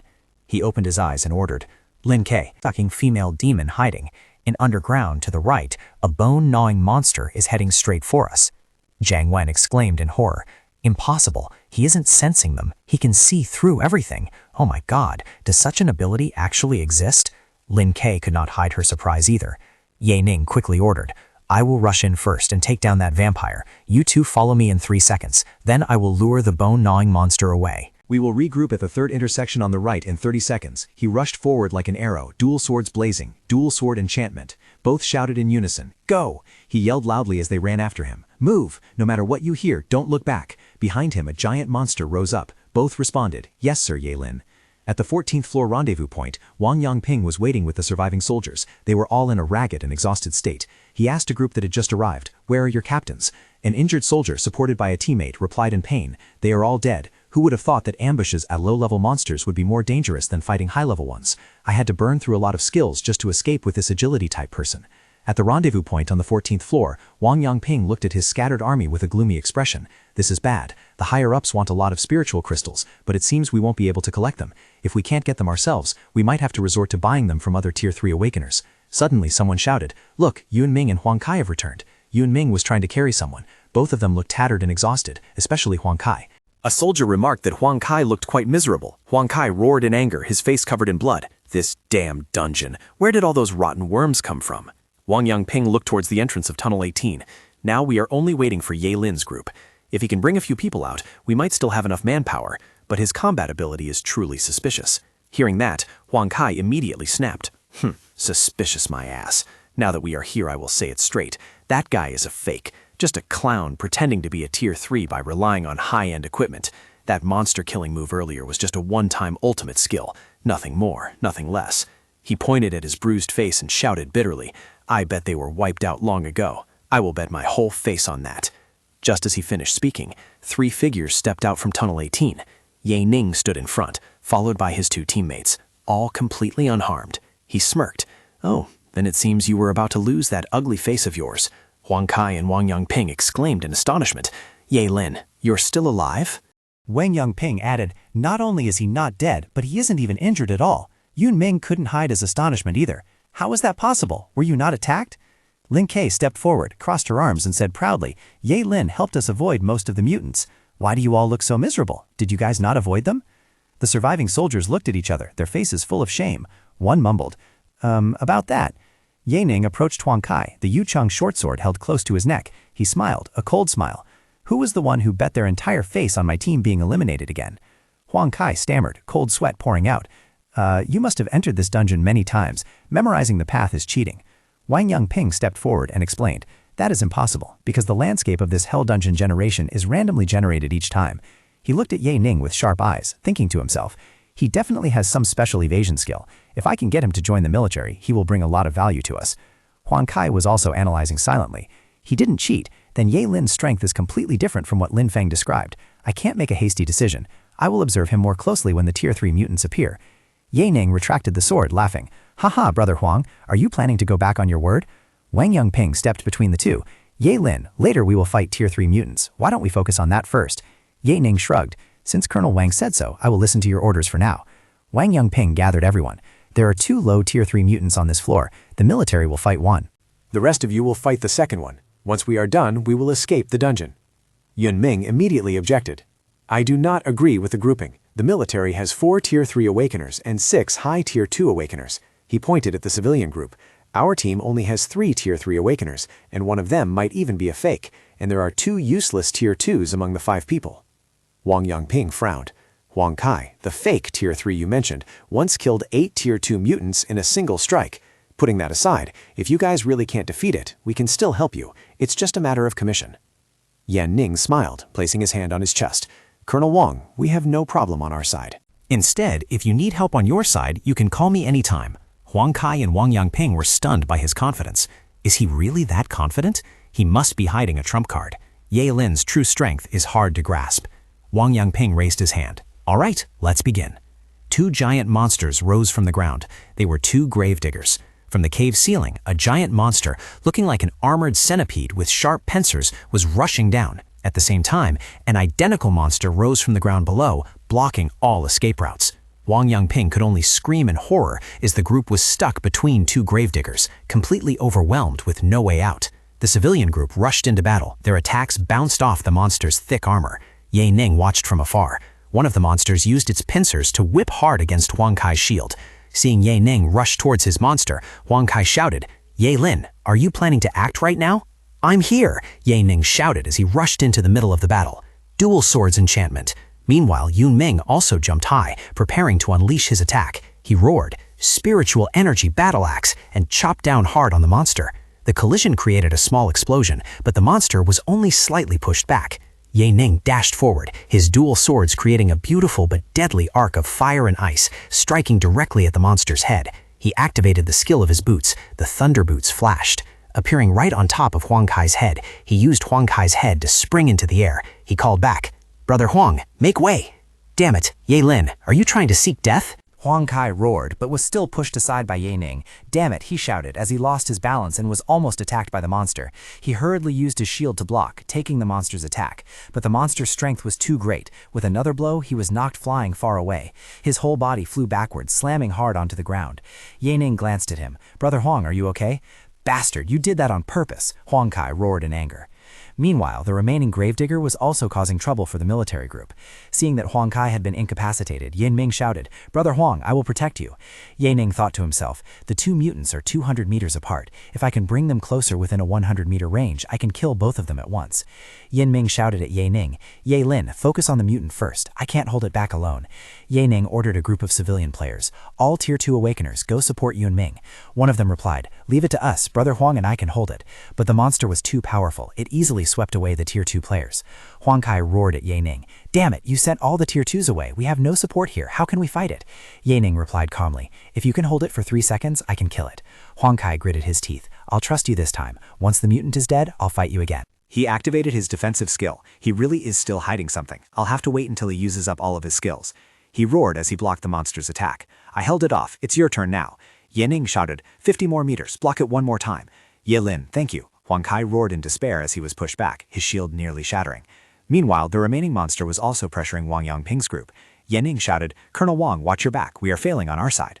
"What?" Wang Yangping turned around in astonishment. He was knocked into the air by a surprise attack. Ye Ning shouted, his voice echoing through the cave, "Everyone, fall back." "I will unleash my ultimate skill. Run now," he thought to himself. Lying to them first was better. It was better to bring the two mutants closer together. He rushed forward, his dual swords radiating two powerful streams of energy, attracting the attention of both monsters. The two streams of hot and cold energy from Ye Ning's dual swords clashed violently against the steel-hard shells of the two gravediggers, creating ear-piercing metallic sounds and sending countless sparks flying. Standing from afar, Wang Yangping gasped in shock, cold sweat running down his temples. This power, it is completely different from when he killed the Tier 2 mutants. What exactly is his true strength? Trapped between the two monsters, Huang Kai screamed in panic as he realized he had been tricked. This isn't an ultimate skill, he's just using us as bait. Just as the two monsters rushed at each other with Ye Ning in the center, Ye Ning smiled coldly, his eyes flashing with a deadly glint. He swung his two swords up and shouted, "Two mutants with Huang Kai in the middle. Now is the time. Sword storm explodes." A terrifying tornado of energy exploded from Ye Ning's position. Countless sword strikes of fire and ice energy intertwined, forming a storm of destruction, tearing apart everything in its path. The power of the attack was so terrible that it created a powerful shockwave that knocked back all the soldiers and civilians standing nearby. One of the civilian awakeners, after struggling to stand firm, looked at the scene before him with a look of both horror and admiration, muttering, "Terrifying power. Even if he steals both kills, we can't say anything, because with that strike just now, he could have completely killed all of us." He also trembled as he spoke, his gaze looking at Ye Ning having completely changed. It seems that now, he isn't just low Tier 3, there's a possibility he is intermediate Tier 3, or even high tier. Low Tier 3s like us can't compare to him at all. In the center of the sword storm, Ye Ning looked at Huang Kai, who was desperately resisting, his voice full of sarcasm. "Brother Huang, I told you to dodge. Why are you still here?" When the storm dissipated, only the corpses of the two monsters remained. Ye Ning stepped forward, picking up the shield and hammer of Huang Kai, who had been torn to shreds by the sword storm. He spoke with a voice full of regret. "You died for me. Rest in peace. I will take good care of all this equipment of yours." Wang Yangping and the remaining soldiers could only silently watch the scene, sweat pouring down like rain. Ye Ning's strength and ruthlessness had completely subdued them. Right at that moment, a system notification panel appeared in front of everyone. Round complete. Reward for all members, 300 soul crystal fragments. Individual rewards will be calculated based on contribution. You can now choose to continue or leave. Wang Yangping stepped forward, his attitude having changed to one of respect. "Mr. Ye Lin, if we continue, an intermediate Tier 3 mutant will appear." He looked at Ye Ning inquiringly and then made a decision. "Our military will exit the dungeon right now, but with your abilities..." Ye Ning shook his head slightly, thinking to himself, "I'm tired too. Let's all exit the dungeon together. I only have the spatial slash skill left. I still need to save it for emergencies." Seeing Ye Ning agree, Wang Yangping gathered everyone. "All right, everyone gather here. Before we leave, I have a few things I want to discuss with all of you." He looked towards the civilian group and made an offer. "The military wants to buy all the soul crystal fragments from you. The market price for each fragment is 10 credits, but our military is willing to buy each one for 11 credits. Hearing the generous offer, the civilians immediately cheered in joy. "That's wonderful. We earned an extra sum." The strong man in the civilian group nodded decisively. "I have no problem with that. I was going to sell them all anyway." Wang Yangping smiled with satisfaction. "Those who agree can come and trade with us, after which you can exit the dungeon." Wang Yangping turned to Ye Ning, who clearly had the most loot. looking at him with expectation and asked, "What about you, Mr. Yelin? You have the most soul crystals here, and the military currently needs them very much." Ye Ning narrowed his eyes, replying in a probing tone, "How about you tell me first why the military wants so many soul crystals?" Wang Yangping explained honestly, an image of a person being nurtured by countless crystals appearing in his mind. "We need a large amount of soul crystals to launch the Seedling Project, a project to help low-level awakeners level up. We have bought all the soul crystals on the market, but are still short by a lot." Ye Ning analyzed silently, his sharp eyes flashing with calculation. Although soul crystals can indeed increase the strength of an awakener, their consumption and efficiency are not proportional at all. A low Tier 1 person needs 10,000 soul crystals to reach the intermediate level. To reach high Tier 2, it would cost at least millions of credits. Seeing Ye Ning silent in thought, Wang Yanping called out, a bit worried, "Sir Ye-Lin." Ye Ning snorted inwardly, his face showing clear disdain. The military is spending too much just for that nonsense seedling project. Ye Ning raised his hand, signaling Wang Yanping to wait. "Hold on, let me think." He looked at the notification panel appearing before his eyes, displaying the number of soul crystals, 27,000 fragments. "I have a total of 27,000 soul crystal fragments. How about we round it up to 300,000 credits for all of them?" Wang Yanping happily agreed immediately, a bright smile on his lips. "Sure, even if you didn't say it, I intended to round it up for you." He took the opportunity to ask more. "By the way, are you interested in running this dungeon a few more times?" Ye Ning answered decisively, his tone without hesitation. "No. Entering the same dungeon multiple times with the same group of people will reduce the rewards received. That is unnecessary." Wang Yanping lowered his voice, revealing important information. "Sir Ye-Lin, if you are willing to take different people to conquer this dungeon multiple times, you will attract the attention of General Tang. To be honest, we are collecting all these soul crystals just for General Tang's second son." He continued to explain the potential of that son, accompanied by a power classification chart appearing. "He has currently entered the third sequence, S-Rank Dual Constitution type. In my opinion, one day he will become a Tier 3 Awakener. He might even break through the Tier 4 barrier. First sequence, SS-Rank Dual Strength and Agility type. Second sequence, S-Rank Dual Strength and Agility type." Hearing this, Ye Ning suddenly roared in anger, cutting off Wang Yanping's words. "Shut up." He left immediately after the transaction ended. Wang Yangping was startled, completely unable to understand why Ye Ning reacted so harshly. He could only remain silent in confusion. After leaving the dungeon, Ye Ning drove along a deserted road, deep in thought. "I thought I was making money fast enough, but compared to the resources the military provides, what I earn is nothing." He put on his sunglasses, his expression turning cold. Those benefiting from the Seedling Project will have unstable power. Once on the real battlefield, they won't be able to perform well. The military is wasting resources by doing that. Images of his past life suddenly flashed through his mind. I thought I had enough resources in my past life, but thinking back now, all resources back then were already exhausted. Compared to current resources, what I used back then can only be considered dust on a giant mountain. Now, in this first sequence, no one uses more resources than me. Ye Ning's eyes blazed with intense determination. It was truly ridiculous. I must maximize my attributes and participate in the Tier 3 test as soon as possible. When the time comes, I can enter the first sequence, and I will have enough power to change the current situation. Returning to his residence, a luxurious room with lavish furniture, Ye Ning began his upgrade plan. He poured hundreds of jade-green spiritual fruits onto the table, muttering, "Currently, all my attributes are at level 26 except for willpower. The higher the attributes, the more spiritual fruits I need to eat to increase them." A status panel appeared, confirming his stats: Strength 26, Agility 26, Constitution 26, Willpower 31. Without hesitation, Ye Ning picked up a spiritual fruit and put it in his mouth. "I'll eat them all first. I don't know if this amount is enough." He ate ravenously. Immediately, a notification panel appeared, and the stats began to rise: Strength +1, Agility +1, Constitution +1. Ye Ning continued eating without stopping. The notification panel kept popping up, his stats increasing steadily: Strength +1, Agility +1, Constitution +1. He burped, rubbing his distended belly. "Damn it, I'm so full. Burp, the last one," he muttered to himself with a determined look, even though he felt like he couldn't stuff any more in. "I'm close to reaching 30 points. I have to keep eating." He closed his eyes, gritted his teeth, and bit hard into the last spiritual fruit, trying to swallow it whole. As soon as the last fruit was digested, a solemn notification appeared: Constitution +1. All attribute points have reached the maximum level, starting a single gacha spin. Suddenly, a dazzling lucky wheel appeared in front of Ye Ning with various equipment rewards. He exclaimed in surprise, "Huh? I can spin the gacha once when I reach max attribute points?" Without hesitation, he reached out towards the virtual gacha button. "Then I'll start spinning," he said with a hopeful voice. "I hope I can spin out an epic equipment set." The wheel began to spin at a dizzying speed. Ye Ning clenched his fists, his eyes full of anticipation. Or an epic-grade sword weapon would be fine too. then my power would be doubled. The wheel slowed down and stopped. A blinding light shot out, accompanied by a system notification. Received epic-grade equipment, Lucky Ring. Yining felt a bit disappointed looking at the result. I didn't get an equipment set, just a ring? He comforted himself. Well, that's fine. Ring-type equipment is also very rare.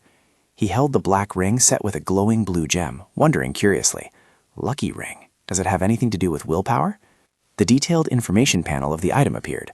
Lucky Ring, epic grade, accessory. Equipment attributes, none. Equipment characteristics, storage space. The storage space provides a volume of 100 by 100 by 100 cubic meters. Cannot store living objects. Yining couldn't help but be amazed. A spatial ring.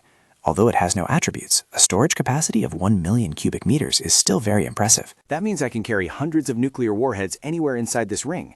The information panel continued to display the ring's skills. Equipment skill, willpower conversion. You can convert the willpower attribute to other attributes. Time limit 3 seconds. Conversion limit Tier 2 5 points, Tier 3 10 points, Tier 4 20 points, Tier 5 100 points. Yining could not hide his extreme joy, his eyes lighting up. Willpower conversion. This ability is too overbearing. I'm currently at high Tier 2, which means I can convert willpower to any attribute I want during combat.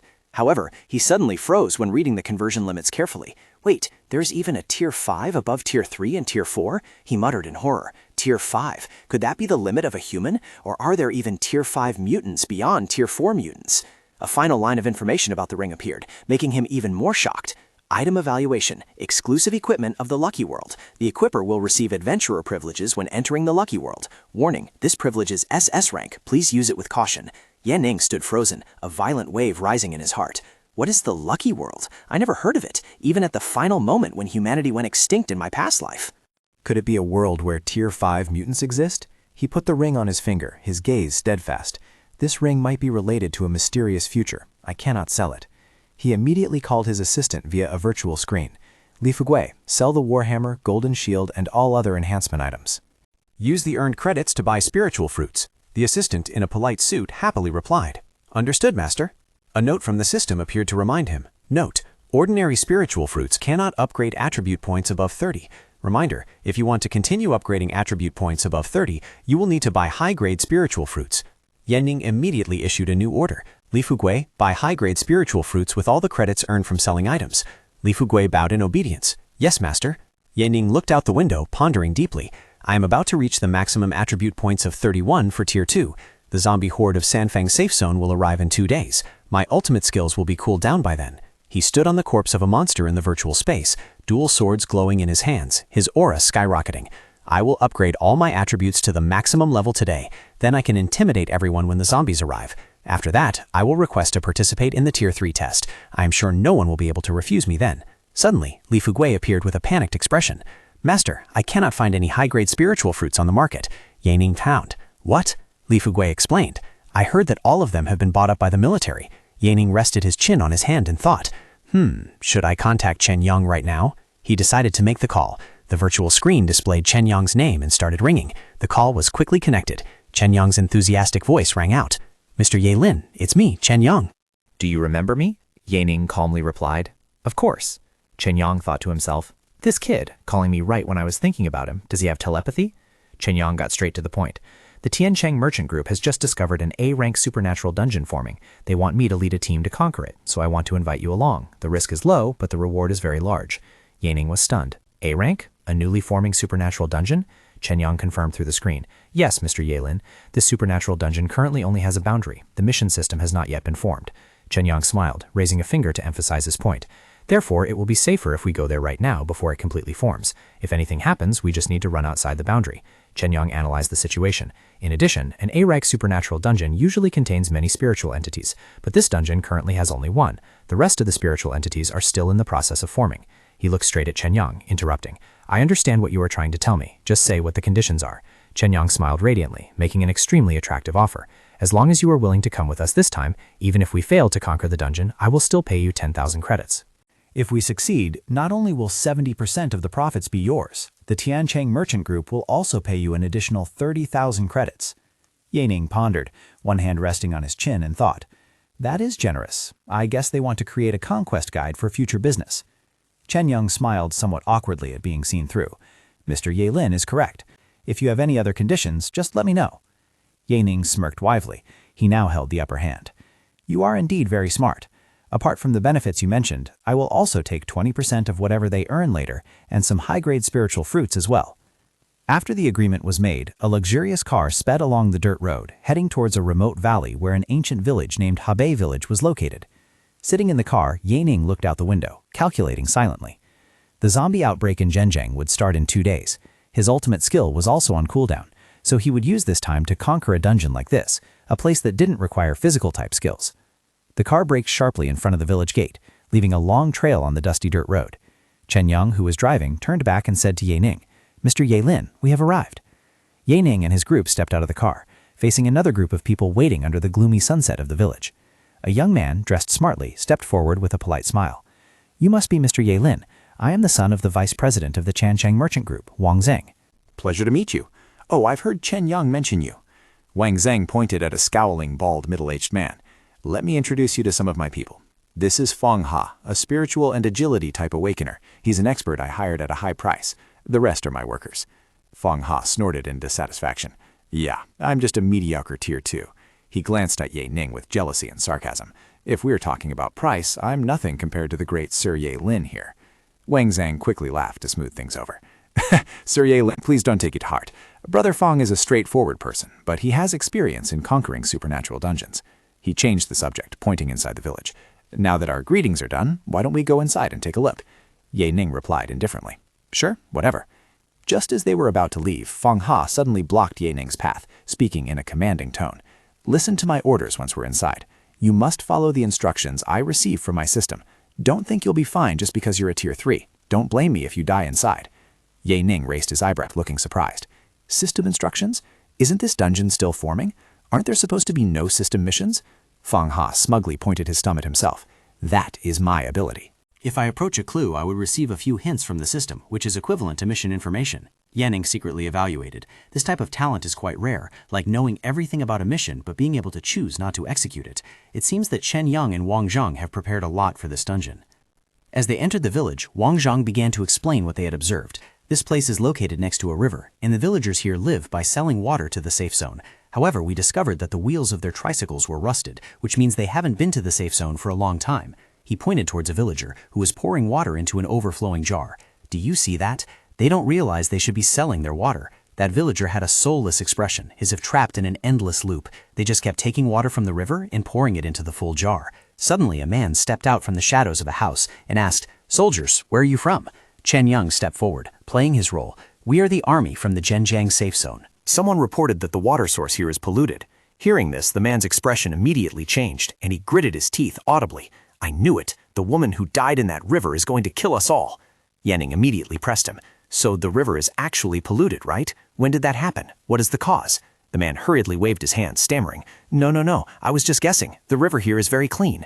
Ye-Ning narrowed his eyes, his voice becoming stern and threatening. "If you don't explain everything right now, we will be forced to arrest you." Facing the threat, the man panicked and confessed. "Sir, 7 days ago, Zhang Shui's death had nothing to do with us. She stole something and jumped into the river herself. There was a storm that day, the current was very swift, and she was swept away in the blink of an eye." Chen Yang stepped forward and questioned. "She jumped into the river after stealing something? You people forced her to do it, didn't you?" The man was terrified to the extreme, repeatedly denying, "No, that really has nothing to do with us. It really isn't." Chen Yang took a step forward, pointing at the man who was backing away in fear, and growled, "If it has nothing to do with you people, why are you backing away?" But Ye-Ning quietly signaled from behind, thinking to himself, wait, don't act yet. Ye-Ning narrowed his eyes to observe. Even the smallest details did not escape his vision. Although this guy looked normal, it could be seen that his hands had been soaked in water for a long time. If he really had a problem, we would fall into a passive position if we acted now. Feng Ha stood by the side, smirking with a look of both surprise and slight admiration. I didn't think you would react that quickly." Ye-Ning changed his attitude immediately. He smiled friendly at the stranger. "Relax. Where is the family of the deceased? Take us to them. If we truly see that this matter has nothing to do with you, we won't cause you any trouble." The man hesitated for a moment before nodding reluctantly, sweat still streaming down his temples. "All right, then." He led the group to a dilapidated house at the edge of the village and stopped, pointing forward with a look of fear. "That is the house. Only the mother and her daughter, Li Rao, are left. Her house is too cold. I can only take you to this point." The group felt a bone-chilling cold radiating from the house, enveloping them. Yanning shivered, clicking his tongue. Tss, so cold. Why does it feel like winter here? It seems there really is something wrong with this house. Upon entering, Yanning immediately noticed the anomaly. Why were there so many jars and water stains? In the middle of the house, a hunchbacked old woman was ladling water from a jar. The sound of flowing water echoing in the silence was eerie. The group was startled by the sudden appearance of the old woman. Yanning cursed under his breath. Damn it. Fang Ha narrowed his eyes, sensing the surrounding energy. Calm down. According to my senses, she is only affected by the dungeon, but she hasn't turned into a spiritual entity yet. The old woman slowly turned around, her sunken and soulless eyes looking straight at them. Her hoarse and weak voice rang out. Who are you people? Yanning quickly regained his composure, smiling reassuringly. Grandma, we are here to investigate your daughter's suicide. Someone forced her to do it, right? If that's the case, we will help you seek justice. The old woman's wrinkled face contorted in pain. She repeated a single sentence over and over like a mad person. My daughter is underwater. You must help me find her. Underwater. You must help me find her. Must help me find her. Chen Yang leaned close to Yanning's ear, whispering, Sir Ye-Lin, it seems she has completely lost her mind. We won't be able to get anything out of her. Yining nodded and turned to ask the old lady, Grandma, so where is your granddaughter? The old lady replied vaguely, My granddaughter, she is fetching water at the river. She will be back in the evening. Yining turned to Fang Ha. Did you receive any hints from your system? Fang Ha shook his head, looking serious. Not yet. My ability only activates when near important clues. I speculate that her daughter, Li Ro, must be the key to this matter. Chen Yang suggested, So should we go to the river to find her? Fang Ha immediately rejected it decisively. No. Fang Ha frowned. Fang Ha seemed confused and worried, stammering, it's getting dark. Why don't we just wait here? Yining's eyes became sharp as he observed Fang Ha. He thought to himself, this Fang Ha seems to be hiding something. He quickly connected the clues. Drowning, a missing body, mother, daughter, fetching water. Could it be that these people are taking water out of the river because the girl's ghost is influencing them to find her body under the river? Just then, a little girl with 2 pigtails appeared at the door, carrying a bucket of water. Fang Ha recognized the girl immediately. Li Ro, you're back. Suddenly, Li Ro swung the heavy bucket towards them with extraordinary strength. Yining reacted extremely quickly, covering his nose as soon as a strong, fishy smell rushed up. The thick smell of blood rose from the bucket of water she was holding. Without a second of hesitation, Yanning's eyes flared with a mystical purple light. Spiritual detection, fully activated. His spiritual energy focused entirely on the bucket. Inside the crimson water, a horrifying object appeared, making Yanning stunned. It was a human tongue. Li Ro stood at the door, her voice trembling with fear but also full of wariness. Who are you? Fang Ha hurriedly placed his hand on his ear, whispering urgently to the group. I just received a hint from the system. Don't provoke. Yanning immediately crouched down, trying to appear as friendly as possible. We are a military investigation team from the Zhenjiang safe zone. Someone reported that your mother has gone missing. Hearing this, Li Ro screamed in resentment, her eyes glaring fiercely. My mother isn't missing. She was killed by the people in the village. They spread rumors about my mother and caused her death. Yanning's expression sank, his eyes revealing clear sympathy. I understand. We are very sorry for your loss. Do you know who caused your mother's death? We can help you catch them. Li Ro pulled out a crumpled piece of paper. Of course, I recorded all their names. Yanning took the paper and said gently, All right, we will go find your mother first, then we will go catch these people, okay? Li Ru's answer sent a chill down Yanning's spine. Mama's already returned home. You don't need to look for her. You can go catch them now. Yanning was confused. Huh? No need to find your mother? Wasn't her body washed away in the river? So what do you mean she returned home? Li Ru stared at him, her eyes sharp as knives. Are you hesitating? You guys just lied about helping me, didn't you? Yanning forced a smile, trying to buy time. He thought to himself, Fang Ha said that he couldn't provoke her, but arresting people right now would be too rushed. He spoke loudly. Of course not. We just need to do some paperwork regarding the arrest of those people. I assure you that we will catch them tomorrow morning. Li Ro's eyes flashed with a bewitching purple light, a stream of dark energy enveloping the little girl. Fine. If you lie to me, I will kill all of you. The group of Chen Yang and Wang Zheng could only stand silently watching, cold sweat streaming down their backs. Yanning stood up and made a decision. Tonight we will stay in this abandoned house. Chen Yang and Wang Zheng will sleep together while the others split up. One of the people accompanying Wang Zheng asked worriedly, All right, but why do we have to split up in this situation? Fang Ha snorted, explaining with a self-righteous expression. At night, the ghost will usually choose the strongest or the weakest person to attack. We will need to fight it to get more clues. Yanning smirked, crossing his arms. Oh, I see. So you hired me to be bait, huh? Chen Yang and Wang Zhang hurriedly waved their hands to clarify, their faces pale. Sir Ye Lin, you misunderstood. That's right, Mr. Ye Lin. We hired you because you are very strong. Ye Ning raised his hand, looking indifferent. I'm getting paid anyway. It's no big deal. I'll do my part. Chen Yang and Wang Zhen breathed a sigh of relief, speaking in unison. Thank you for understanding. Fang Ha glanced at Ye Ning with a sneer full of malice. It won't be too late to say that tomorrow, if you survive tonight. He began analyzing the plan for the group. According to current clues, we can speculate that Zhang Shui turned into a ghost after being killed by the villagers. But because she is still in the early stages, her abilities can only affect the villagers and her daughter for revenge. Therefore, right now, we will only do 2 things to resolve this event. Fang Ha outlined the detailed plan. First, we need to find Zhang Shui's body. Tonight, I will investigate Li Ro's house. If I don't find anything there, Ye Ning can go search the river. Second, we need to help them get revenge.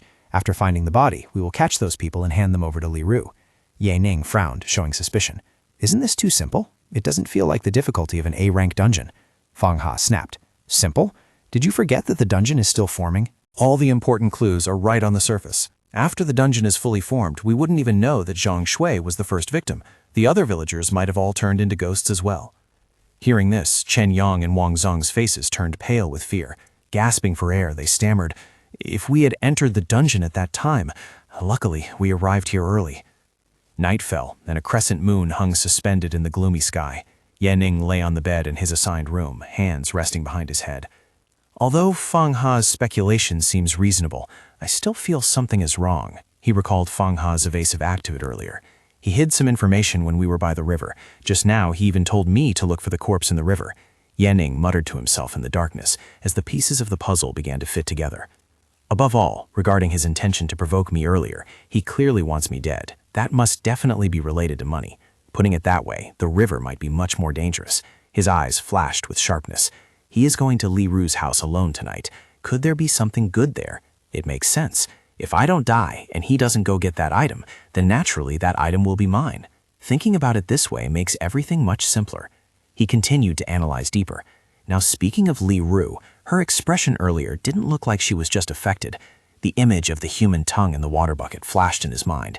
And that tongue inside the bucket, even if a little girl like her wanted revenge, she couldn't possibly kill a person. Suddenly, Ye Ning's eyes flew open. He sprang up from the bed, listening to the rustling sounds on the roof. It's here. Without a moment's hesitation, Ye Ning released all his spiritual energy, his eyes bursting with brilliant purple light. All right, let me see exactly who you are. Full power spiritual energy. Manifest. A long-haired ghost hung upside down from the ceiling, its bloodshot eyes staring right at him. Ye Ning recognized it immediately. You are Zhang Shui. He instantly took out a string of purple beads from his storage space.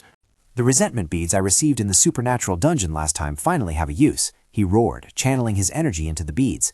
Channeling spiritual energy into the resentment beads, an information panel appeared. Resentment beads. Attribute. Increases spiritual attack power by 25%. Special effect. You can passively block a critical hit from a supernatural creature. The item will be destroyed after the effect is triggered. Ye Ning swung his sword. A powerful stream of spiritual energy amplified by the beads flew towards the ghost. Sword form. Slash. The ghost of Zhang Shui let out a piercing shriek as it was hit by the attack. Knocked back, the ghost quickly passed through the wall to escape. Ye Ning immediately chased after it. Where do you think you're going? The ghost hovered over the village rooftops, its mournful screams echoing everywhere, causing the people below to panic and scream. Ah, don't come here. Ye Ning suddenly stopped when he heard screams coming from 2 directions at the same time. Huh? Chen Yang's house and Fang Ha's house at the same time? Immediately, the remaining people in the group ran out with a look of horror on their faces. Chen Yang shouted, "Who just screamed? Sir Ye Lin, what happened?" Ye Ning turned back, his expression extremely serious. The ghost just came to my location. Chen Yang and Fang Ha might have been killed at the same time. Wang Zheng and Chen Yang were both terrified. Killed at the same time? Then the ghost's killing ability is not as weak as Fang Ha had speculated. Wang Zheng analyzed in panic. Could it be that the ghost became stronger after we entered? Chen Yang is the weakest, so his being killed is reasonable. But how did Fang Ha die? Ye Ning looked into the deep night within the village, his eyes full of seriousness. There might be errors in our previous judgments. This place is very dangerous now. Why don't you guys escape past the border first? I will stay here and continue the investigation. We will meet again tomorrow morning. Chen Yang nodded, but couldn't help worrying. Thank you for your help, Sir Ye Lin. We will leave right now. But, Sir Ye Lin, Ye Ning reassured them. I have a life-saving item with me. Don't worry about me. Saying that, Ye Ning stood still, quietly watching Chen Yang and Wang Zong's group hurriedly leave the ghostly village.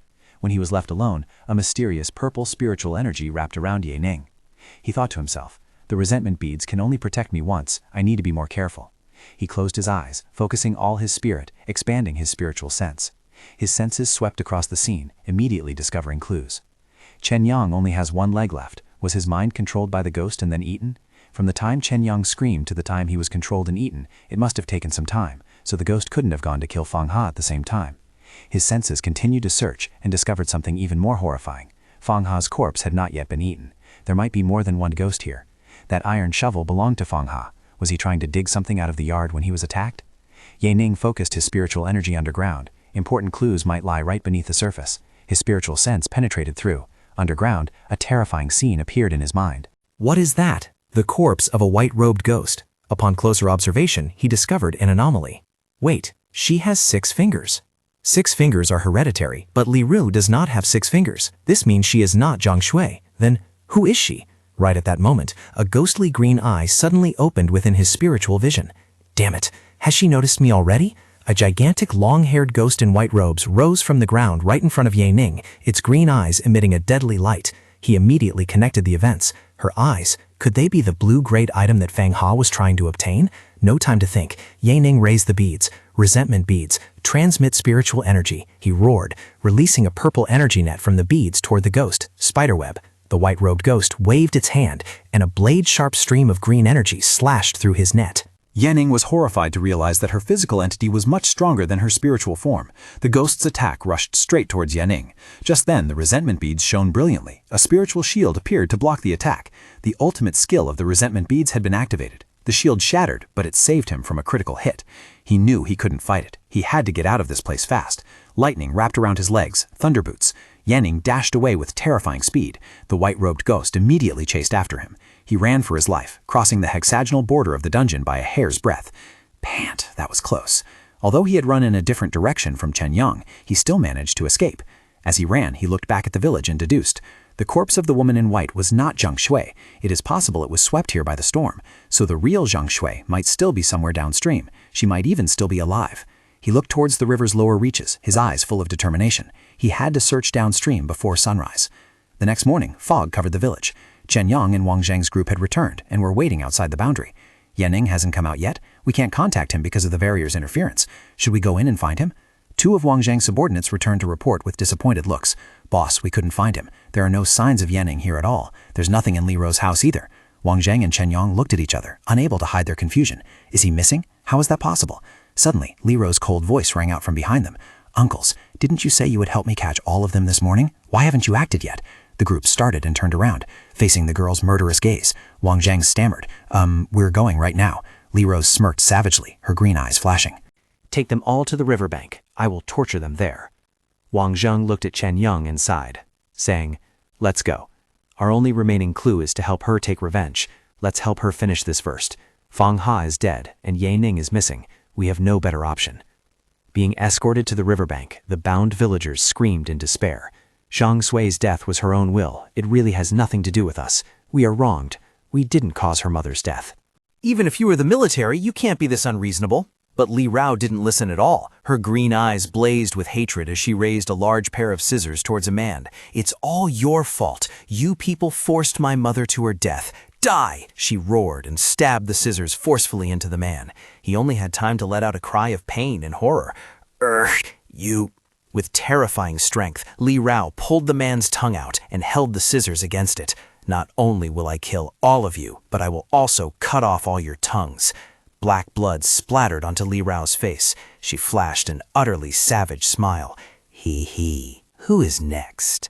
The remaining people trembled in fear. One hurriedly apologized. The man named Zong, who had been intimidated by Ye Ning earlier, also stammered a plea. Little Rao, it's Uncle Zong here. I really didn't say anything. Li Ru roared, cutting him off. It was you. You spread rumors about my mother after she rejected you. A miserable scream rang out as a burst of dark energy exploded, swallowing Uncle Zong. Witnessing the brutal scene, Chen Yang and Wang Zong were stunned. Panting heavily, could this really be the work of a 10-year-old girl? I hope everything will end after she kills all of them. Li Ru turned back to look at them with an eerie smile, the villagers lying gasping for breath behind her. Uncles, they aren't dead yet. can you help me throw them into the river? Chen Yang and Wang Zhang looked at each other, their faces pale, but they reluctantly agreed. Yeah, okay. After throwing the villagers into the river, Wang Zhang tried to ask, Li Rao, are you done with your revenge? What about your mother's body? Do you need help? Li Rao smiled terrifyingly. Yes, but you won't need to worry about anything else anymore, because my mother is here, and she says that all of you must die right now too. Right after the little girl's words, a giant white-robed ghost rose from the water, letting out a terrifying roar. The group only had time to scream, What? The ghost waved its hand, grabbing those trying to flee. Save me! Wang Zhang and Chen Yang were in extreme panic, turning to run. Damn it, run fast! But it was too late. The ghost opened its mouth wide, filled with green energy, and sucked them all in. Arg! Its energy is too strong, we can't escape! They were dragged mercilessly into the ghostly mouth. In a moment of despair, Chen Yang pulled out a dagger.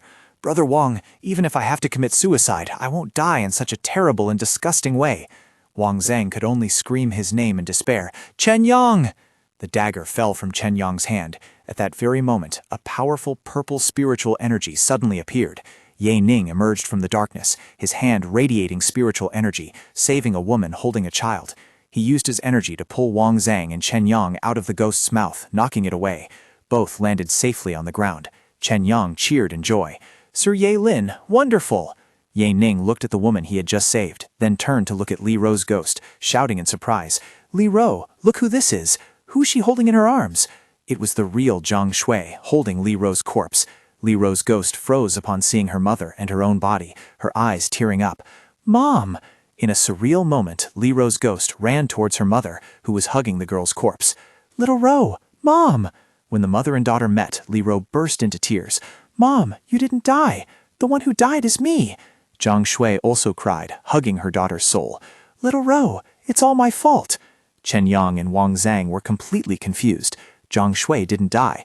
Then who is the white-robed ghost? Li Ro died. So Li Ro is also a ghost? What the hell is going on? Ye Ning turned back to look at them, his expression serious. It's a long story. Let's retreat first. This place is still dangerous.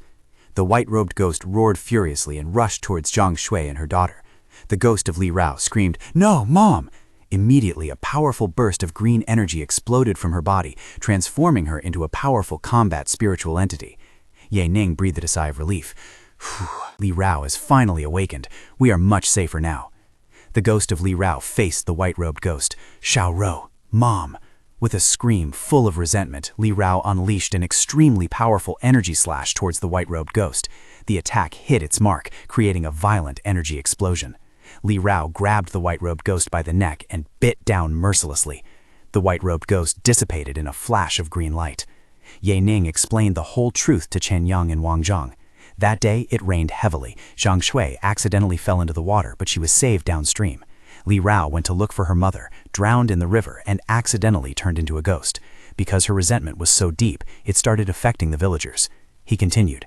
After Li Rao discovered the corpse wearing white clothes in the river, Li Rao thought it was her mother. That's what happened.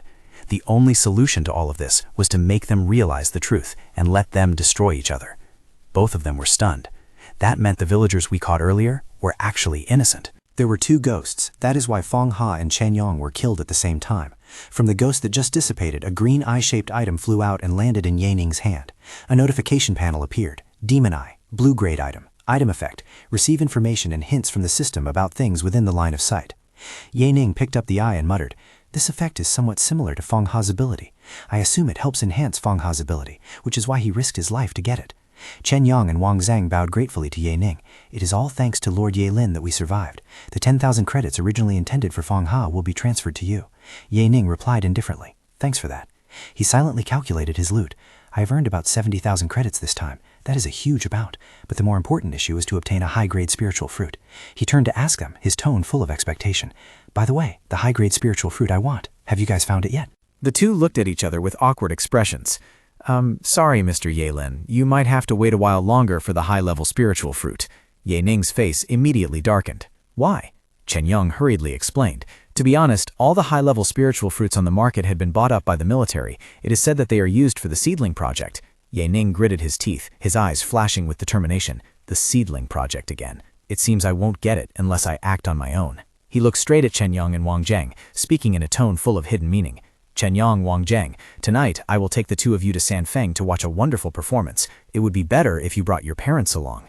Both were surprised. A performance? Ye Ning clenched his fist, smiling confidently. That's right, a performance about the outbreak of the zombie horde. At Safe Zone 119, a luxurious military spaceship landed on the landing pad. Chen Yang stepped down, asking in surprise to a man in military uniform waiting there. Huh? Uncle Zong, why isn't my father here? The man, Vice Commander Zhang Tao, replied solemnly. Commander Chen has urgent matters to deal with. He asked me to come here in his stead. Chen Yong smiled, appearing unbothered. All right, if you can represent my father, I don't think Ye Lin will mind. Let's go pick up Wang Zong and the others to go to Xianfeng. At the headquarters of the Tiancheng Merchant Group, a modern skyscraper. Slap, the sound of a slap resonated. Wang Zong held his cheek, looking at his father in astonishment. Father, what are you doing? The vice chairman of the Tiancheng Merchant Group, Wang Tian, pointed at his son's face, roaring in anger. I gave you enough face by promising to meet Ye Lin in Xianfeng. Who would have thought you dared to take the spiritual fruits that were supposed to be delivered to the military in the capital? Luckily, I discovered it early, otherwise both of us would have to bear the consequences. Wang Zong argued back. Father, Mr. Ye Lin saved my life, but I haven't fulfilled what I promised him. The military ordered so many spiritual fruits from various merchant groups, missing just a few wouldn't make a difference. Wang Tian roared, Shut up, you don't understand anything. He lowered his voice, explaining seriously. Son, you don't understand the situation. Putting aside my position in the association, there is still the chairman above me. His face became filled with worry. Even if there wasn't anyone above me, we cannot risk offending the military just to please a nobody. He patted his son's shoulder, speaking in a softer tone. Although Ye Lin saved you in the dungeon, you hired him to do that. Besides, it's not that we won't give them to him, it's just a matter of time. The sound of a spaceship landing was heard from outside. Wang Tian said, All right, Chen Yang has arrived. I will go with you to Shanfeng first, and we will talk about this again after I meet Ye Lin. He turned back, speaking with a confident smile. If he is as strong as you say, I will reconsider the matter of the spiritual fruit. Wang Zhang was overjoyed. Really? Don't lie to me. At the Shanfeng safe zone, the sky had turned a fiery red from the sunset. A message appeared on the central control screen. Commander Shao, the zombie horde will attack tonight. Please prepare everything as soon as possible. Ye Ning. The commander of Shanfeng, Shao Hai, looked at the screen with a face full of suspicion. A week ago, Ye Ning had sent him a similar message. Although he had prepared precautions, he saw nothing happen inside the old district. He muttered to himself. Today he sent another message. He even gave us such a precise time. I wonder. Suddenly, a soldier rushed in to report. Commander Shao, the zombie horde inside the old district is moving. They have broken the seal. They are rushing towards the safe zone. There are many Tier 1 and Tier 2 mutants among them. We still haven't detected any Tier 3 mutants yet. Xiao Hai slammed the table and stood up, roaring in astonishment. Was Ye Ning right? Hurry up! All personnel to defensive positions. Activate the defense system. Sirens wailed everywhere. A zombie horde is coming. All residents outside the city, please retreat into the safe zone to find shelter. Soldiers began setting up defensive lines. Place a mine every 15 meters, set them in a triangular formation. Make sure the explosion creates a gap inside the zombie horde for our awakeners to enter and kill them. Fill the trenches with oil. Hurry up, faster! Countless missiles were fired from the safe zone, flying towards the approaching zombie horde. Standing on a high-rise building looking down at the fiery battlefield, Ye Ning calmly commented, Xianzhang is not that easy to defend. Li Fugui stood beside him, naively replying, Huh? Master, from what I can see, they have prepared very thoroughly. Ye Ning turned his back on the chaotic scene, his voice remaining unruffled. Even though they were using everything they could, this was still too weak to deal with the mutants. He analyzed coldly. The entire safe zone only has about 2,000 awakeners, with 1,000 in the rear, and only 600 awakeners on the front line, among whom are 200 long-range awakeners. Fighting with this kind of combat configuration is no different from suicide. Hearing his master's terrifying analysis, Li Fugui panicked and stammered, Master, hearing you say this, won't they all die? Ye Ning turned back, his eyes flashing with absolute confidence. No, he said decisively. This time, they have me. On the ground, an announcement echoed across the battlefield. The first wave of zombies has broken through the encirclement. All troops prepare for battle. Countless mutants with gruesome shapes flooded past the defensive lines. From the air, orders were issued. Spiritual energy fighter jets, bomb them. Countless bombs were dropped, creating terrifying explosions amidst the zombie horde. Watch out for the mutated zombie hawks. Long-range awakeners, focus on them! A commander shouted as monsters hovering in the air attacked the fighter jets. A massive explosion engulfed a large area, flinging countless zombies into the air. On the ground, a suicide squad charged forward. cover us! Melee Awakeners, follow me and charge! From a safe rooftop, Wang Jiang and Chen Yang's group observed the entire battle. Vice Commander Zhang Tao looked towards Wang Tian, grumbling. This Ye Lin, he told us to come here and wait 2 hours early just to watch a zombie horde. Now that the zombie horde is here, he is nowhere to be seen. What the hell is he doing? Wang Tian smirked, showing a look of disdain. He is clearly waiting for more dangerous mutants to appear. Otherwise, how could he show off his abilities in front of us? But I haven't seen any Tier 3 mutants yet. He'd better not just be killing Tier 2 mutants. Wang Jiang, standing nearby, also laughed. Haha, Chairman Wang, you are truly humorous. Zhang Tao also chimed in. I share the same view. He said he would give us a shock. I think he wants to give us a good laugh instead. Haha.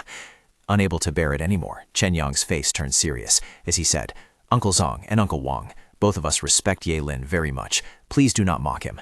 Zhang Tao patted Chen Yang's shoulder, speaking in a condescending tone. Little Young, I believe in you. No matter what happens, we will wait until he is done. Afterwards, if he has anything to say, I won't interrupt. But I have watched you grow up since you were small.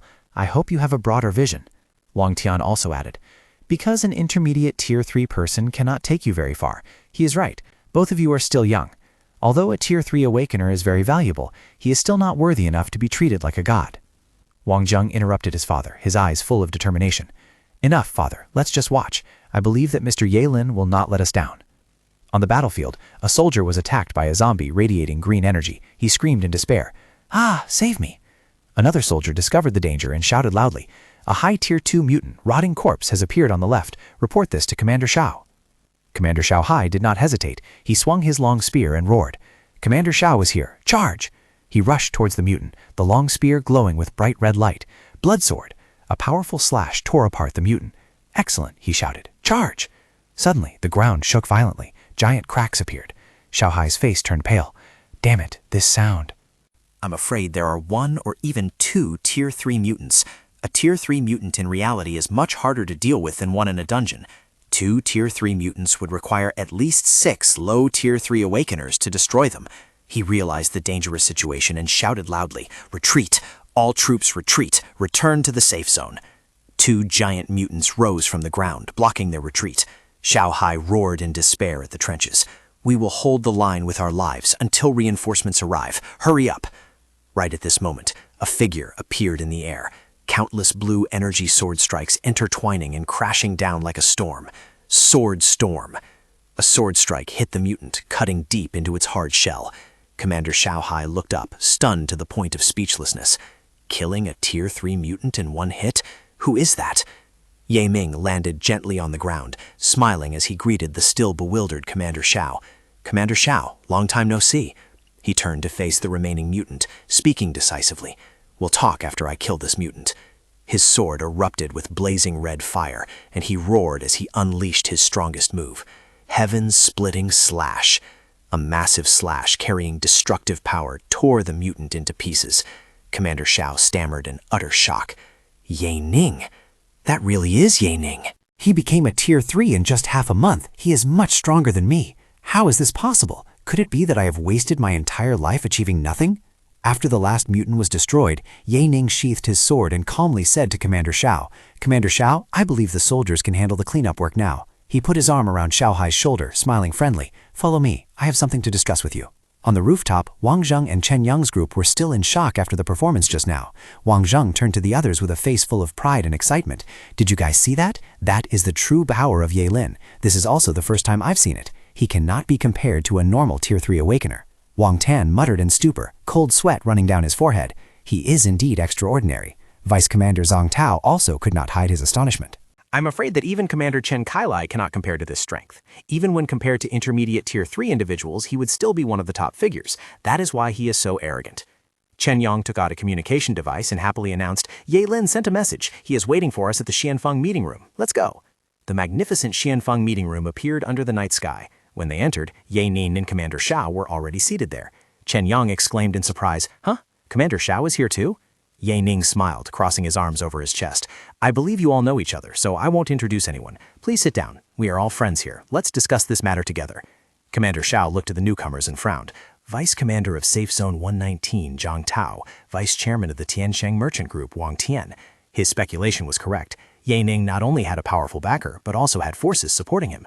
Zhang Tao and Wang Tian spoke up in unison to praise him. Sir Ye Lin is indeed as strong as the rumors say. Your strength is rare even among Tier 3 Awakeners. That's right, we heard that you have helped Chen Yang many times. On behalf of Safe Zone 119, I would like to thank you, and thank you for inviting me here. Commander Shao sat on the side, his ears ringing. Sir Ye Lin, did I hear that wrong? Or is it because of their accents? Ye Ning smiled and raised a finger to correct them. To be honest with you all, my name is actually Ye Ning, not Ye Lin.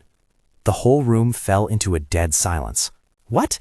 It turned out they really didn't know his real name, which meant there was no one helping him in the shadows. Then how did Ye Ning become a Tier 3 Awakener in such a short time? Ye Ning continued to break the silence. As you have all seen, my current strength is around Tier 3. Commander Shao, please get me a power testing machine. I want to test it right here. Commander Shao stood up, still a bit confused. Mr. Ye Ning, we have all seen your abilities. Wang Tian and Zhang Ta also hurriedly chimed in with forced smiles. That's right. We all know you were intermediate level 3. We don't doubt it at all. Does Mr. Ye Ning really think we haven't seen anything? Ye Ning looked straight at Commander Shao, smiling firmly. Commander Shao, please go get it. Shanghai sighed, reluctantly agreeing. All right. The others looked at each other, not understanding what Ye Ning intended. I believe Mr. Ye Ning didn't call us here just to prove that he is intermediate level 3. Isn't this unnecessary? Chen Yang spoke up in defense. Uncle Zhang, Uncle Wang, since we are already here, waiting a little longer won't be a bother. Ye Ning just smiled mysteriously. A while later, Commander Shao returned with a shield-shaped testing device. The testing machine is here. Ye Ning nodded. Thank you. Wang Tian and Zhang Ta whispered to each other. He is indeed very strong, but he acts like a spoiled child. It is not a bad thing to be arrogant, but he is just wasting our time trying to prove himself. Ye Ning placed his hand on the testing machine. A stream of purple spiritual energy wrapped around his arm. The device glowed brilliantly, and a line of text appeared. Peak Tier 2. The whole room seemed to explode. What? Tier 2? Commander Shao was so stunned that he jumped up from his chair. Did I hear that wrong? Everyone rushed towards the testing machine with disbelief on their faces. How could this be possible? Wang Zhang stammered. You are not Tier 3, are you? Really Tier 2? Wang Tian and Zhang Tao looked at each other, their eyes wide. If he were a high Tier 3 or peak Tier 3, I wouldn't be shocked. But a Tier 2 person displaying the power of an intermediate Tier 3? This is truly terrifying. Commander Shao held his head, his mind spinning. He is not Tier 3. Oh, right. I knew he had done Tier 2 missions before, even 4 missions. He has intermediate Tier 3 strength. These people didn't help him at all. Damn it! Can someone lend me a brain? Chen Yang and Wang Zhang stammered, Sir Ye Ning, what is going on? Ye Ning smiled and began to explain. I know it is difficult for you to accept that I am Tier 2. Half a month ago, I was discovered to have SS-Rank talent, but because I am a spiritual awakener, I was not selected for the Seedling project because I had low potential. Wang Ten gaped. SS-Rank talent, becoming peak Tier 2 in half a month, having power equivalent to Tier 3. Commander Shao roared in fury. Low potential? If this is low potential, then those in the Seedling project can all go die. Ye Ning looked straight at the astonished people in front of him, his voice full of authority. Ladies and gentlemen, I have called you all here to prove myself and request cooperation. I believe you all understand that I can easily advance to Tier 3. I can certainly rejoin the Seedling project. I will change the military's prejudice against spiritual awakeners. I must obtain the title of the first sequence. He clenched his fists. A stream of purple energy wrapped around his body, and his eyes burned with fighting will. I will defeat all those so-called seedling geniuses, one by one. I will let the whole world know who the real seedling is. Wang Tian was the first to regain his composure. He smiled tactfully. Then, Mr. Ye Ning, what do you need us to do for you? Also, may I ask what is actually happening with your power? Ye Ning smiled faintly in a ghostly manner, replying with a mysterious smile. My true talent is the ability to convert spiritual power into attack power, and there is also a secret association behind me, but I cannot tell you anything about it yet. He thought to himself, I'll just make some things up for now, as long as I don't tell them about the sword god system. Hearing this, the group seemed to realize the truth. I understand now, that's why. Commander Shao slapped the table and exclaimed, Ha! I knew there was a secret force helping him. Ye Ning stood up and made his proposal. Regarding our cooperation, I want the 3 of you to form an alliance to serve me. I will be the one making the calls. You all just need to help me as much as possible. When I obtain the first clear title, all of you will naturally be rewarded. He turned around, smiled, and signaled. I'll go ahead. You have 10 minutes to discuss. As the door closed behind Ye Ning, he muttered to himself, analyzing each person's situation. Xiao Hai has been stuck at low Tier 3 for many years. He has no way to level up. Wang Tian, as the vice chairman, has always been suppressed by the chairman. Chen Yong's grandfather, the vice commander of the North China military region, being a vice commander must have made him uncomfortable for a long time. Inside the meeting room, the discussion was lively. Chen Yong urged Zhang Tao, "Uncle Zheng, what are you hesitated for? With Ye Ning's potential, he will be at least a lieutenant general in the future. That position is much stronger than Grandpa's." Wang Zheng also turned to his father. "Father, why don't you agree with Ye Ning? With his potential, we can become the #1 merchant group in Huashua in the future." Zhang Tao and Wang Tian exchanged glances. Wang Tian asked, "Brother Zheng, do you have any opinion on the secret association behind Ye Ning?" Zhang Tao pondered and analyzed. First, he couldn't have obtained the spiritual fruits, so that association is definitely not related to any official factions. Second, he has excellent foresight. He must have rich experience. Therefore, I am leaning more towards him being a super powerful individual. Wang Tian nodded. I'm thinking the same as you." Chen Yong lost patience. "Uncles, what are you talking about at a time like this?" Zhang Tao said solemnly, "Little Young, you don't understand one thing. Even though Ye Ning's potential is enormous," he imagined a powerful shadow looming behind him. He said, "But if we stand by his side, it means we will make enemies of many high-ranking officials in the capital who support the seedling program. For example, the person currently holding the title of First Sequence, Zhang Yang's father, the general of the 3rd Military Group, Zhang Meng, a high Tier 3 awakener." Wang Tian continued with a worried look. "That's right. They're all forces that cannot be underestimated. This is too big a risk to bet on Ye Ning's potential." Commander Shao slammed the table and declared loudly, "Gentlemen, although you may not believe me, after hearing what Ye Ning said, I have decided to take the gamble. First, I don't want to make the same mistake twice. High risk always comes with high rewards. I have been stuck at low Tier 3 for a long time. Honestly, I am not satisfied with that." Wang Zheng also turned to his father. "I think what Uncle Shao said is right, Father. Didn't you always say that the bigger the waves, the bigger the fish? Are you satisfied with just being a vice chairman for the rest of your life?" Chen Yang grabbed Zhang Tao's shoulder, his eyes full of urgency. "Uncle Zheng, since you were here today on behalf of my father and grandfather, then you must know what they would do if they were here." 10 minutes later, the door opened, and Ye Ning walked in with a smile on his lips. "Gentlemen, how are things going?" All three stood up, bowed, and said in unison, "We all agree to serve you." Ye Ning nodded with satisfaction and handed them a list. "All right?" Allies, here is the list of everything I need. I hope that all of you can prepare them by tomorrow morning. Additionally, please help me contact the military superiors in the capital. Tell them that I want to start a Tier 3 test. Wang Tian took the list, unable to help but admire. "No problem. You have a list prepared already. You are not humble at all when using others. You really are material for great things. Commander Shao, then I will go send your information back to the capital." Ye Ning nodded, but still felt a bit apologetic. "Thank you, Uncle Shao." Shao Hai sighed as he watched Ye Ning leave. Standing on top of a building, Ye Ning looked down at the city bright with lights. He clenched his fists, his heart filled with determination. "Finally, I have my own faction."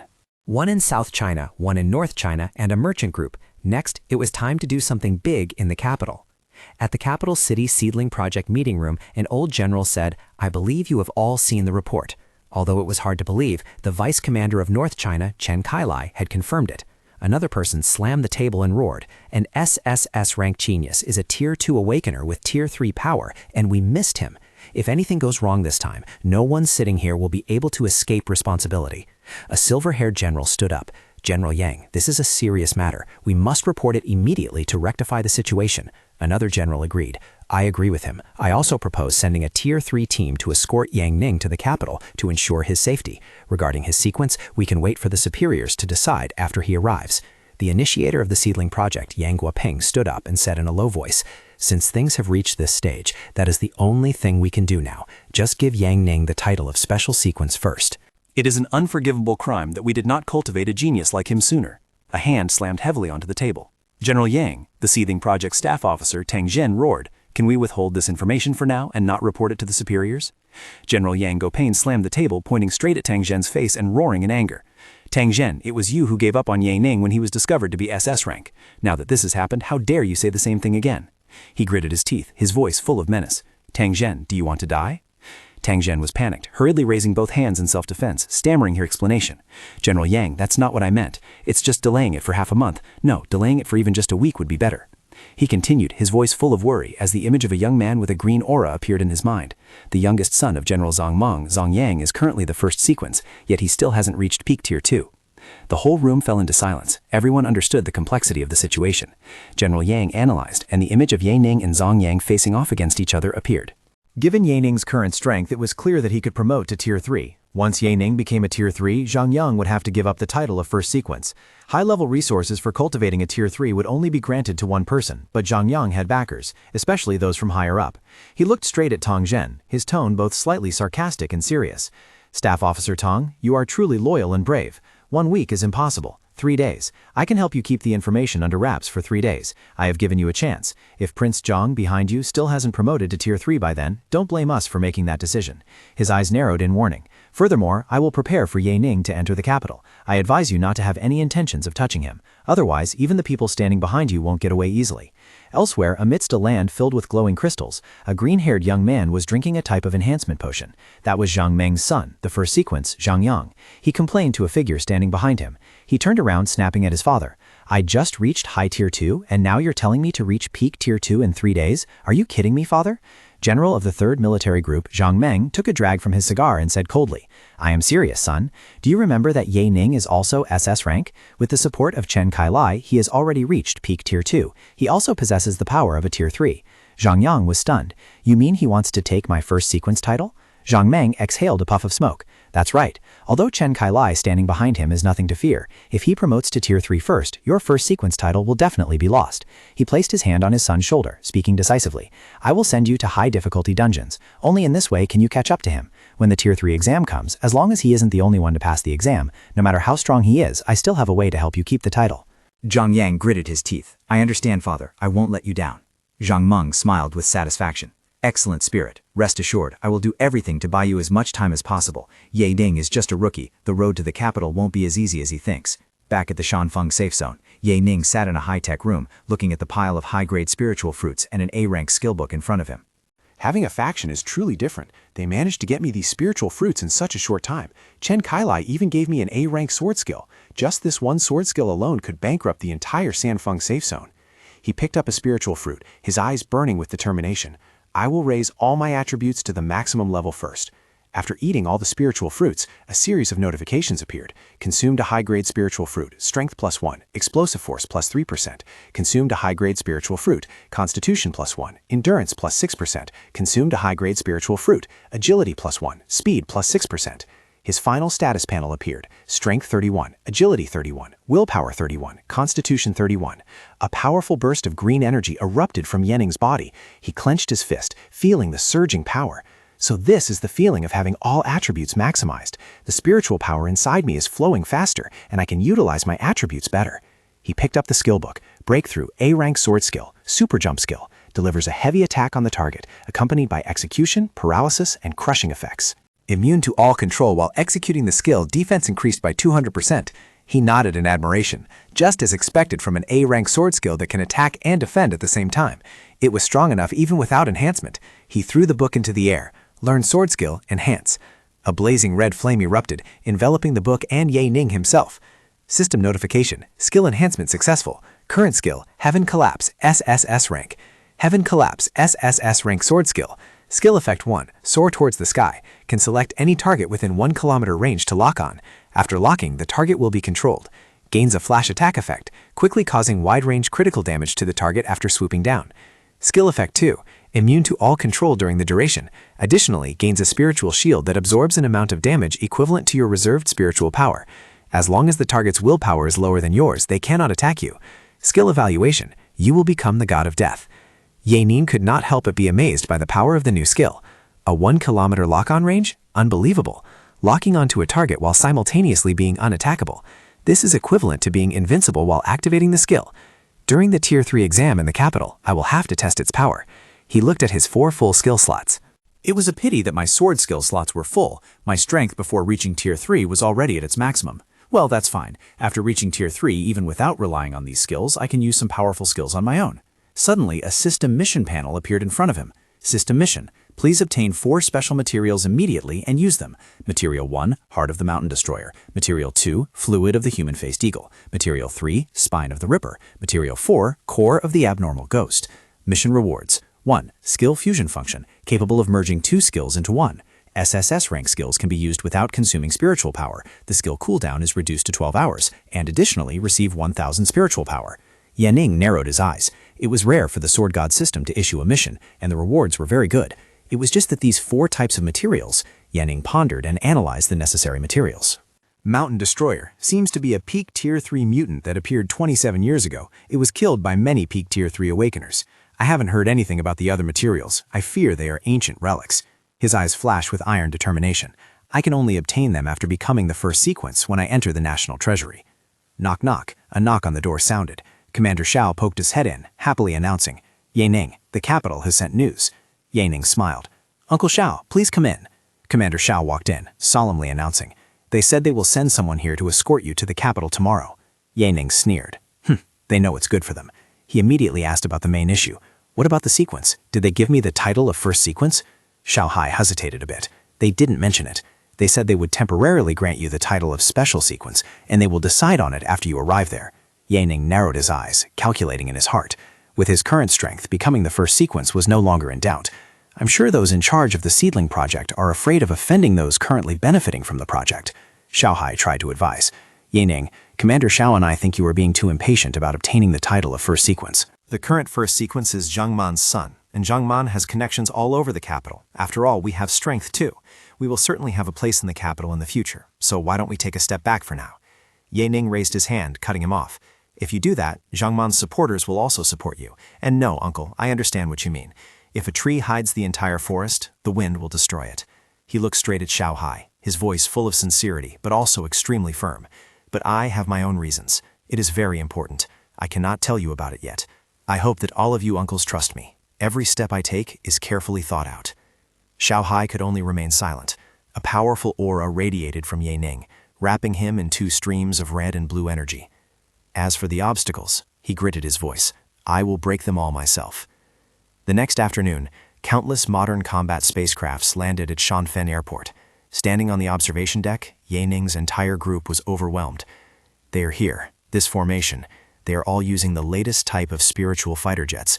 With these fighter jets, they can easily turn Shanfeng into rubble in a few minutes. A giant command spacecraft slowly landed, white smoke rising from the engines. Get ready to welcome them. The hatch opened, and an elite army in black uniforms stepped down, their aura radiating overwhelmingly. Shao Hai couldn't help but exclaim, "The pressure is so strong," just as expected from the elites of the capital. They are all Awakeners of at least Tier 3. He hurriedly stepped forward to greet and welcome them. He continued, trying to appear friendly. "Welcome to Shanfeng. You must be tired from coming here. I am..." But the elite army walked straight past him, without even a glance. Shao Hai stood frozen, his heart full of shame and self-mockery. That's right. I'm just a small commander in a safe zone. They aren't here for me." The leader of the army, a tall young man, walked up in front of Ye Ning. "You are Ye Ning, right? I am the captain of the 27th Air Squadron in the capital military region, Lin Rui." You can call me Old Lin. We are responsible for taking you to the capital military region. Ye Ning calmly shook his hand. "My name is Ye Ning." Lin Rui secretly evaluated. He is so calm, he doesn't look like someone from such a small place. Ye Ning signaled everyone. "Old Lin, let's not waste any more time and go." As Ye Ning turned away, Lin Rui watched his back, filled with worry. Looking at his aura, I'm afraid I can't complete what General Zhang Ming told me to do. The image of General Zhang Ming with bloodshot eyes and a cigar appeared in his mind, along with a ruthless order. Lin Rui, on the way back to the capital, think of a way to deal with him. On the spaceship flying at high speed, a pilot announced, "Sir Ye Ning, we will soon arrive at the outskirts of the capital." Another pilot turned around, speaking with a social smile. "A few high-ranking military officers have prepared a welcome party for you. I hope that you can attend." Ye Ning remained silent. He narrowed his eyes, understanding clearly in his heart. Is someone trying to delay me from taking the Tier 3 exam? Lin Rui stepped forward, continuing to persuade. "Trust me, you will receive many benefits if you meet them. I'm sure you are exhausted from traveling all the way here." Ye Ning smiled politely. Thank you for your kindness, but I'm afraid I must decline the invitation. We will discuss it again after I advance to Tier 3. Lin Rui thought to himself, looking a bit awkward. General Zhang Meng had told him to stall for time if the easy way didn't work. The pilot and Lin Rui exchanged a glance. We will just have to do it the hard way. Suddenly, a red alarm blared throughout the cockpit. Damn it, the spiritual fighter jet is malfunctioning. We will have to make an emergency landing nearby.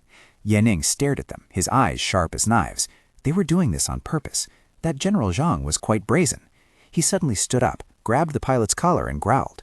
"I see more problems with your piloting skills than with the plane itself. If you keep this up, I'm afraid we'll crash right here. If that happens, I'm afraid even the people behind you won't be able to bear the consequences. So get lost and let me take over." Lin Rui was completely shocked by Ye Ning's decisiveness and courage. Did he realize something? He said the plane would crash. If we fight here, the plane will definitely crash. Even if he is a genius, how can a young man from a small place possess such courage? He signaled the pilot. Since Ye Ning knew how to fix the plane, why not leave it to him?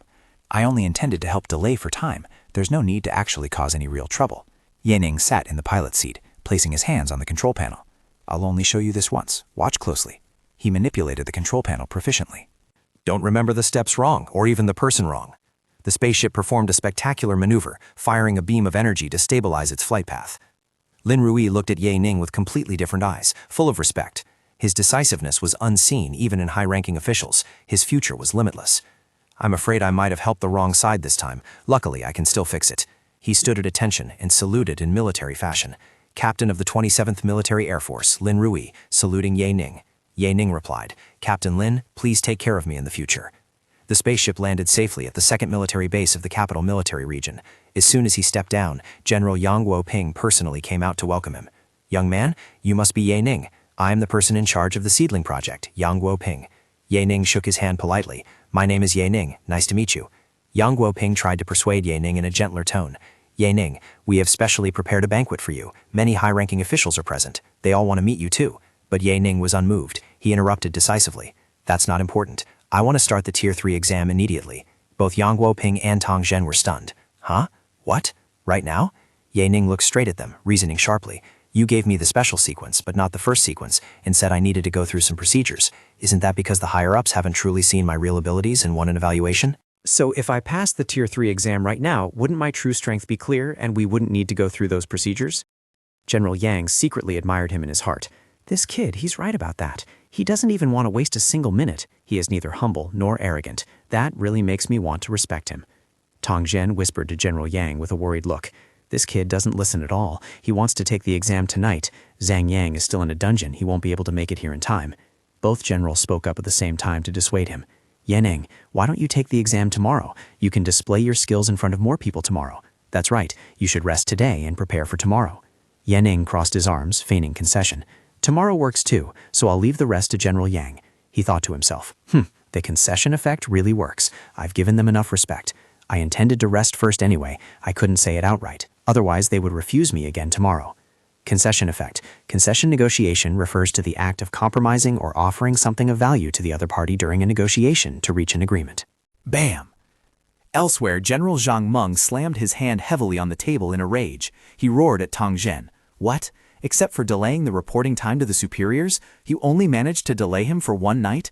Where is Lin Rui? I told him to bring Ye Ning to me. Tang Zhen explained with a helpless look. That Ye Ning doesn't even listen to me or Yang Guoping, let alone Lin Rui. At this point, we can't force him to do anything. Zhang Meng gritted his teeth, his eyes bloodshot with anger. That won't do. I must inform Zhang Yang immediately. If there really is no other way, I will have no choice but to give up on a few Tier 3s that I sent for the boy inside the dungeon. Meanwhile, Ye Ning was meditating on a bed in a luxurious room, surrounded by a magnificent arc formed by countless colorful spiritual crystals. I didn't think that a temporary special sequence could receive this kind of treatment. The country is really wealthy at this time.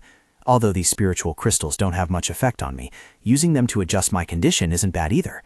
He looked at a notebook labeled Seedling Project Treatment Handbook. When I obtain the first sequence, I won't just receive 100,000 credits per month. He flipped through the notebook, his eyes flashing with anticipation. I can even receive a set of custom-made blue-grade items and an epic weapon. I will also be able to enter the National Treasury twice a month to take whatever I want. With standards and progress like this, I will be able to reach Tier 4 in less than a year. The next morning, at the Tier 3 Challenge Tower, a huge crowd had gathered, the sound of whispering and discussing ringing out incessantly. I heard someone from the Seedling Project wants to participate in the Tier 3 exam. My God, didn't the Seedling Project just start recently? Who knows? It took me 10 years to reach Tier 3.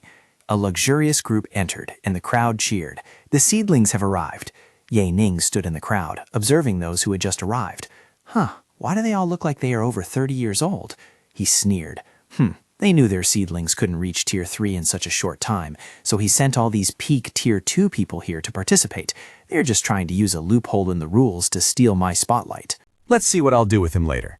General Yang Guoping stepped onto the podium and declared loudly, I welcome all military officials present today. The Tier 3 exam will begin soon. He looks down to the crowd below. Are all the seeds participating in the exam here? Suddenly, a shout rang out from the distance. There's still me! Zhang Yang, covered in injuries but with eyes still burning with fighting spirit, pushed through the crowd. First sequence, Zhang Yang. Ye Ning observed his opponent. He looks like he just came out of a dungeon. At least he's stronger than those who sent substitutes. But no matter how strong you are, the title of first sequence today will definitely be mine. Zhang Yang looked straight at Ye Ning, roaring in hatred. Ye Ning! To get here, 4 of my uncles died inside the dungeon. They were killed by you. I will take revenge one day. General Yang ignored the tension and announced the start since everyone was present. The exam starts right now. The first batch of Strength-type Awakeners can enter now. Reach the 10th floor for promotion. The higher you climb, the more rewards you receive. A global ranking appeared. Not only that, if you can climb the global system ranking, you will also receive additional rewards. The opportunity is rare. Make the most of it. Global Strength Challenge Ranking. Number 1, Bathway, North America. Number 2, Evan Allen, Eastern Europe. Number 3, Russia. Number 7, Huaxia. Ye Ning thought to himself, I didn't think Huaxia's ranking fell so far behind. Today I will wash away this humiliation. Zhang Yang stepped forward holding a battle axe. I will go first. I am a dual system awakener. I will get into the top 5 for this exam. Others also enthusiastically participated. I am a dual system strength and agility awakener. I will also participate. Me too. Anyone else? Ye Ning stepped out of the crowd, attracting all eyes. Me, Ye Ning, spiritual awakener. General Yang Guoping shouted in objection. Ye Ning, this is a strength exam. Your spiritual exam will be open later. If you are really so impatient, I will open it for you later. Ye Ning crossed his arms, asking calmly, is there any rule preventing me from participating? If not, then let's continue. Not only will I participate in the strength exam, but I will also take part in the other 3 exams. I will make all of you drop your jaws. On the stands, General Zhang Man sneered at another general. He is planning to ensure his own safety. The other general asked, Oh, how so? Zhang Man explained, It is a known fact that in the Tier 3 exam, the exam for spiritual awakeners is the hardest. In history, no one has ever passed it. With his attribute points, he can climb to the 10th floor when participating in the strength exam. He laughed heartily. He will just be a nobody compared to other strength-type awakeners, but it's still better than failing the exam. Haha. The other general chimed in. General Zhang, you are right. Down on the field, Zhang Yang looked at Ye Ning with a disdainful expression. Do you really think that with the same maximum attribute points you can compare to me? You are too naive. My talent allows me to break through my limits, but what about you? Ye Ning roared, treading him off. Shut up. A stream of purple spiritual energy surged around Ye Ning, and he pointed straight at Zhang Yang. Compete if you have the guts. Who do you think you are? I accept your challenge. As soon as the candidates entered the teleportation gate, a system notification panel appeared in front of Ye Ning. Entering Strength Challenge. Inside the challenge tower, you will face all kinds of enemies. Enter the next floor after eliminating all of them.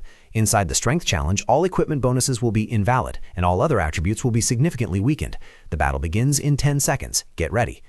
Standing inside the tower, Ye Ning drew his sword, silently assessing the situation. All blue-grade enhancement items had disappeared, leaving only basic functions. The 15th floor is for leveling up. From the 20th floor upwards, I can enter the top 3 of the leaderboard. The 23rd floor is the maximum floor that humans can reach after the apocalypse. His eyes gleamed with determination. Then my goal is to reach the 24th floor. The first few floors are just a warm-up. I can easily pass them.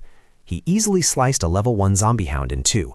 Level 1 zombie hound died. Passed floor 1, proceeding to the next floor in 30 seconds. He continued to dash like the wind, slashing apart a level 1 Iron Claw zombie. There are only weak mutants on the first few floors. So boring. Level 1 Iron Claw zombie died. On the stands, General Yang watched the display screens. The first 7 floors were very easy. Everyone was progressing at the same speed. The difference would be seen after the 7th or even the 10th floor. I wonder who will be the first to reach the 10th floor. General Zhang Meng pointed at a screen and proudly declared, Are you all blind? My son reached the 10th floor in such a short time. He laughed heartily and said to another general, And that Ye Ning is still on the 8th floor. That's right, congratulations, General Zhang. That Ye Ning isn't as strong as the rumors say. Meanwhile, inside the tower, Ye Ning was fighting slowly. After the first 7 floors, if he kept rushing, he would only exhaust himself. Those fools would never understand one thing. It doesn't matter who laughs the loudest, but who laughs last. A general announced that due to the stronger mutants possessing strong magnetic fields, all video feeds were cut off after the 10th floor. Zhang Yang's screen displayed, Zhang Yang, 11th floor. General Zhang Meng laughed loudly. Wonderful. My son's screen was the first to turn green. He continued to boast. Reaching the 10th floor in 10 minutes, we can say he cleared every floor in the blink of an eye. Ye Ning is really humiliating himself by participating in the strength exam. The other general also flattered him. Of course, the first sequence will still belong to your son. General Yang announced the latest results, his voice devoid of emotion. Wang Kai is the 11th person to pass the 10th floor. Ye Ning is the 18th person to pass the 10th floor, and now Zhang Yang is on the 13th floor. General Zhang Meng sneered. The 18th to pass? His speed is almost catching up to a snail. One just passed the 10th floor and the other is already on the 13th. You all must see clearly who is better. General Yang rested his chin on his hand in thought. Although he wasn't a strength-type awakener, given Ye Ning's reported strength, he shouldn't be this slow. Inside the tower, Ye Ning was fighting a massive monster. He recalled experiences from his past life. I remember that in my previous exam, its weakness was on its back. He dodged the monster's attack and jumped onto its back. He said, just as I thought. He thrust his sword hard into its weak point. After destroying the monster, Ye Ning stood amidst the rubble. I have reached the 12th floor. I haven't used my attribute conversion yet. My spiritual power and endurance are still full. Past the 12th floor, battle starts in 10 seconds. Please prepare. He tightened his grip on the sword. Next, I can start using attribute conversion. I will use a bit of my spiritual power and endurance to rush to the 21st floor. Then I will use my ultimate skill. At the same time, on another floor, Zhang Yang was panting after a fierce battle. The 16th floor has been cleared. I must be the first one. But I must continue. Just a few more floors. I must get a high ranking on the leaderboard and shock everyone. I will crush that Ye Ning into dust. On the lower floors, other participants were struggling to fight. Damn it, why is it so hard at the end? That's right, are those who reach the 20th floor monsters? I can't do it anymore. I'm at the 14th floor. Anyway, it doesn't matter. As long as we pass the 15th floor, we have completed our mission. General Yang looked up at the achievement board, unable to hide his surprise and admiration.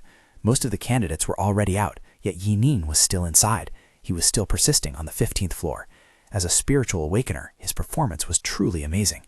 General Zhang Meng sneered smugly, waving his hand towards the general beside him. His limit is at the 15th floor. Unlike my son, he is already at the 17th floor. Another 3 floors and he could enter the global top 10. That general hurriedly flattered. Zhang Yang is indeed very powerful. However, another general noticed something unusual. But after the 15th floor, Zhang Yang's speed has clearly slowed down. Ye Ning is the strange one. Not only has he not slowed down, but he seems to be accelerating. Am I hallucinating? Right at that moment, the achievement board updated. Ye Ning, 16th floor. That general shouted in astonishment. Ye Ning, 16th floor. I'm not hallucinating. He is really accelerating. General Zhang Meng gaped, unable to believe his eyes. Has he caught up with Zhang Yang already? How is that possible? The flattering general from before also looked worried. Is this just a coincidence, or is he going all out? He might die on the 16th floor if he's not careful. An announcement rang out across the auditorium, the announcer's voice full of shock. 17th floor. Ye Ning has reached the 17th floor. A spiritual type awakener has actually surpassed the 17th floor. Is this a ridiculous story?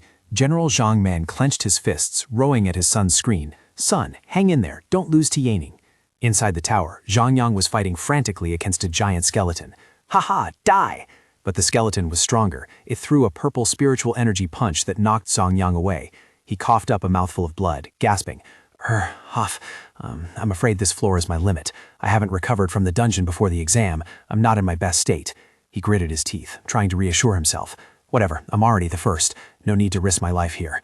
A stream of green energy wrapped around his battle axe. Enhancing all his spiritual power onto the battle axe, he jumped up and delivered a sky-splitting axe strike down on the skeleton. Sky-splitting axe slash, strike for me! After the devastating attack, he knelt on the ground, panting. Finally. He didn't hesitate to choose to leave the exam. A purple teleportation gate wrapped around his injured body. General Zhang Meng rushed over. Son!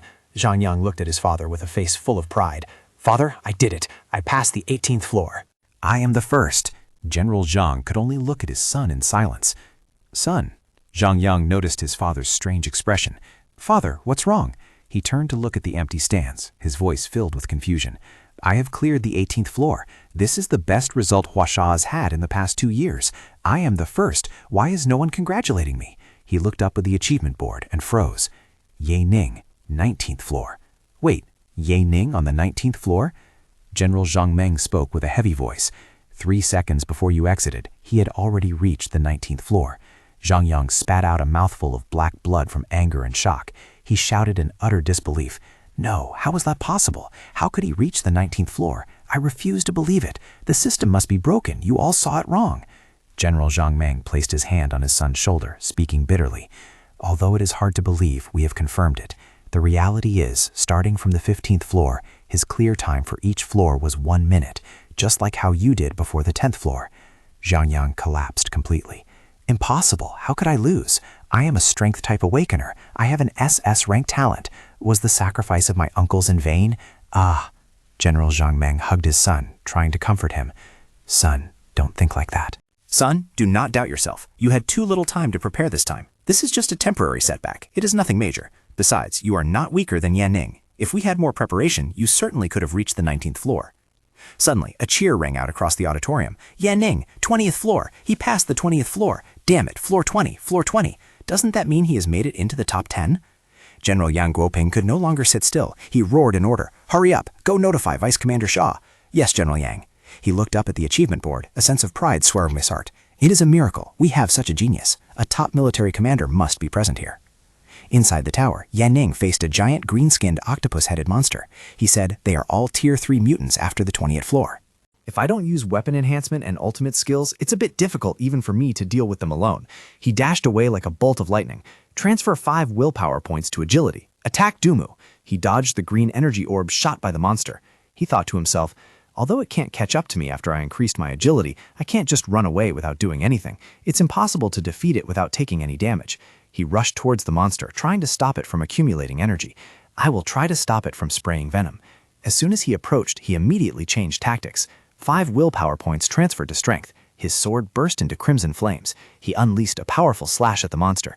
He was knocked back by a stream of green energy, but still maintained his stance. Yeah, 5 willpower points are too few.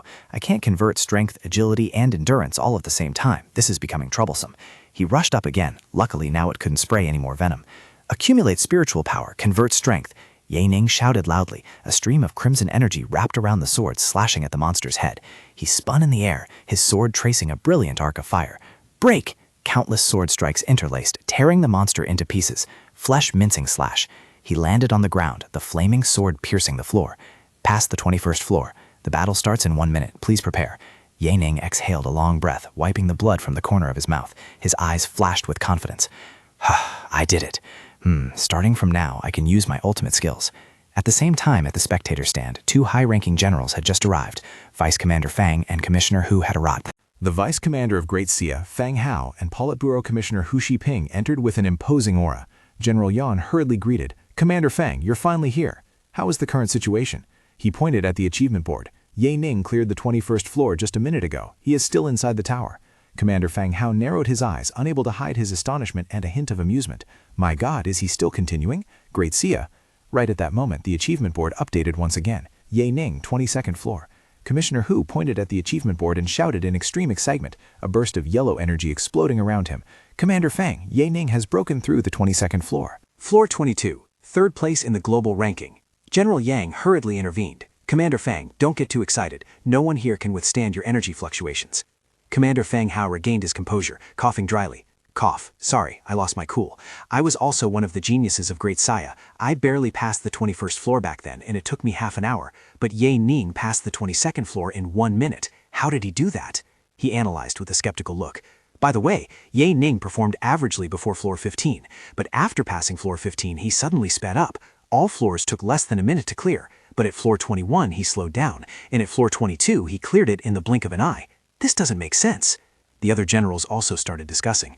I heard he is a spiritual awakener. Is this information about him wrong? A dejected-looking general muttered, because there are people willing to do anything just to win. Commander Fang roared, his voice full of power. I will overlook their petty actions, but if anyone dares to hinder our nation, I will not let them off easily. Hearing this, General Zhang Meng broke out in a cold sweat, thinking to himself, is Commander Fang talking about me? Although I did a few things, I wouldn't dare do things like changing information. Commander Fang stared at the achievement board, his face tense. It's been almost a minute, and Ye Ning still hasn't given up? According to rumors, on the 23rd floor, you have to face Tier 3 mutants alone. The exam is not like the battlefield. You cannot use anything other than your own strength. He roared, a stream of crimson energy enveloping him. Heaven-splitting slash. He shouted in extreme excitement. The person at the top of the global ranking is on the 23rd floor. With Ye Ning's speed, has he already surpassed him? Commissioner Hu also cheered. That's right, Ye Ning is definitely the world's #1 now. General Zhang Man and his supporters collapsed completely. Saive, it seems the first sequence title is lost without a doubt. We wanted to get everyone promoted to Tier 3 and make them forget about Ye Ning, but looking at it now, we are the ones being forgotten. Commissioner Hu wiped his tears, his voice full of pride. It's been 37 years. If I remember correctly, the #1 ranker of the strength exam, Bathway from North America, has held the top position for 37 years, and it's been 10 years since Great Jaw even made it into the top 10. Commander Fang was also moved. That's right, now Great Jaw can finally feel proud. Commander Fang grabbed General Yang's shoulder. Excellent. Now pass this information to the Supreme Commander. Ye Ning deserves to be treated with the highest privileges. Prepare yourselves for when Ye Ning comes out. General Yang nodded. Yes, Commander Fang. The 3 highest-ranking generals stood before the teleportation gate, awaiting the return of the new hero. Commander Fang looked at his watch, his face full of worry. Another minute had passed. Had Ye Ning not come out yet? Was he trying to climb to another floor? But if he started the next round, he wouldn't be able to escape. Intermediate Tier 3 mutants would appear on the next floor. Those monsters were not to be. His face suddenly flashed as he realized something. He turned to General Yang, roaring in panic. Yang Gopeng, hurry up, think of a way to call Ye Ning out. No need to continue anymore. Also, call a medical team here. General Yang replied helplessly. The challenge tower blocks all signal transmissions. There is no way to contact him. The 3 generals clasped their hands together, praying, Oh God, please don't do anything rash. Stop climbing the tower. If something bad happens, we are all doomed. The countdown began. 7 seconds, 5 seconds, 3 seconds, 2 seconds. Just as the clock had 1 second left, a notification appeared. Challenge participant Ye Ning has ended the strength challenge. All 3 generals cheered in joy and relief. He stopped.